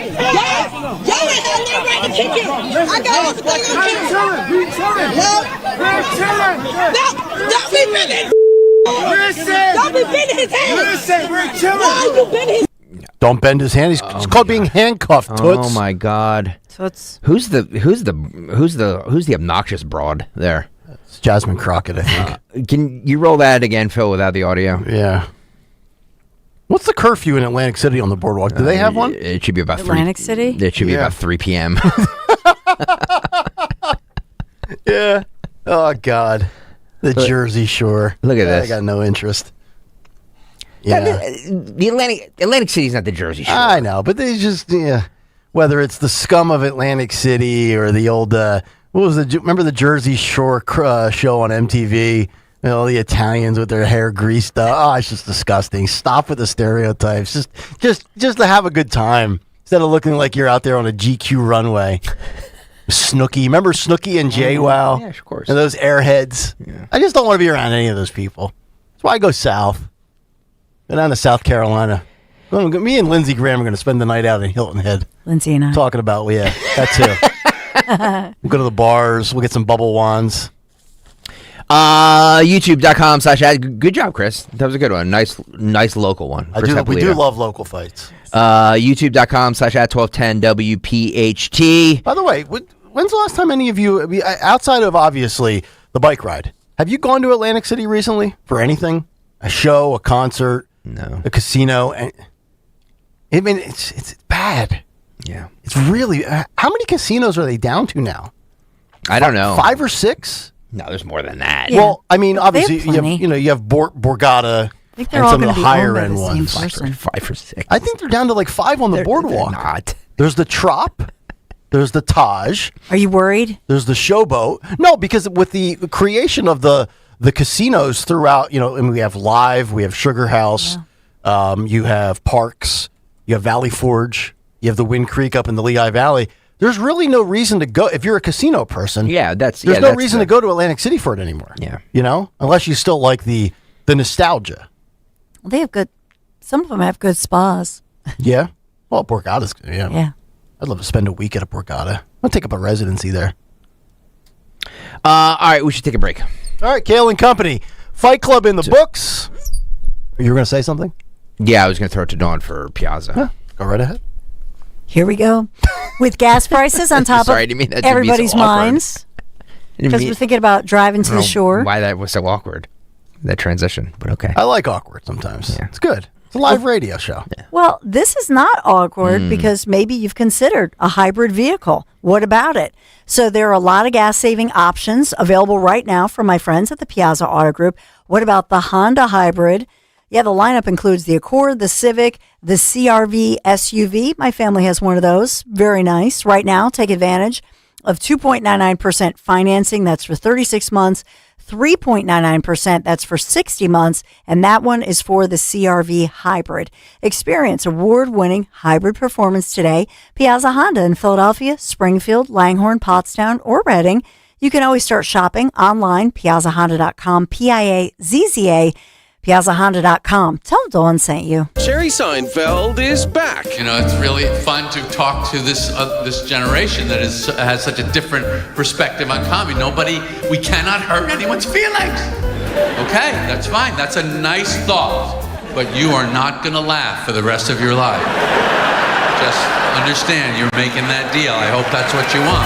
Jerry Seinfeld, live in Atlantic City, Borgata Hotel, Casino, and Spa. Saturday, December 5th. Tickets on sale now at theborgata.com. Is life insurance still on your list of New Year's resolutions? Now is the perfect time to add it. A buddy told me that securing life insurance sooner rather than later can help you lock in lower rates for years to come. So I added this to my list this year and got it done. I called SelectQuote and was shocked at how easy and affordable life insurance is. I'm 40 and got a $500,000 policy for $18 a month. My wife's also 40 and her $5,000 policy was only $16 a month. Plus, with SelectQuote's same-day coverage, no medical exam was required, and we were covered by the time we hung up. Checking this off my list felt great. but the peace of mind knowing my family is protected feels even better. Call Select Quote at 1-800-280-5858 for your free quote today. That's 1-800-280-5858. Or go to SelectQuote.com. That's 1-800-280-5858. Details on example rate at SelectQuote.com. Hit the road this season to watch the Birds. Book your road trip with Fans of Philly. Trips are available now for Nashville, Arizona, Chicago, and London. Travel in style with transportation, a pregame party, and game tickets to enjoy the Birds on the road this season with Fans of Philly. The official travel partner of 94 WIP and the Eagles Radio Network. Book now at fansofphilly.com. That's fans with a PH of Philly.com.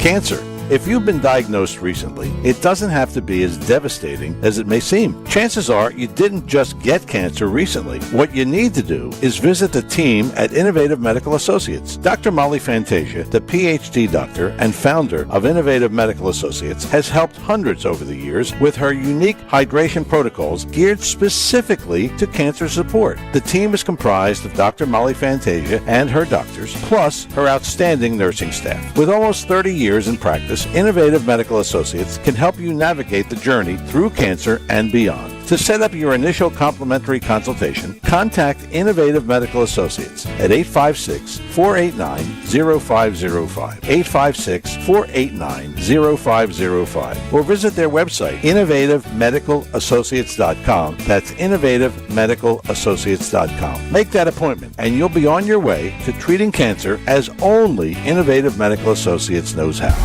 In Philadelphia, Chase is proud to root for the home team because they're our team too. We cheer from the bleachers and on the sidelines. We cheer for gymnasts and quarterbacks. And with more than 80 local Chase branches and 5,000 nationwide, we are right beside you, Philadelphia. Neighborhood bankers, digital tools, national strength. Chase, make more of what's yours. JP Morgan Chase Bank, N.A. member FDIC. Hey, this is Larry Steinitz with Investor Schooling. I've been talking about myself for all these years. Now it's time for you to hear from one of our great clients. Investor Schooling lives up to the promises. Larry's a great teacher, teaches about the whole new approach to thinking about money. I've taken to heart many of the things that he's taught me, and my financial life has improved. Come to Investor Schooling, and you could be just like Charlie and change your financial life. Go to investorschooling.com. We will see you Thursday. Summer's heating up, and so are the deals at Tri-County Chrysler Dodge Jeep Ram. Right now, secure 0% financing for 60 months on a new 2026 Ram 1500. Or drive away in a 2026 Jeep Wrangler now with 0% financing available. With over 125 new vehicles, we have the perfect car for a road trip or for cruising around. Stop by during our Make This the Summer event to get your next Jeep at 422jeep.com or visit us at 15 DNL Drive, number 100 in Limerick. With approved credit plus tax tag title and any other governmental charges, expire 6/30/2026. Craving real barbecue? Head to Henry's Hots Barbecue in Folsom, New Jersey. Voted Best of South Jersey Barbecue for 14 years. Open Friday through Sunday from noon till 7. Featuring St. Louis-style ribs, beef brisket, burgers, and an all-you-can-eat buffet every Sunday. Dine inside, relax outside, grab takeout, or let Henry's Hots cater your next event with full-service catering. Find them at 1003 Black Horse Pike in Folsom or visit bestbbqsj.com. Henry's Hots Barbecue, real Texas-style barbecue done right. Free speech in Philly on Odyssey's #1 talk station. Talk Radio 1210. WPHT. It is 9:30 here on this Wednesday edition of Kayal and Company. Nick, Dawn, and Greg. Talk Radio 1210 WPHT. Of course, you can watch the show on YouTube, listen to us on the free Odyssey or iHeartRadio app, download the podcast on iTunes, get the clips on social media, all the different platforms. We are everywhere. You can't get us.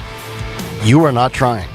Cut sheet rolls on as we are just about 25 minutes away from Today in Music History and Dawn's Big Three. There was an announcement the other day, Dr. Oz, Secretary Kennedy, about several major reforms that will help reshape the future of American medicine. 9 of the nation's leading medical Accreditors, certifying boards, testing organizations, and educational institutions are taking action to put nutrition back at the center of medical education. I don't know why it wasn't there to begin with, but that's a story for another day. That's not actually what I want to focus on. What I want to focus on is a question asked by a reporter about the alpha-gal syndrome. You know what that is? That's the tick-borne illness that gives you a meat allergy. Makes you allergic to meat. And it's deadly. Oh. Meat. I can't imagine being allergic to meat. Oh, no, you're dead. If you eat meat, you die. Oh, what an awful existence. It's horrible. I have a former babysitter. I know somebody who has that. Oh. Okay. From a tick. It's a real thing. There's all kinds of social media reports of farmers finding boxes of ticks on their farms. You know what I mean? Like, kind of alleging that maybe it's I'm sure that's not true. I'm sure that's just a conspiracy theory. But there's questions out there about if this was lab made. You know. Let's roll 8, Phil.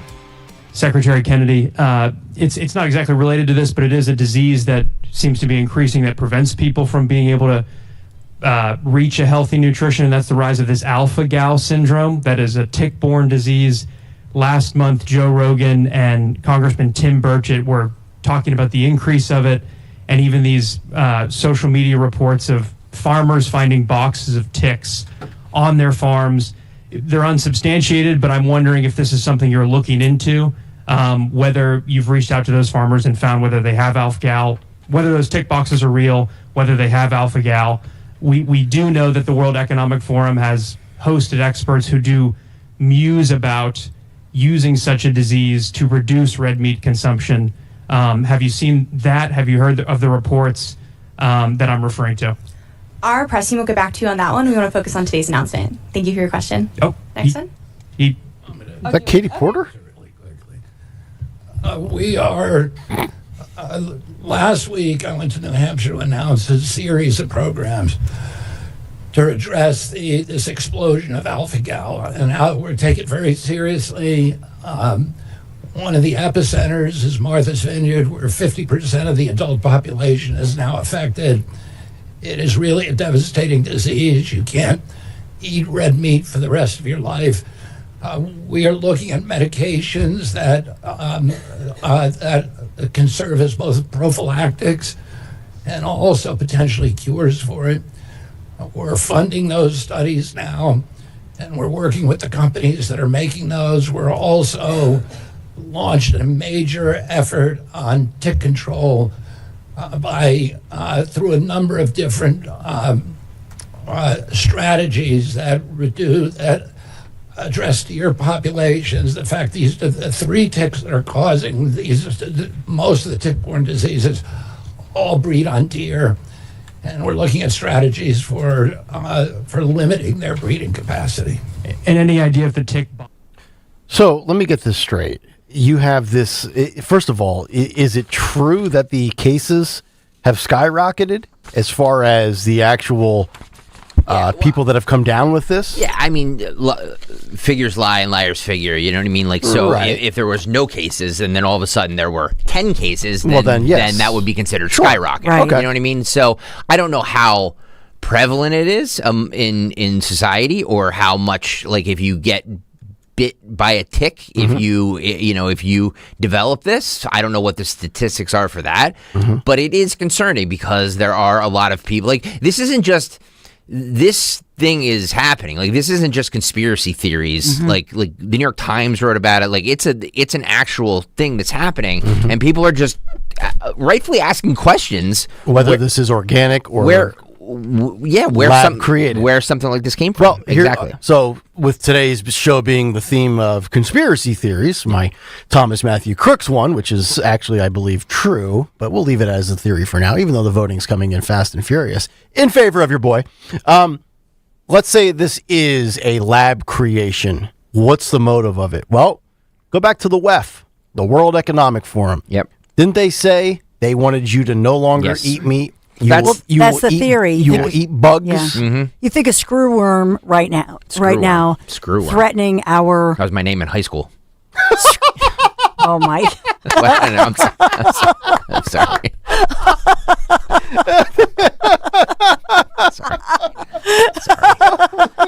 Who nanny? Hey, screw worm. Sorry. Okay. Sorry. Threatening cattle populations. It's now been seen in Mexico and Texas, whatever.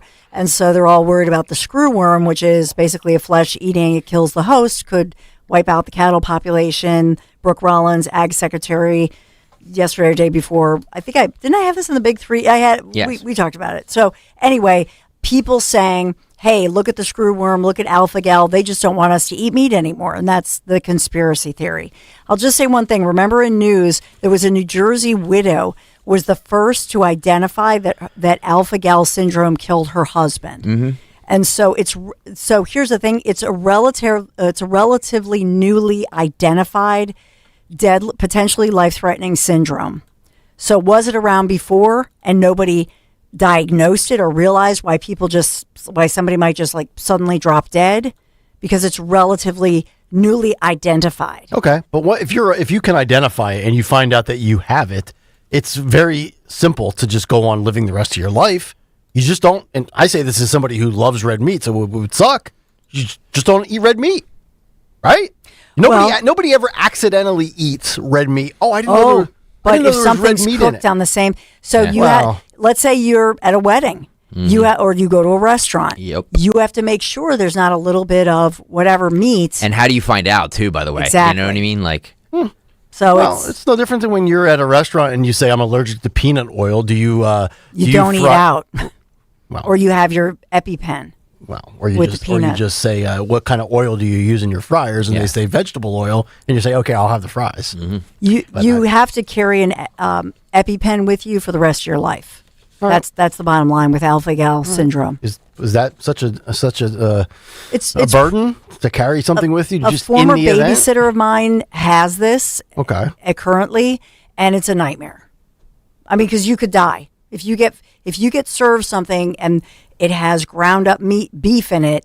You could die. It's pretty bad. It's pretty bad. Yeah. I'm just saying. I'm not disputing this the young fact woman. that you died. Yeah, it's. I mean, it's just I think you can go about your life and just be just be on guard. Yeah. Do your due diligence. You'll probably be okay. And it's triggered by the Lone Star tick bites. It's always Texas, isn't it? Well, it's not Texas only, but Lone Star. They're here. Overrated steakhouse, by the way. Lone Star? Yeah. You remember Lone Star? Yeah. Lone Star steakhouse. It was awful. Yeah. But the common triggers are beef, pork, lamb, venison, and rabbit. Also, cow's milk, cheese, and butter. Oh, well, yeah. And some gelatins. All right, now it's actually a little more difficult. Certain vaccines, certain antivenoms, and certain medications, like the cancer drug cetuximab. Just eat a lot of carbs. Just live on a pasta pizza diet. That's what I've been doing for years. Certain animal-based broths or fats that it might be in foods. What is the Democrats' plan if they take back the House? Hakeem Jeffries has that answer on the other side. All right, Kayal and Company today in music history, just 15 minutes from now. Stay right there. We're back after this. See website for details. BillsHappen.com is not a lender. It does not make credit decisions. Must be 18 years old. Not available in all states. Honey, everything is so expensive, and our bills are piling up. You're telling me credit cards are maxed out, rent is due, and the car payment's right around the corner? We need some extra cash. We should do what my friend from work did. She went to BillsHappen.com and got the money she needed the next day. Our credit is not great. Are you sure that would work for us? BillsHappen.com is one of the largest personal loan networks. They can help people with all credit types get up to $5,000. Sounds like it's going to be a hassle. My friend said it was super easy. She did it right from her phone during her lunch break. If you have a regular source of income, you can be approved for a loan for up to $5,000, and your cash can hit your bank account the next day. BillsHappen.com's lenders have millions of dollars to lend, regardless of your credit history. Guess what? I went to BillsHappen.com, and we're getting our money tomorrow. Wow, that's fast. Problem solved. If you need extra cash, go to BillsHappen.com. That's BillsHappen.com. BillsHappen.com. A well-organized home isn't a luxury, it's a practical upgrade. Closet Factory designs and installs custom storage for closets, pantries, garages, and home offices, built to fit your space and your needs. You'll work with a designer, choose the look, and get professional installation, so the project stays simple and the results last. Start with a free design consultation at closetfactory.com. That's closetfactory.com. Eric was way behind on his taxes. I owed a lot of money to the IRS, almost $15,000. Eric called Optima Tax Relief. When Optima Tax got involved, the calls would stop, the threats would stop. It was easy like 1, 2, 3. Optima Tax Relief took care of Eric's problem. And now my debt is clean. I don't owe anything. Call Optima Tax Relief for a free consultation. Call 800-354-2840. 800-354-2840. Optima Tax Relief. Tasty cake and summer just go together. Whether you're packing for family vacations, getting ready for summer camp, heading to the pool, or simply stocking up for busy days at home, Tasty Cake has the treats everyone loves. The next time you're at the grocery store, be sure to grab the baked peach pie, packed with sweet summer flavor, and the lemon cupcakes, perfect for lunchboxes, camp snacks, road trips, and family get-togethers. Easy to grab, easy to share, and always a family favorite. Make Tasty Cake part of your summer. Tasty Cake. Accept no substitutes. As dads, it's our job to capture as many memories with our kids as possible. It's also our job to embarrass them, and if we're lucky, we get to do both. That's why I'm thankful my son created Legacy Box, the world's largest digitizer of home movies and photos. And I'll never recover from the time you showed up to my middle school dance to disco in front of everyone. Thanks, Dad. But he's right. Simply fill your Legacy Box with your old VHS, camcorder tapes, film reels, and photos, and we'll do the rest. And in just a couple of weeks, you'll get your originals back, along with a DVD, thumb drive, or cloud delivery. Stuff that even an old man like me can figure out. Plus, for a limited time, we're offering a special Father's Day sale. Go to legacybox.com/radio to get an incredible deal. Buy today to take advantage of this limited offer. Go to legacybox.com/radio to get started and save.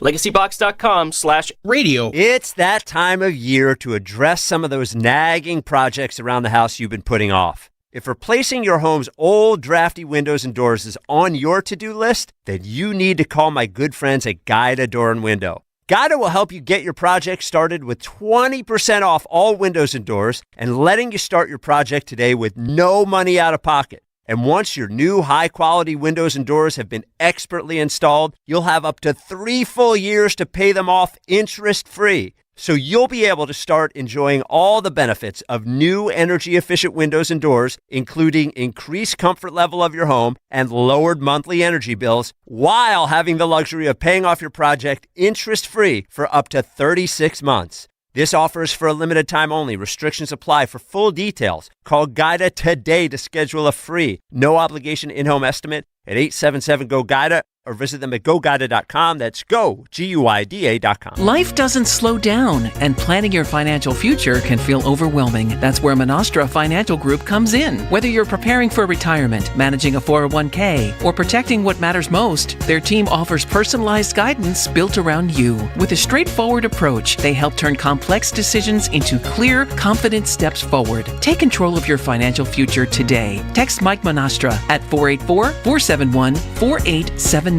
That's 484-471-4879. Now you can listen to Talk Radio 1210 WPHT on the iHeartRadio app.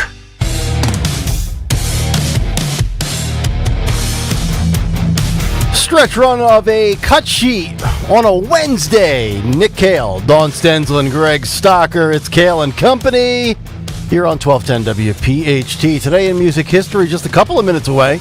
Dawn's Big Three. Final touches being applied. Dawn Show, top of the hour. What's the Democrats' plan if they secure the House in November? Nuke the filibuster? What are your priorities? Impeach Trump for the first Democrat majority. This is 5. As Democrats consider their governing agenda, can you provide an update on what... He's got a pink hat on now. Pause it. Look at the pink. What is that, breast cancer awareness month? Does it have a sticker on it? Look at the pink. pink It Knicks does. hat he has on. It does. He's got these stickers underneath. Yep. Oh, God. So he obviously had a nice supply that he just purchased from Fanatics. Lids or Fanatics. Yeah, I was just going to say that. Yeah, God. The worst people. Politicians are the worst people. Yes, I know.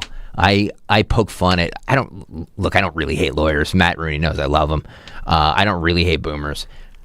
I despise politicians. The venom is real. The venom is the vitriol super real. is authentic. It's super real. And yes, I mean all politicians, even the ones who purport not to be politicians or pretend that they're not politicians, even though they've been in politics for 15 years. Oh, I'm not a politician. I drain the swamp. No, you're still a politician. I love when you whisper squiddleworm. Thank you. Screwworm. Get my name right. What is wrong with you? All right, Hakeem Jeffries, what are your priorities, young sir? As Democrats consider their governing agenda, can you provide an update on what a potential H.R. 1 would look like? And what personally are your priorities to include in the first bill of the Democratic majority? We're in the midst of having that conversation right now as a caucus. And we look forward to leaning in to those discussions. And it's going to be maximum engagement as it relates to ensuring that every part of the caucus has input on the governing agenda. But it is going to focus on affordability. There we go. Affordability. I was wondering if there was going to be any substance to that other than the word affordability. That was very much like a Kamala word salad. It was. We're going to lean in. Yep. As a caucus. You're 100% right. And engage with everyone within the community. And by affordability, they mean offering and promising free stuff.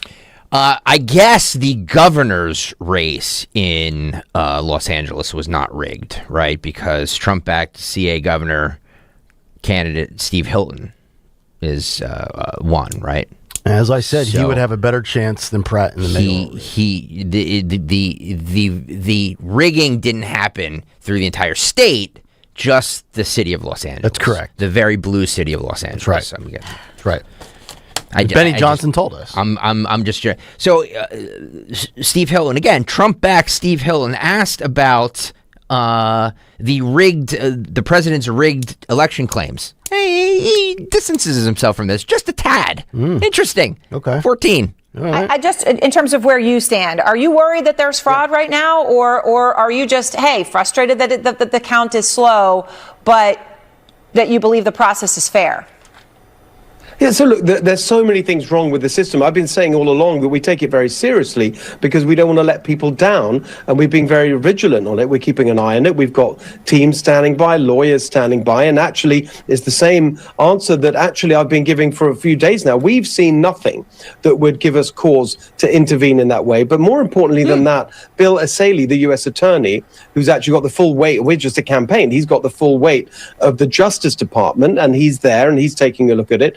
And I trust that if there is anything that needs to be investigated, that he will make sure it happens. But I think the real point is that this whole system needs to be improved. At the end of last week, I actually offered Gavin Newsom a suggestion for how we could speed things up, because one of the reasons it's so slow is that it's done county by county. There just aren't enough people in the offices doing the counting. One reason for that is because you've got a lot of complexity, because there's a lot of signature verification. One way around that, we can actually vote for in November in California, voter ID. That would remove the need for all the signature verification. That would really speed things up. So there's a lot of sensible things we could do to avoid this kind of fiasco. And that's really what it is. It's making California look like a laughing stock around the world. None of us want that. So I'm looking for positive, practical changes we can make to the system to speed it up, but also to prevent the opportunity for people to look at what's going on and say, look, there's got to be something fishy.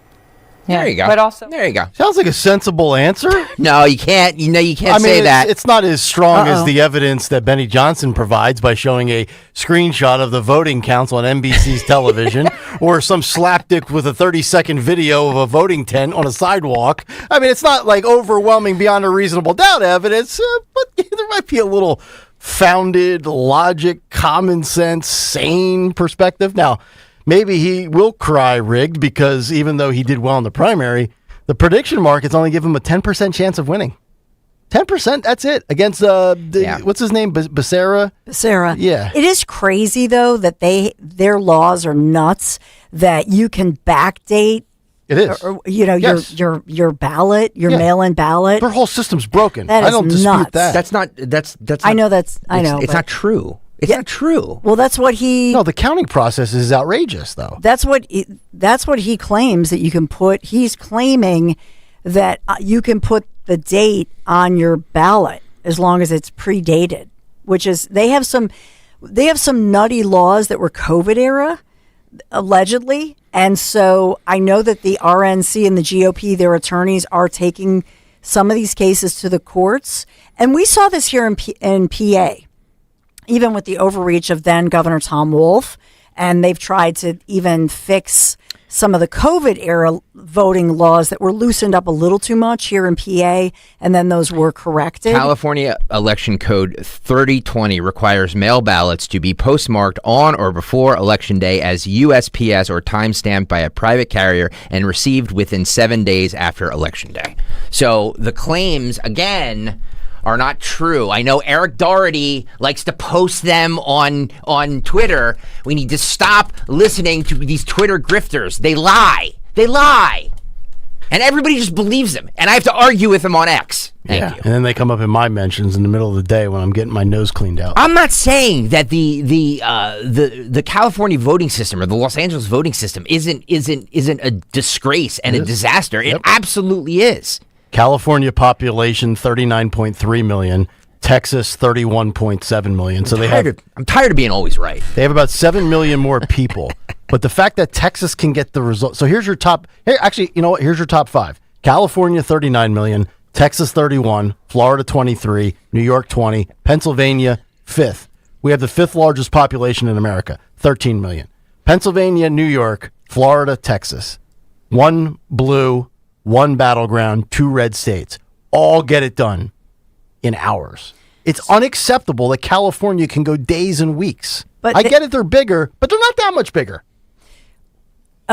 Apparently what they're claiming, and remember, we have SCOTUS decisions coming down, but on mail-in ballots. But one of the claims that's widely being claimed, and Linda Kearns is coming up at 11, so this is her wheelhouse, she knows. But they're claiming that you can handwrite the date on your mail-in ballot and then put it in a box where it's not necessarily USPS, and so that it would count. That's what they claim. Half of the country doesn't vote, and we're sitting here worried about, it's, you know what I mean? That people would take this much time and effort. It's ridiculous. Anyway, we have to go. I'm sorry. Let's. I'm just giving you a claim, and it was my way of teasing Linda, too. What happened on this day in music history? Music history on Kayal and Company. Today, June 10th, we celebrate the birthday of Jimmy Chamberlain from the Smashing Pumpkins. We also lost Ray Charles on this day in 2004. Six Good Youth Gone Wild by Skid Row in 89, and Life's Been Good by Joe Walsh in 78. Altitude Straight Between the Eyes by Rainbow in 82. Little Creatures by the Talking Heads in 85. Small World by Huey Lewis in 88. And State of Confusion by the Kinks in 83. Also 81, Asia was formed. In 2016, Rod Stewart was knighted. In 66, Janis Joplin made her live debut with Big Brother and the Holding Company.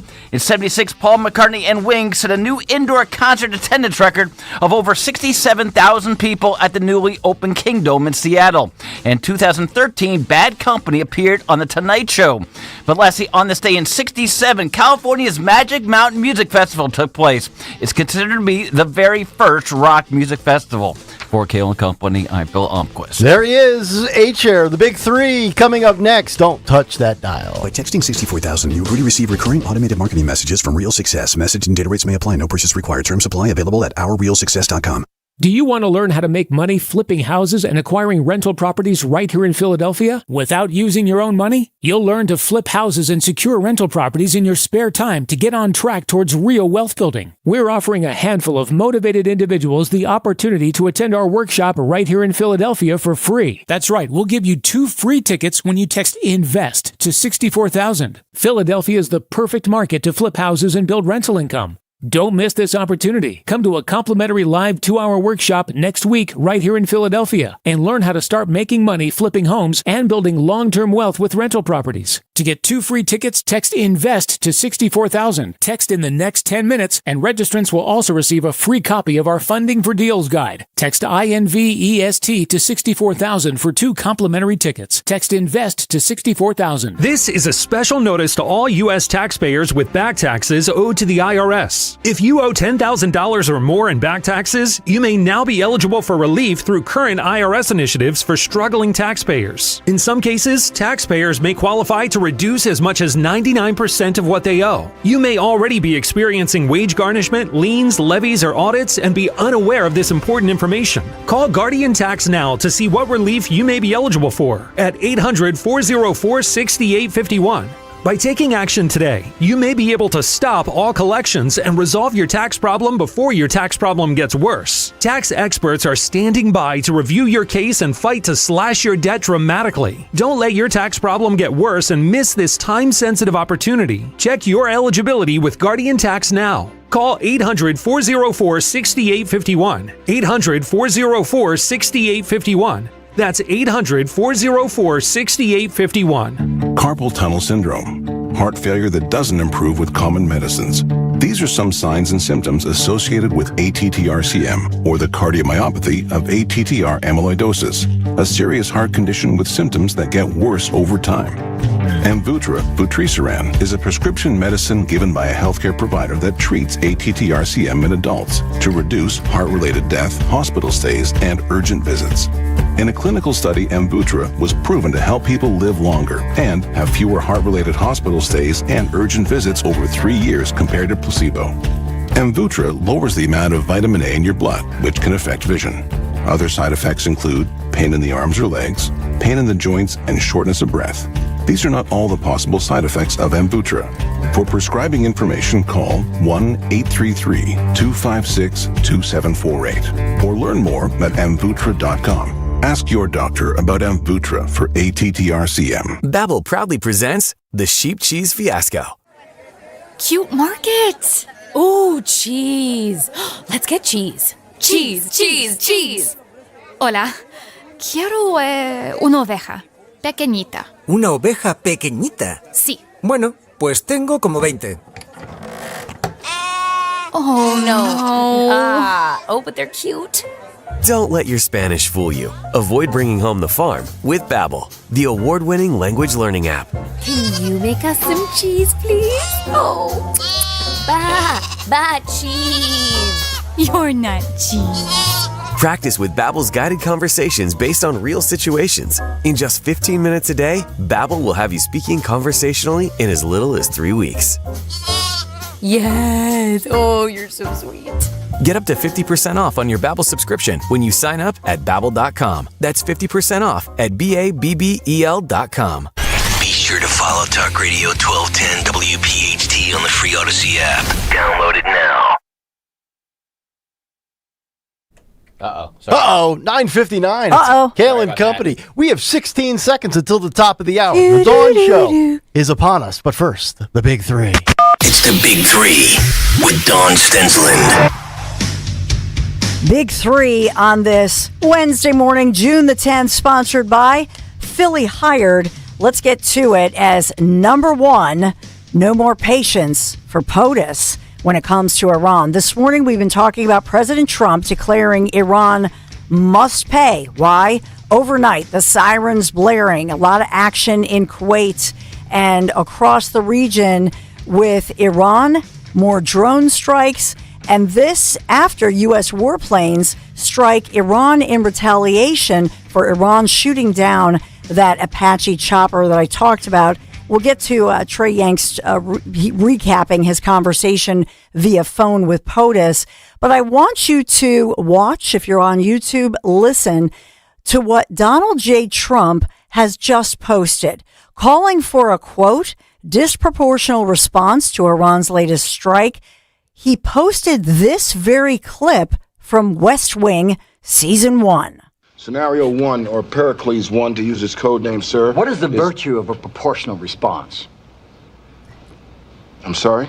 What is the virtue of a proportional response? Why is it good? They hit an airplane, so we hit a transmitter, right? That's a proportional response. Sir, in the case of Pericles... They hit a barracks, we hit 2 transmitters. That's roughly it, yes, sir. This is what we do. I mean, this is what we do. Yes, sir. It's what we do. It's what we've always done. Well, if it's what we do, if it's what we've always done, don't they know we're going to do it? Sir, if you turn your attention to Pericles 1. I have turned my attention to Pericles 1. It's 2 ammo dumps, an abandoned railroad bridge, and a Syrian intelligence agency. Those are 4 highly rated targets, sir. But they know we're going to do that. They know we're going to do that. Those areas have been abandoned for 3 days now. We know that from the satellite, right? We have the intelligence. Sir. They did that, so we did this. It's the cost of doing business. It's been factored in, right? Mr. President. Am I right, or am I missing something here? No, sir, you're right, sir. Then I ask again, what is the virtue of a proportional response? It isn't virtuous, Mr. President. It's all there is, sir. It is. I love that we're getting our military advice from the West Wing. I knew Craig would get so it's amazing. I was thinking more of the Sean Connery line in The Untouchables. They send one of ours to the hospital. We send theirs to the morgue. Dan, do we have the rest of the clip? Because Not all there is. Sir, Admiral Fitzwallace. Excuse me, Leo. Pardon me, Mr. President. Just what else is there? The disproportional response. Disproportional. Let the word ring forth from this time and this place, gentlemen. Here it is. You kill an American, any American, we don't come back with a proportional response. We come back with total disaster. Total disaster. Is that your prediction for the next couple of hours? That's Okay. So we're gonna. That very clip is what President Trump put out on True Social. Just so you know. We'll take our military advice from the West Wing. The West Wing. Great idea. 1999 TV show. That's a great idea. So here is. I remember it. We at one point this morning we were looking up. We saw Trey Yangst. Trey Yangst. I knew that would trigger stalker. It's almost like I did it on purpose. Oh God. At one point we all looked up this morning, and we saw Trey Yangst, a great wartime reporter. He's over there obviously reporting from Israel. So here he is as he's recapping his phone conversation with President Trump. New details about the downing of this U.S. Army Apache helicopter. President Trump tells Fox News that the Iranian drone lodged in between the 2 pilots in this helicopter. They were flying very low.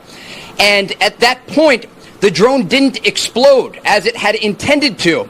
And so these pilots were trying to take down the helicopter with the drone lodged into this gunship without it exploding. And at any moment, it could have exploded, the president told me. And he said it was on fire. There was a lot of heat inside the cockpit of this helicopter.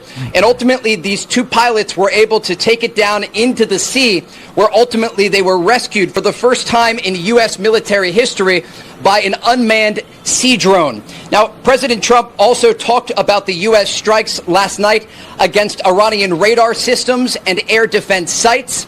He said the Iranians had tried to rebuild during the ceasefire their defensive capabilities, but they were unable to stop these U.S. strikes overnight, and they were hammered by U.S. fighter jets.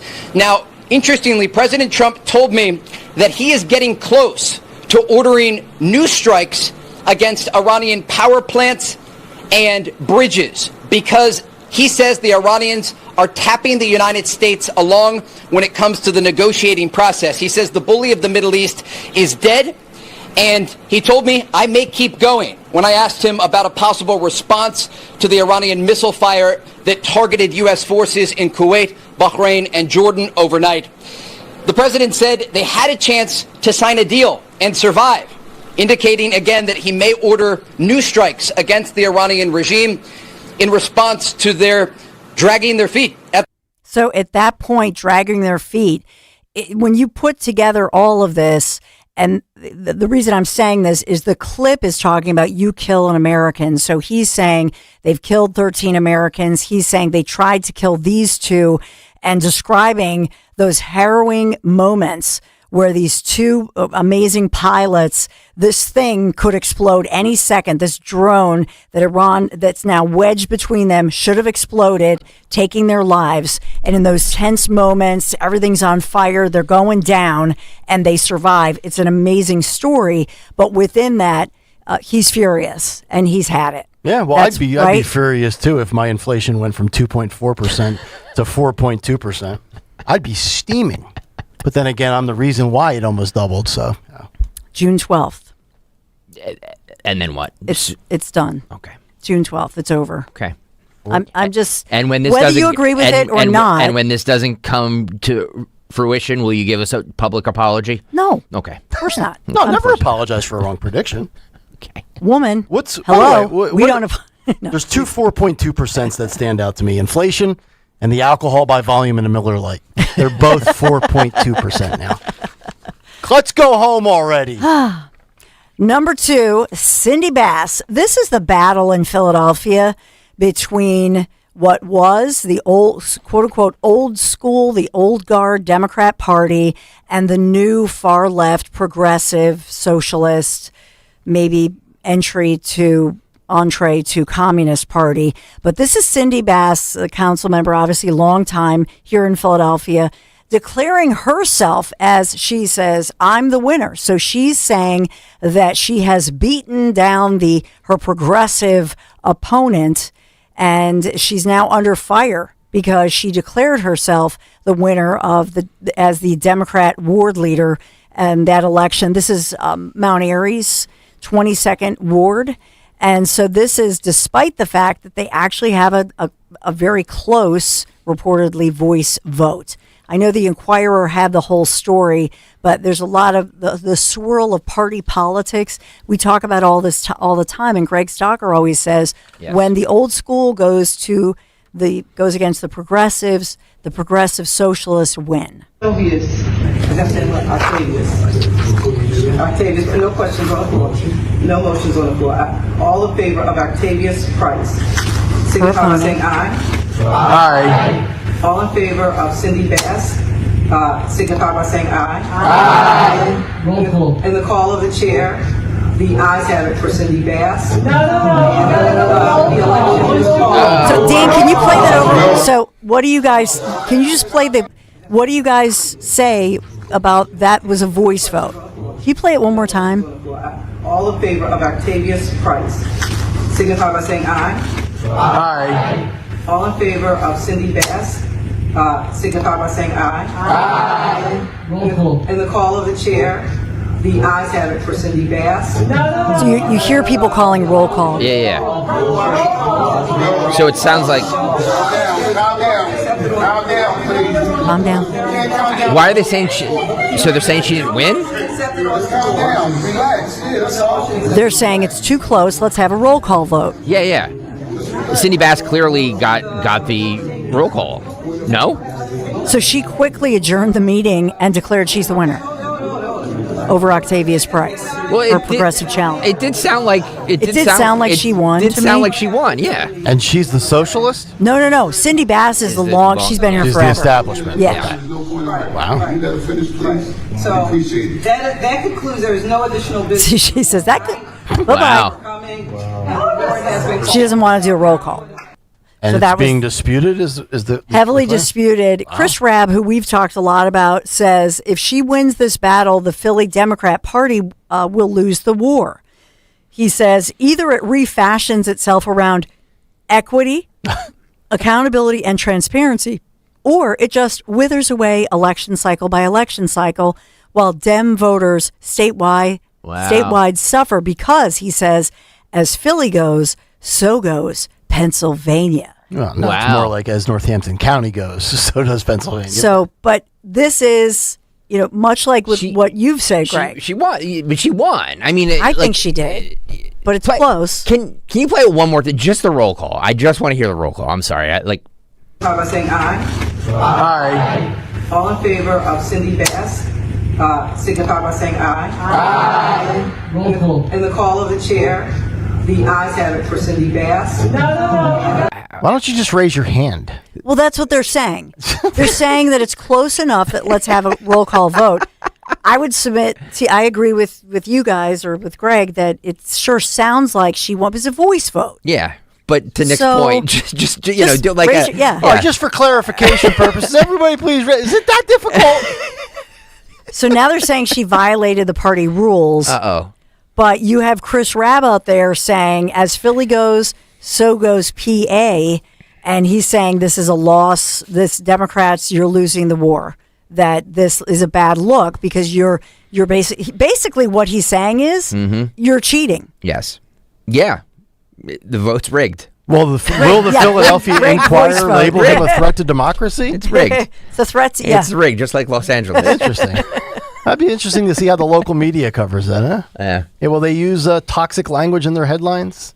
Will they use clickbait words? Well, or will Benny Johnson come out? I know. Where's Benny and at? claim that this is rigged? You know what I mean? Since True. since we love to talk about rigged elections, is Election it rigged? denialism. Yeah, big thing in America. These grifters. Stacey Abrams also claims she's never lost. Hillary Clinton Has been called bye-bye. Yeah. So she doesn't want to know the deets, and that's a bad look. Okay.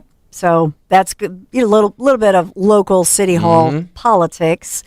I have to take you to, we talked a lot about medical news within MAHA and the Trump administration, but locally here, a story that I had reported on, kudos to CBS 3 as they had talked about this new FDA approval for a life-saving medicine. And the trial, actually a local Pennsylvania teenager was part of this major trial that led to the Trump FDA approving needle-free insulin for children with type 1 diabetes. It's an incredible breakthrough. Is this an audience of one? Yes. Well, no, actually, it's Millions. a bigger audience than that, but it could lead to being helpful for type 2 diabetics, which is a broader, huge audience. Yeah. Here's we're a Fatso Nation. my former colleague at CBS 3 there. This is Stephanie Stahl reporting. 15-year-old Greg Stenick has been testing Afrezza for about 4 years. It's now the first fast-acting inhaled insulin for children approved by the FDA. It's pretty cool, honestly. I love it. It looks easy. It's very easy, I must say. It's great. Greg, who lives in Chadds Ford, was diagnosed with type 1 diabetes in the first grade and had to rely on multiple insulin injections every day to control his blood sugar. It was a lot of anxiety, a lot of stress. It's really hard for me to say this, but I couldn't really be a kid. He says it was especially difficult 15. managing the shots with all the sports he loves, like playing Frisbee with his dad.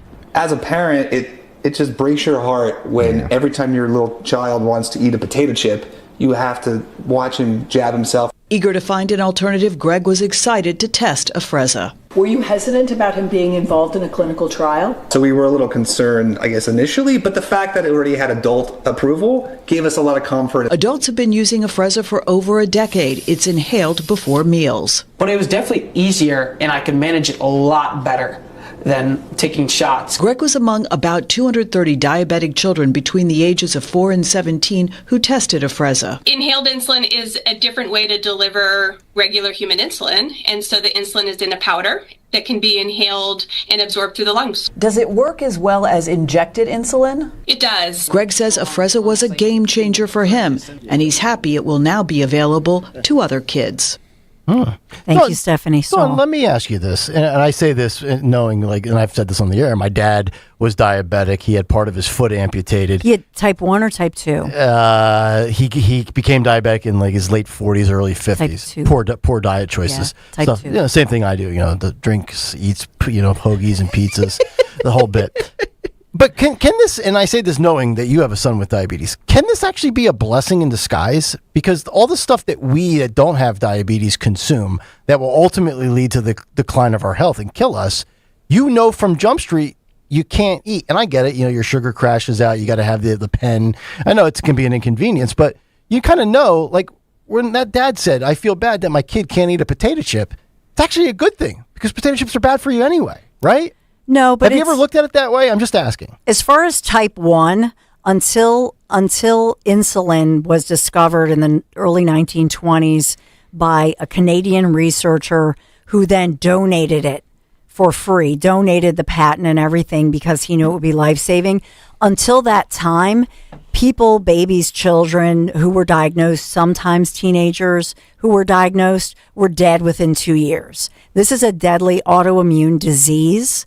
And nowadays, yes, you're jabbing yourself, or if you have a pump, but it's a horrible disease. And it as well, if you have a high Like right now they have a recall on the pump. So if you have highs, it's basically burning away your internal organs. Oh. And so that's why this FDA approved rapid acting inhaled insulin takes down that high within as soon as 12 minutes. Will your boy use this? do you But think? he probably would. Yeah. But it takes at least, it shaves decades potentially off of your lifespan. It's a horrible disease.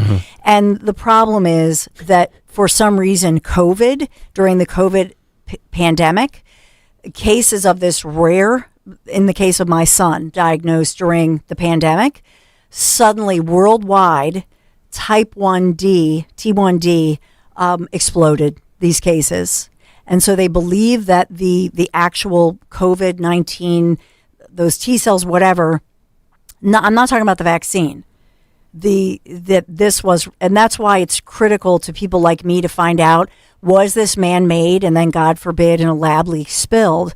Because we now know it triggers horrifying diseases like this, deadly autoimmune diseases. And if that's true, then I want not a weaponization fund. I want a fund where my son can get free health care for the rest of his life. Because if this indeed was made, if T1D and other autoimmune diseases like this were triggered by something created in a lab, not nature, then I feel that my son and all of the people who now will suffer in life and have their lifespan shortened by as much as 10 years, then he deserves damages and at the very least free health care and the best health care. I don't disagree. We have exclusive video of Nick getting diabetes there. Yeah, there he is. It's the reverse slice. Thank you, Dan. I go crust first. The bottom up. Is that how you eat a pizza? No, God, no. And I don't fold it like Trump does. You don't. Occasionally. It depends on the slice. Oh, can I tell you something? Yeah.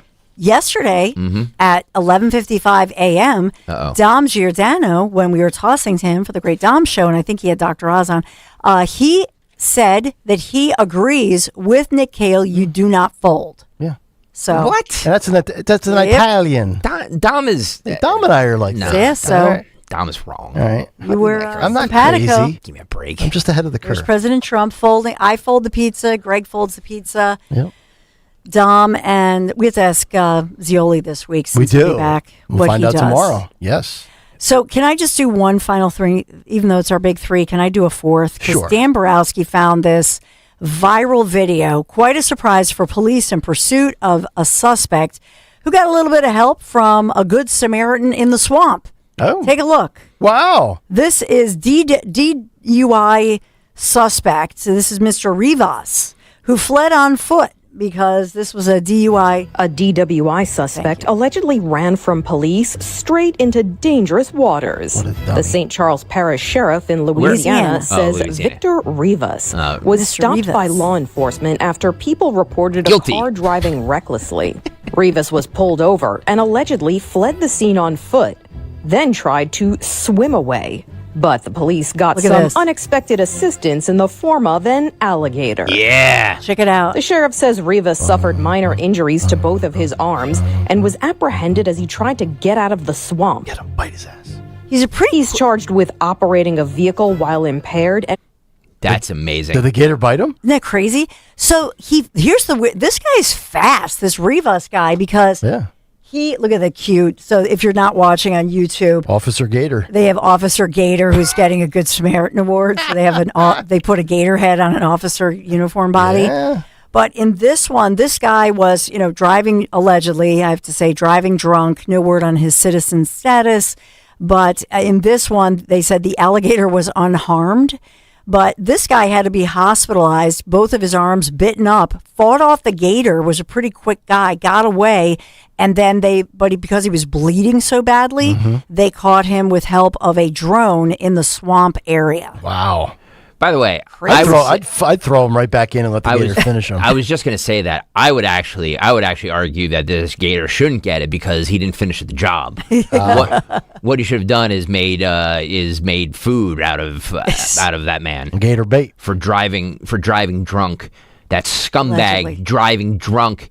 Well, I mean, he fled. Yeah. Of course he's guilty. Guilty. Well, was he fleeing for other reasons? I don't know. Well, so yeah, because we'll try to follow up. Because of his legal status, maybe? Yes, sir. Maybe. Just wondering. Another drunk illegal that wants to take out my kids and yours? Mm-hmm. We don't know. Feed them to gators. Feed them all to gators. Diversity is our strength, Greg. Oh, stop. Gators. Officer Gator. There it is. Yeah. And that is your big three. We'll ask Linda Kearns the question that we were raising. We had a lot of questions about election integrity across the nation and with regard to yesterday's primaries. So we'll be able to ask the great Linda Kearns, our election integrity and family attorney locally. But we are sponsored by Philly Hired, still scrolling those big national job boards, doing it wrong.